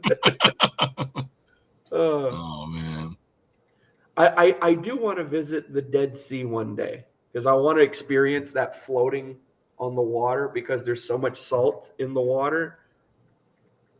Okay, where is the Dead Sea? Is that like it, between Europe and? No, it's in the Middle East. It's between Israel and somewhere around there. It's on the border of Israel. But the Dead Sea there's a river that flows into there. And it doesn't flow outwards, so just all the minerals and salt just is built up over years and years. So you literally walk in there, and then when you walk out, you dry out. You'll have salt that will dry off on top of you because there's so much minerals and salt in the water. So it's kind of crazy. Yeah, it's like in between Jerusalem and Jordan. See, that's good. That's a good point. I know you have Thomas Edison in his Jersey. I think is where a lot of these inventions were created. I think is what you're referring stolen. to. Right? Oh, hi, Simply Nanate. Thank you for stopping by. I hope you have a great weekend. Great start to your weekend. Appreciate you stopping by. When people talk about Thomas Edison, I'm like, hashtag freedom for Tesla. Light bulbs. Oh, also Edison, I think, as well. Edison's what? Edison, Thomas Edison, inventor. Mm-hmm. Yeah. Oh yeah. He's the only Edison I know. That's a good point. You got me there, Frank. You got me. You got me on that one. Touche. You know what? It's because back in the day, Thomas Edison and Nikolai Tesla, they used to really butt heads a lot over their inventions on who invented what. And a lot of people say Edison stole ideas from Tesla and all this stuff. And probably, yeah. It only came out like after he passed away because no one really believed him when he was actually talking about it because he had already started going like crazy when he was living in a hotel room in New York. So, right. Yeah. I'm sorry, Liz, you were saying something? Oh, yeah, I was just going to say, I need to get going because I'm very tired and I need to get ready for bed. So. Oh, yeah, we're getting there. Frank's trying to keep me on for the record-setting stream. We're not making 9.5-hour streams. Yeah, what was the record? Well, for 9 a long hours, time 15 it was, minutes. Yeah, for a long time you it got was another 3 hours to go. Minutes. We're like what? No, we're not making it that long tonight. Another 3 hours, jeez. Records are meant to be broken, but they're not meant to be broken every week. Maybe on a special weekend edition or something. Or maybe like do it like you can do it two times in a row. Oh boy, no, we did that. Frank. Oh yeah, almost every time I'm on, usually the stream goes for about 8 hours. we broke the record 2 weeks in a row. That's happened. Yeah, I've broken my own record. So, yeah.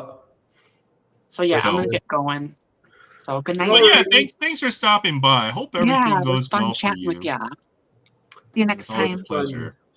All right, take care, Lucy. Have a great weekend. Take care. Bye, Bye. Lucy. I don't know what we're gonna do now for the next 3.5 hours. Oh, jeez. I'm gonna have to pull out the big guns. Oh boy. I'm going to have to eat this cheeseburger. Oh, you know what? I will say Wendy's has the best cheeseburgers in my opinion. It's a Baconator. Maybe not the Wendy- Baconator. Wendy's but just Baconator is a top-notch burger. Yeah, It is. it is definitely high tier. It is The only definitely high on problem that tier is, list. the only problem I have with the Baconator is now it's so small. See, that's what I don't like about the Baconator. I like just the regular double. I like the Wendy's double with cheese because it's got everything. It's got tomato, lettuce, mayo. It's got just the right amount of toppings. And man, that is a top-notch burger. But that's I'd rather have that over Five Yeah. Guys any day of the week. Yeah, for sure. It But is that's now. what The Baconator now is such a small burger. When I remember, like years ago, when Wendy's introduced the Baconator, I remember the commercials on TV. It looked like something out of a Godzilla movie. Bacon. And I remember the first time getting a Baconator at Wendy's, and like this thing was like a monster. It was a huge burger. Now it's like, it's just sad. It's just to quote Ace Ventura, it's now.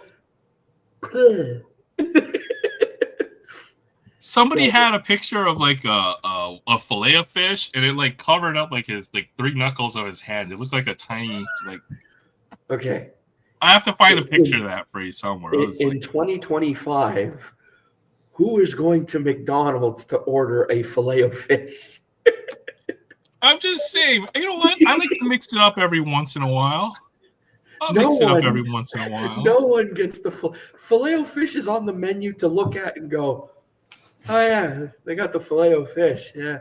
People still get I it. like the fillet of fish every once in a while, but it's like rare. It's like once every 2 Yes. years I have the fillet Yeah. of fish. Okay, it's not like I go out of my way to get that. I will say, I think having a filet of fish at McDonald's was probably one of the first times I ever had tartar sauce and just realized it's relish mixed with mayonnaise. See, DK knows what's up. It's that the double has a right mix. If you get the triple, it's too big. Ooh. The double is perfect. I'll smash a triple, but that's like a weekend thing. That's like I had to be a good boy all week, and then on like a Saturday, I'll be like, okay, now I'm going to Wendy's and I'm buying a triple, and then I'm gonna feel bad about it later. like what happened? What did we go wrong in this world? Huh? That's the pretzel bun too. Where did we go wrong? Like it used to be like that. Okay, like man. Yeah.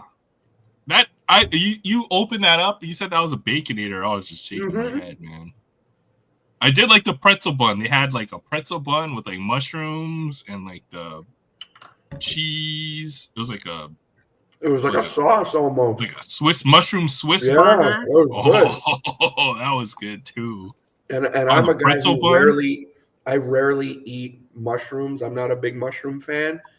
But the Swiss mushroom melt, when Wendy's brought that out, oh yeah, that was good. Yep.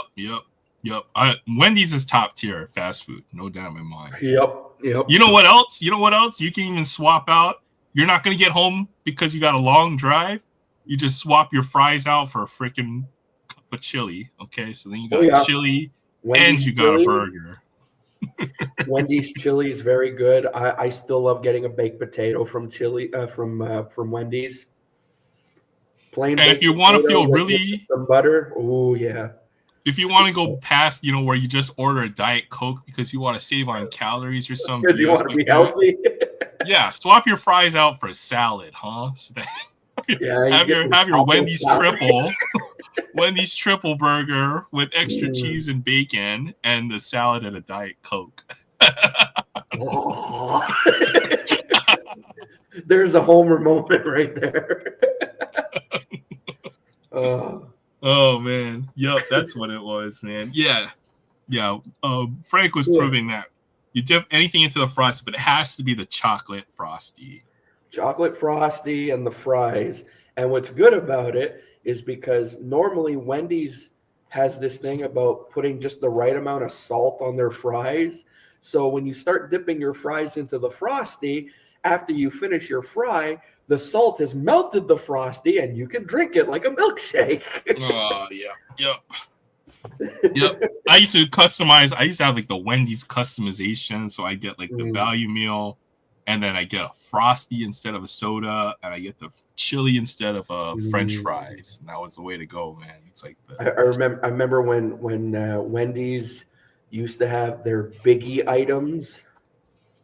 Oh yeah, the dollar menu. That was like their supersized biggie, and like you would get the yellow cup for the soft drink. It just had written on it, "Biggie." Biggie fries and a biggie shake, and back when we were young and we didn't really care about calories and fat this and cholesterol that. We were just like biggie. Now you look at it and you're like, oh, biggie. They need to bring back the supersize on everything, man. It was better. McDonald's. It was better back in the day when you could supersize everything versus now everything's getting smaller and smaller. It's sad. It sucks. But sad. Again, it sucks. But then in a way, when you look at the moral side of things, I guess, is moral the right word? Logical. That's just to trick you. Yeah. More is always better. You look at the logical side of things now, and it's like, yeah, things have downsized. It sucks. But then when you realize what they're putting into the food and everything, it's like, they want to keep people around longer, even though you shouldn't really be eating fast. That was a psyops to make you to trick you into wanting less. Okay, still when I go out to eat fast food, I'll just I'm a fatty. I'm just gonna go order. I'm just gonna go order 2 of the value menus or value meals. Okay, exactly. Like 2 of the $5 value meals. So I get 2 burgers, like, 8 nuggets, 2 sodas. Yeah. That's like what I see, like a lot of these like restaurants now on. Let's say if I watch Triple D, diners, drive-ins, and dives, and all that. Mm-hmm. A lot of these diner restaurants. So you think of that right away, and you're like, I'm gonna go to a diner, get a big burger, the drink, a big fry, and they serve up a meal, and it looks like a little plate with like a couple little things on it, and I'm like, oh no, if I'm going to that diner, I'm probably buying like 3 of that one item just to feel like I'm eating a real meal. I think one time I went to, was it Sizzler or something? I was in Vegas, right? They had like a lobster special for like $12. I want to go one day just because of how much I hear it referenced and stuff. So my friend and I, we walk in and we sit down to eat and we say, can we just order 2? we both ordered 2 lobster specials with it. So we had 2 steaks, 2 lobster tails, 2 potatoes, like 2 of everything. It was ridiculous. But yeah, it was funny. No fast food in my neighborhood. If I want to eat chicken, I'll be forced to cook my. Oh, that sucks. Poulet et frites. Young 52. Yeah, that's right. We're always young at heart. Red Robin. I've only been to Red Robin a couple times, but Red Robin is legit as well. What? I like Red Robin. Only been there a couple times. A place that has unlimited French fries. Oh my god! I got to go to a Red Robin's one day then. I just know the jingle, Red Robin's. I do like me some fries. I can still go to McDonald's. We still got a 24-hour McDonald's, so I can still hit up McDonald's after we're done. Well, that sucks. There's a snowplow here, and I think it just took out the outside camera. No. Oh. Yep. Because we have a security camera when you drive down the driveway to open the garage door, and yeah, there was a snowplow cleaning, and I think he backed up and just hit the camera. So that's just messed up. Now it's just pointing down at the ground. Was it a Sizzler? It was one of those restaurants. I can't remember what it was. It was one of those places. Let's see what restaurants that that hotel have. And I was in Vegas or whatever. We were like, oh, okay, that lobster tail looks kind of small, right? What if they'll just give us 2, or we can substitute the steak for the lobster? Best place I ate at in Vegas was we were staying on the Strip. We stayed at the Harris Hotel, and so we were right next to the Link. And the first morning we were there, we went to the Link because at one time on the top floor of the hotel they had a big giant like vintage car collection, and you were able to go and check it out. It was almost like a museum, but at the same time you could have bought any of those cars. So we were going to check that out, but we went for breakfast first, and downstairs there was this place called the Hash House A Go-Go. Oh, I've eaten there. There's a mouthful. I had the chicken and waffles, and it came out a giant tower. It was great. We went to Hash House A Go-Go at the Link, and I got a pancake that looked like the size of a manhole cover.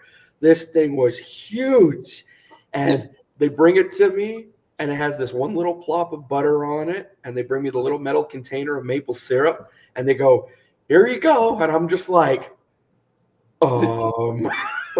Yeah, my friend ordered biscuits and gravy, and the biscuit took up the whole. It was like the size of the plate. It was ridiculous. Yeah, their portions are mental.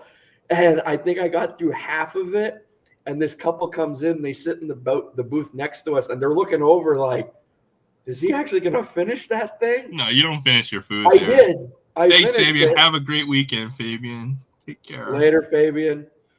I finished it, and I felt like I was storing half of it in my leg because I was so full from eating that thing, and I was like, okay, I think I underestimated the pancake. I'd rather have a Sizzlers than a B-Dubs, because B-Dubs is hella overrated. Oh my goodness. They have a bacon appetizer there at the Hash House, and it's like a candied pepper bacon. Ooh, that sounds good. The Heart Attack Grill, if you're over a certain weight, you eat for free. Yeah, if you're 350 pounds or over, you eat for free.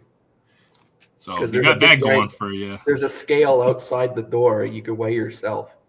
And when you eat your meal there, I don't know if it's a specific thing off the menu, but if you don't finish everything, the waitresses get to paddle you.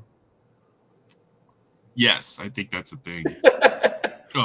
And I think most people do it on purpose just because it's scantily clad women in nurse outfits. That's definitely entertainment, but yeah, Vegas is you definitely have to find some mind you, I mean, I walked by the Heart Attack Grill, and I wouldn't mind actually eating there one day just to say, yeah, I ate there. I tried their 12 strip 47 stack burger or whatever weird thing they're coming out with now, you know. Well, it's called like the triple bypass burger or something like that. That's the famous one, yeah. Yeah, it has like 20 strips or 30 strips of bacon on it or something. And it's exotic. I would definitely go elsewhere. I mean, you can get that somewhere else, right? Like if I wanted to go be stupid, I would just go to like I'll just go to Five Guys and order like their 2 burgers or something, 2 of their bacon burgers or something like Probably that. going to be paying the same amount. Exactly. So, yeah. But, looks good though. Maybe someday. Problem is you only ever have so many meals that you're going to be able to consume when you're traveling. If you overeat one day, the older you get, you're like, yeah, I could finish that burger, you know.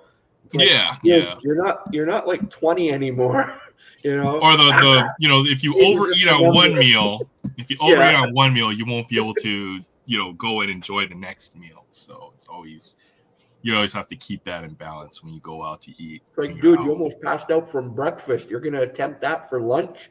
Well, that's what happened to me. Is we did like a buffet back when the buffets there were still good, and I was like buffet champion.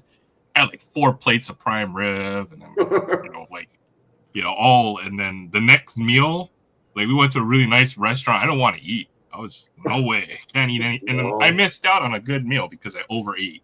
Like, I'll just drink water. Yeah, I'll just have this appetizer. This looks good.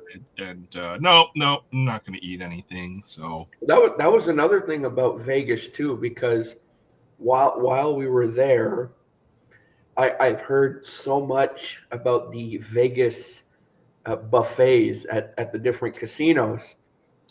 And I heard depending on which casino you go to, their buffets are like amazing. So the one buffet I ate at when I was in Vegas was at the Excalibur. it's a pretty good one. It was, because we were there in like, I forget around what time it was. We were in Vegas basically because we were going to watch a wrestling pay-per-view. We went to Money in the Bank. And anyway, Right. so we go to the buffet at the Excalibur, and it was neat because I'm going in there and I'm getting freaking mashed potatoes. I got a freaking turkey leg. I'm getting like Thanksgiving stuff when it's not even Thanksgiving. And Yeah, so you screwed up. You got to skip all the starch and stick with the protein, Nancy. Get your money's worth at the buffet. I was in heaven at that buffet. I'm like, man, they got stuffing and gravy, and I'm like, yeah, this is amazing. You know, this buffet that Pastor Ken mentioned, I think I saw a video of it. I've seen what this buffet looks like. Like, it's crazy. Like, they got a parking lot like the size of like a stadium parking lot outside, and like you walk in, it's like one of the biggest buffets I've ever seen. Yeah, let me see if I can find that on just the name sounds cool. But it looked pretty amazing. It definitely looked like, yeah, just one of the craziest buffets I've ever seen. I'll be right back. Not personally, but out there somewhere. I'm gonna look this up. Shady Maple Smorgasbord. Oh yeah. Yep. Someday I'm gonna make it out that far. Their food looks good.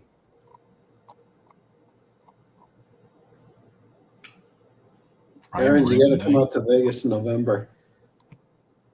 Yeah, I need to get out. I have a plan. I wanna go up soon at some point. So maybe we'll make it a trip up to Vegas. We'll come up in November. We go up for SEMA.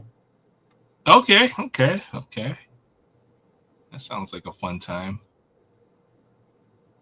Oh yeah, for sure. Let me know, and then I'll see if I can book a ticket there.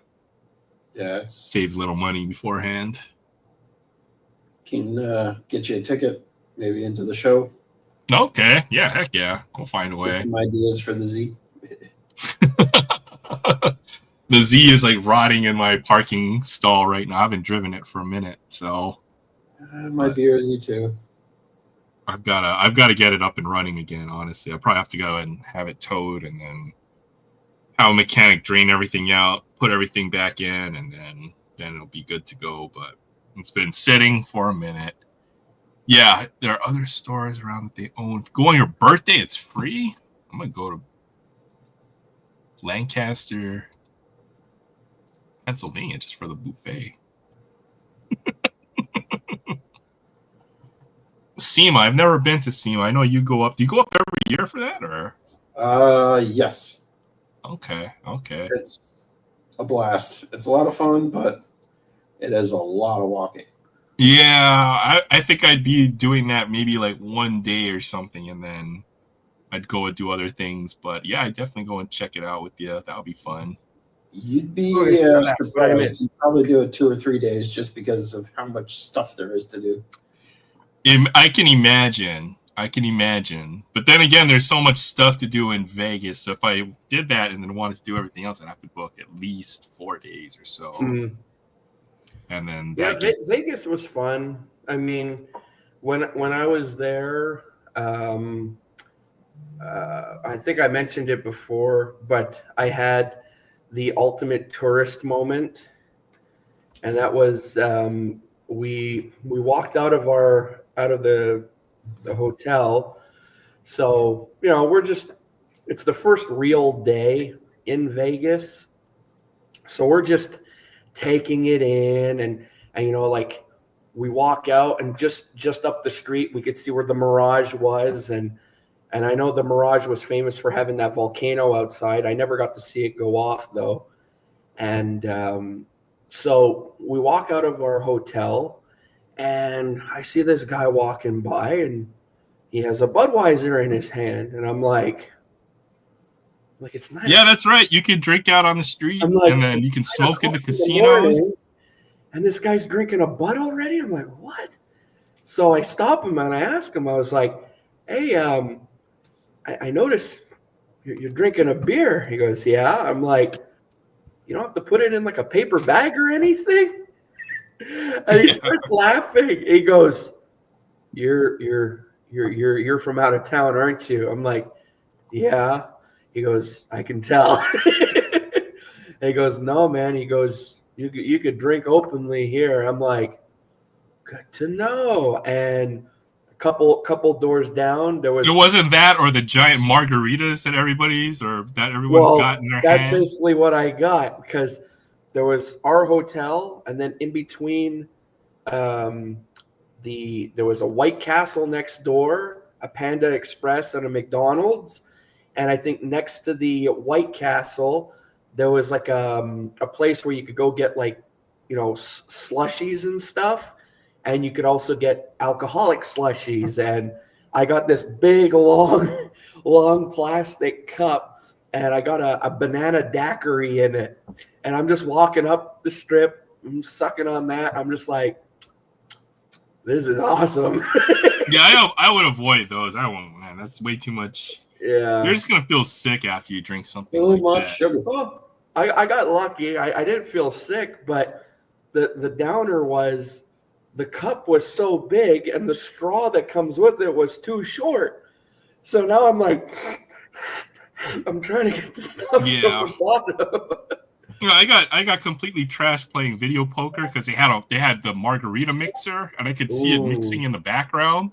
So like, just unlimited margaritas while I'm sitting there playing video poker. Calling my name.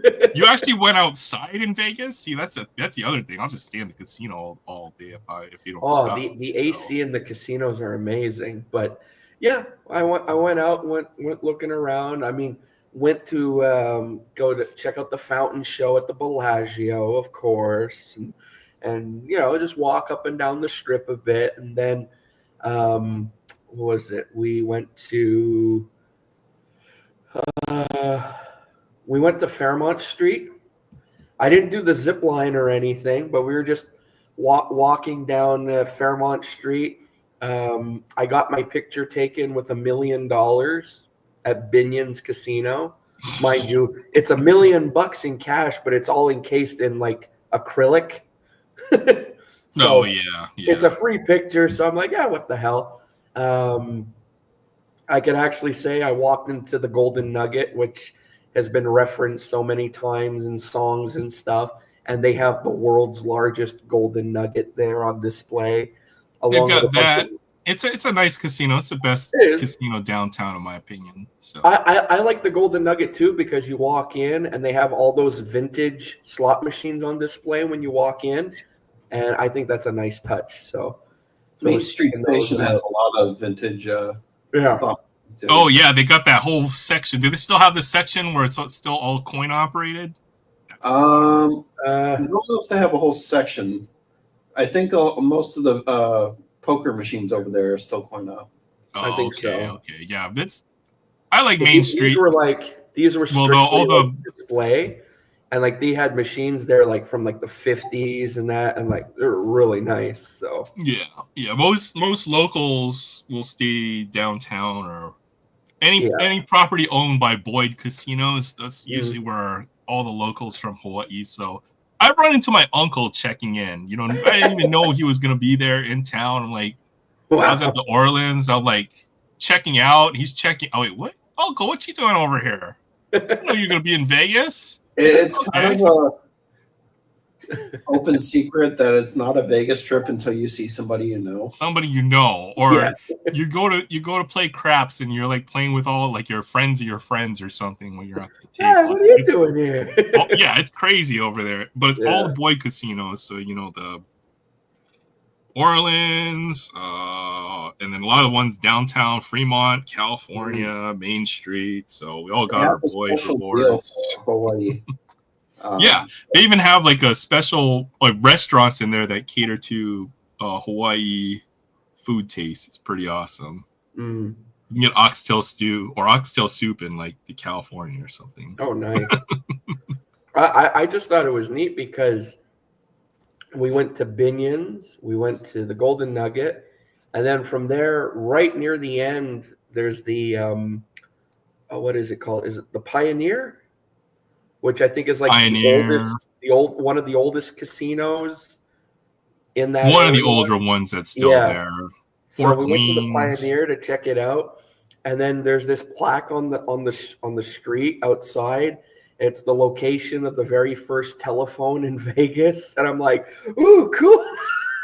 So Yeah, that's where all the mafia bosses would go to call home, right? Call so the I'm boss taking or pictures something. of all this random shit, and my cousin's like, "What are you doing?" I'm like, "This is where the first telephone was in Vegas," and he's like, "Who cares?" Yeah, I know. That's what I'm like. What the hell, dude? And then I'm just kidding. It's cool that you enjoy the sights there, it's you know, the little because things, you know. they have like even downtown. They have the Mafia Museum. They have Yep. the Pinball I Museum. didn't get to go to the Mafia Museum. I did go to the Pinball Hall of Fame, though, in the Yeah, old yeah. location when it looked like basically a giant warehouse. Yeah, there's a ton of great stuff to do. You know, if you're not into gambling, you can eat. If you're not into eating, I don't know who isn't, but you can go see shows. It You know, was you at can the do a lot Pinball of Hall stuff. of Fame where I got pissed off at a love tester machine. Did you make it tilt or whatever, or beat the crap out of the machine, get kicked out? No, Does it but eat I the quarter? used it and it said I was lukewarm. Oh. And I was like, I want my quarter back. As a joke. But no, I went to the Pinball Hall of Fame. Hold on a second. Sounds like good fun. Yeah. Oh, I think I want to go up in. I was trying to go up in March, but I don't know if that's going to happen or not. I probably have to try to schedule that like now if I wanted to go up in March. Yeah. Ticket prices I've seen are still pretty high though, from what I saw. Yeah, it's hit or miss. You can sometimes find deals, but like if you really want to do like a good trip, kind of 6 months out is this kind of sweet spot. What was that? 6 months or so out is usually the kind of. Oh yeah. If I tried to book now, it might be like $1,000 or something for a ticket.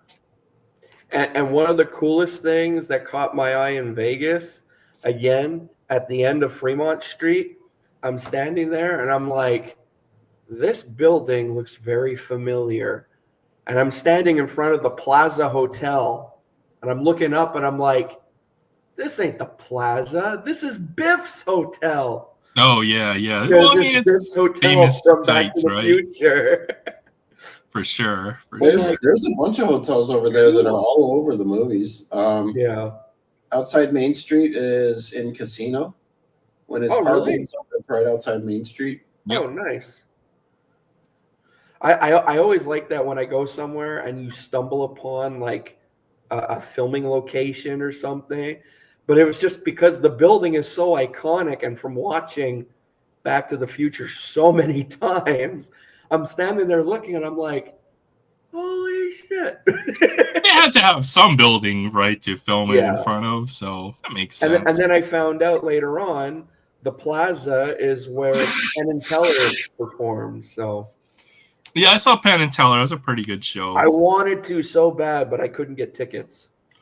Penn and Teller. I saw. What else did I see? When I was in Vegas, the Beatles show was still going on for Cirque du Soleil. That was a nice one. I didn't see that one. I saw Ka. Ka was pretty awesome. And then Magicians. I saw Copperfield. That was fun. Ooh. The best show I saw in Vegas was Absinthe, which is outside of Caesars. That was a really good show. Very small venue. Crazy show. Probably the best. Like, you're literally sitting right in front of them when they're doing the tricks, like a few feet away. So we got really good tickets for that. That was probably the best show I've ever seen. I think I like Penn and Teller more than Copperfield, to be honest. Mm. That was one thing too. When I was there, I made it like kind of my goal to try and go into every one of like the big hotels on the strip. All right, Pastor Ken, have a great weekend. Thanks for stopping by. Sorry. Just to say I was inside one of each of them, and I really liked inside of Caesar's Palace because of that big fountain they have. I stayed at the Bellagio for a few days with some friends. That was crazy.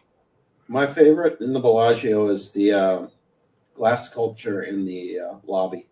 They have, it's called, it's not the Arboreum. It's called something else. I forgot, but there's a specific word for it. Yeah, they look like plants or something, but they're all made of glass. Yeah. Really awesome. I've seen pictures and video of. That's one of the hotels I didn't get to go inside. I didn't go in the Bellagio, but I saw the fountain show outside, which I think is Conservatorium. Awesome. That's what it's called. Oh. Yeah, thanks, Pastor Ken, for stopping by. Yeah, you're welcome to hop on anytime. We always have an open panel. You can always come chit chat, whatever you want. We love to see what you're up to at any time. So yeah, thanks for stopping by. Have a great weekend. It's called the Conservatory or something like that. They change the display like 3 or 4 times a year.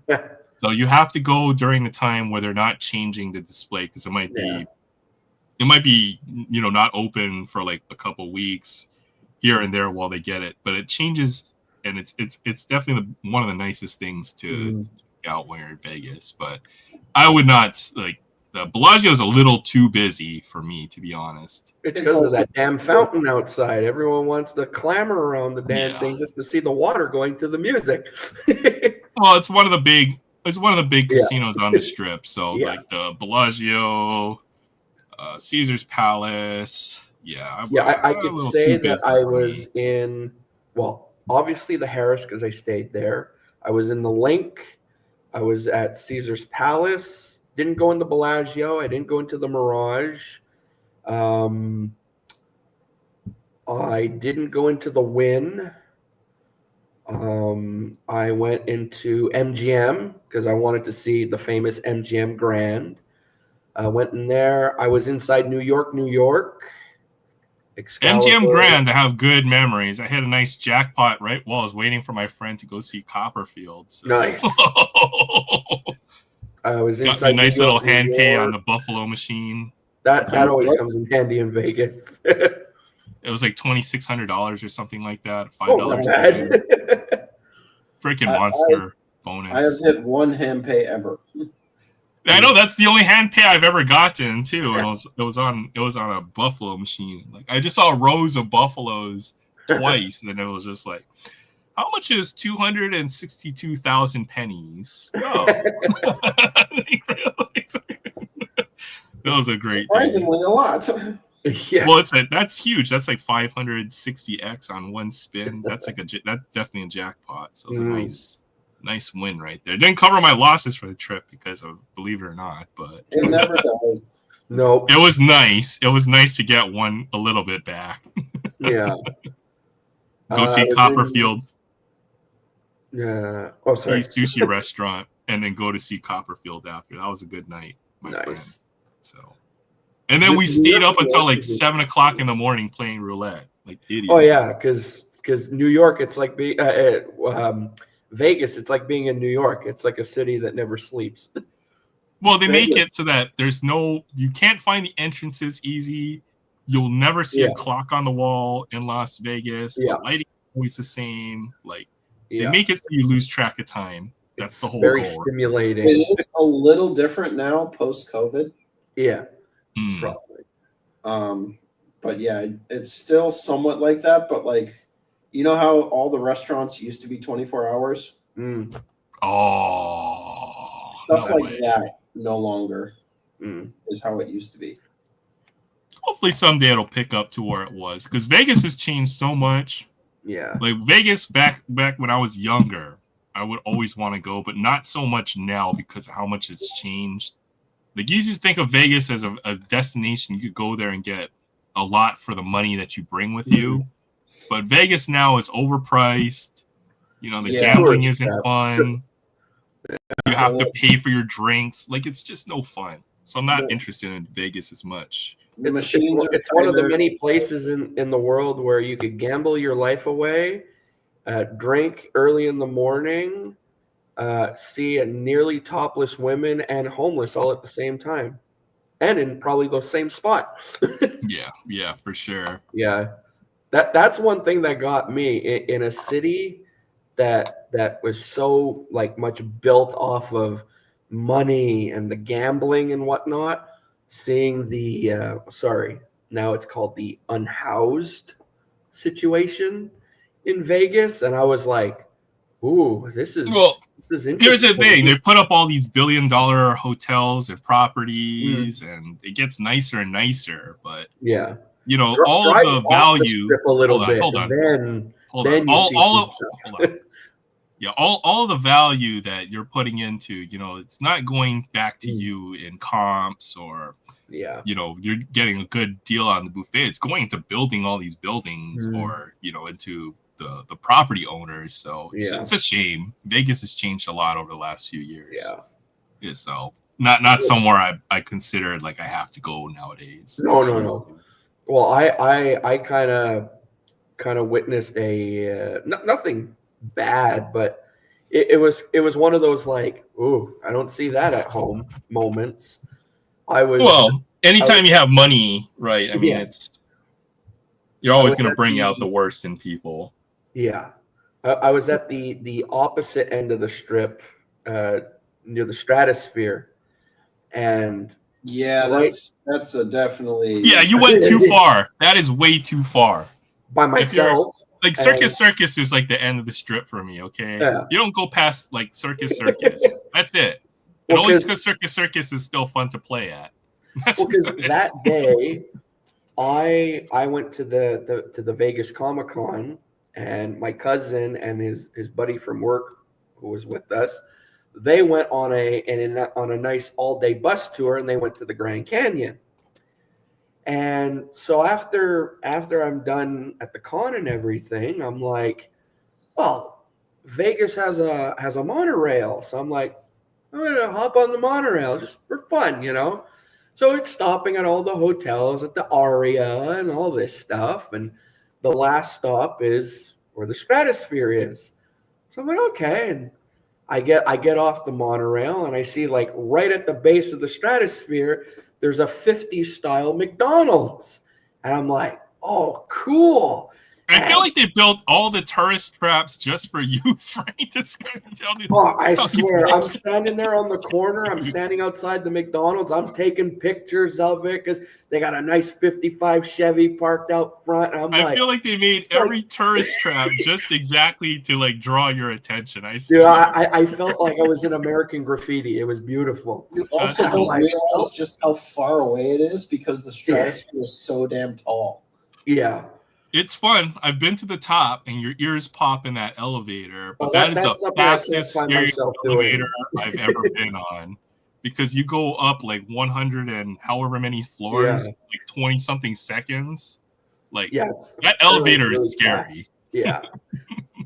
So I'm standing there. I'm looking at the McDonald's, and I'm like, well, I'm here. Might as well grab some lunch. So walk in, and get my food, and I sit in a booth way at the back of the restaurant, and I'm just sitting there, and I'm admiring the inside. They had all these Olympic pins on the wall and all this, goofy stuff.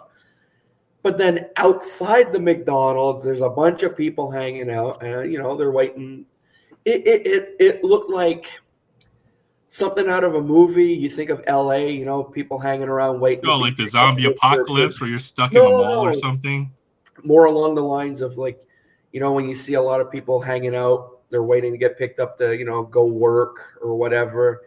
And usually it's the Latino crowd they always focus on. So there's a bunch of people outside the McDonald's, and it was that same situation. And I'm like, okay, well, I got to see that firsthand, okay, interesting, I only seen that in movies. And then this one guy walks in, and it must have not been his day, and he just flipped out at the cashier, and he basically walked behind the cash, and he basically took things into his own hands and got his own meal. And I'm just sitting there. I'm No, like, that's crazy. I would have dipped out if I saw that. I took a bite out of my Big Mac. I'm just like, yeah. Well, that was your first mistake, was eating. and You're way too far away from the. I take a bite. He's doing his thing, and then he walked out, and then sure enough, like I think as soon as he started freaking out on the cashier, like security, police, whatever we're called. So he walks outside, and sure enough, like the big SUV pulls up, and they're taking care of him, and I'm just like, okay, all right, yep. Yeah. Vegas has good security. It's the only place where you can feel safe walking around with thousands of dollars in your pocket at any given time. So even though I was like one of the only ones in the restaurant, I'm like, okay, I'm gonna finish my meal, and I'm hopping back on the monorail. I'm getting out of here. Yeah, go back to where it's safe. That's you always need to be aware of your surroundings anywhere you are, even if it is a touristy place or whatever. Yeah. Right? There's always going to be somebody who's going to be casing Honestly, you, especially in a touristy place. Yes, absolutely, 100%. Even downtown gets pretty sketchy at night. You gotta watch out. So you just have to have your head about you. Don't go places you shouldn't be at at certain hours or whatever. It's just they're looking to take advantage of the tourists.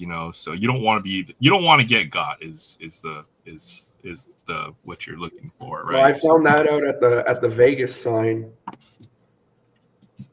Oh yeah, there's probably like a bunch of dudes like just trying to scam or trying to shooting an angle, finding a way, there right? just to take a picture with the sign, and there's like lineups, and there's like a guy there. He goes, "Oh, I'll take your picture. I'll take your picture." And sure enough, they're taking pictures, but they want a little, they want some pocket money, So that's why I was like, no, my cousin's gonna take the picture. He goes, "You sure? You sure? I'll take a really good picture." I'm like, "I know, that's okay. My cousin will take it." And he's like, "Oh, okay." At least he was nice.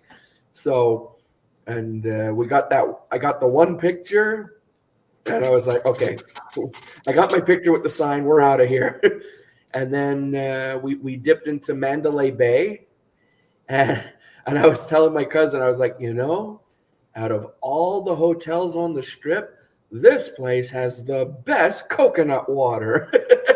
Oh no, cucumber water. It's a nice hotel. I like the Mandalay as well. The wind is really nice as well.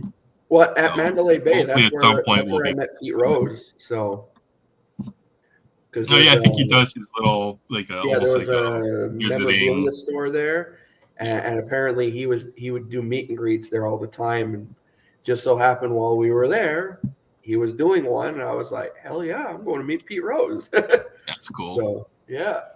So I think we need to shut this down. We're at 7.5 hours. I'm getting a little tired here. I still got half an hour to get to 8. Yeah, it's getting a little late, so I'll probably go. Yeah, I know. Can't set a record every week, I feel like. I know. Definitely going pretty long. So, okay, you know what? I found one more pack of football, so we'll rip this before I go. I knew it. 24 select. Let's do this. Here comes a micro mosaic. Right? This is where the big bull's coming. One time. How about one time? So we'll finish it off with this. I ripped all the football I have and most of the stuff I was supposed to save. But all right, we'll finish it out tonight. Thank you guys for all coming by tonight. I really appreciate everybody who stopped by in the chat. Lots of new faces, familiar faces. A lot of people come and hang out with us, and I always appreciate everybody. So, yeah, let's check out this pack of Mosaic. Don't shut it down. Nice Gus Edwards. I have Bo Nix luck. I can't get Gene and Daniel's luck. One time. Kirk Cousins. Cortland Sutton. I know, but no, I'm just joking. Jerzan Newton for the Commanders. James Conner. Nick Bosa. Cool. Sam Howell. I thought that was a Commanders quarterback. Etienne on touchdown masters. Trayvon Walker. David Njoku. Kevin Bullock. Michael Hall Jr. Oh, Luke McCaffrey. What? And Keon Coleman. So no Jaden Daniels luck. Oh, boo. After those last couple cards, you could just hear the voice going. Yeah, the luck, the enthusiasm was sapped out of me at a very rapid pace after a certain point. That was me when I opened my 15-16 Series 110. After Oh, that's right. I had to go check that out. I know I saw. I had to go with. That was sad. Oh my god. Who's the big young gun in 15-6 or that particular? Oh, it's just a guy named Connor McDavid. Oh. Yeah. And when I bought that tin, when I bought it was $200. When I opened it, it was already worth around $500. And I opened it because it was around the time I hit the, I think, 300 subscriber mark. So I wanted to like do something big for the channel. Special. Yeah. And I think the big deal for me out of that whole tin was I pulled a Marty Brodeur legendary portrait. Oh, that is like, such a. Like it's PC, but the last two packs of that tin, like you could tell, it was like a balloon had deflated. I'm just like, you could hear it in my voice. Like I was just out of it. I'm like, oh, this is rough. This really hurts. Oh man. Someday that McDavid Young gun that would be on the list, but not today. I had a chance of getting one for $300, and I missed out on it. It's $300 for a tin. It's still not worth it because you get what Young guns. Oh, that's right. You did miss out. It'll come around. I just have to wait for the end of his career. I think interest will eventually wait fall another, out. I don't know, 10, 15 years. Eventually. But thank you, everybody, for coming by. Thank you, Simply Nanate and Pastor Ken, DK, all everybody who stopped by on the panel. Always a pleasure to have everybody here hang out. So until next week, have a great weekend, and I'll catch you guys all later. I'm not going to do that. Good night, everyone.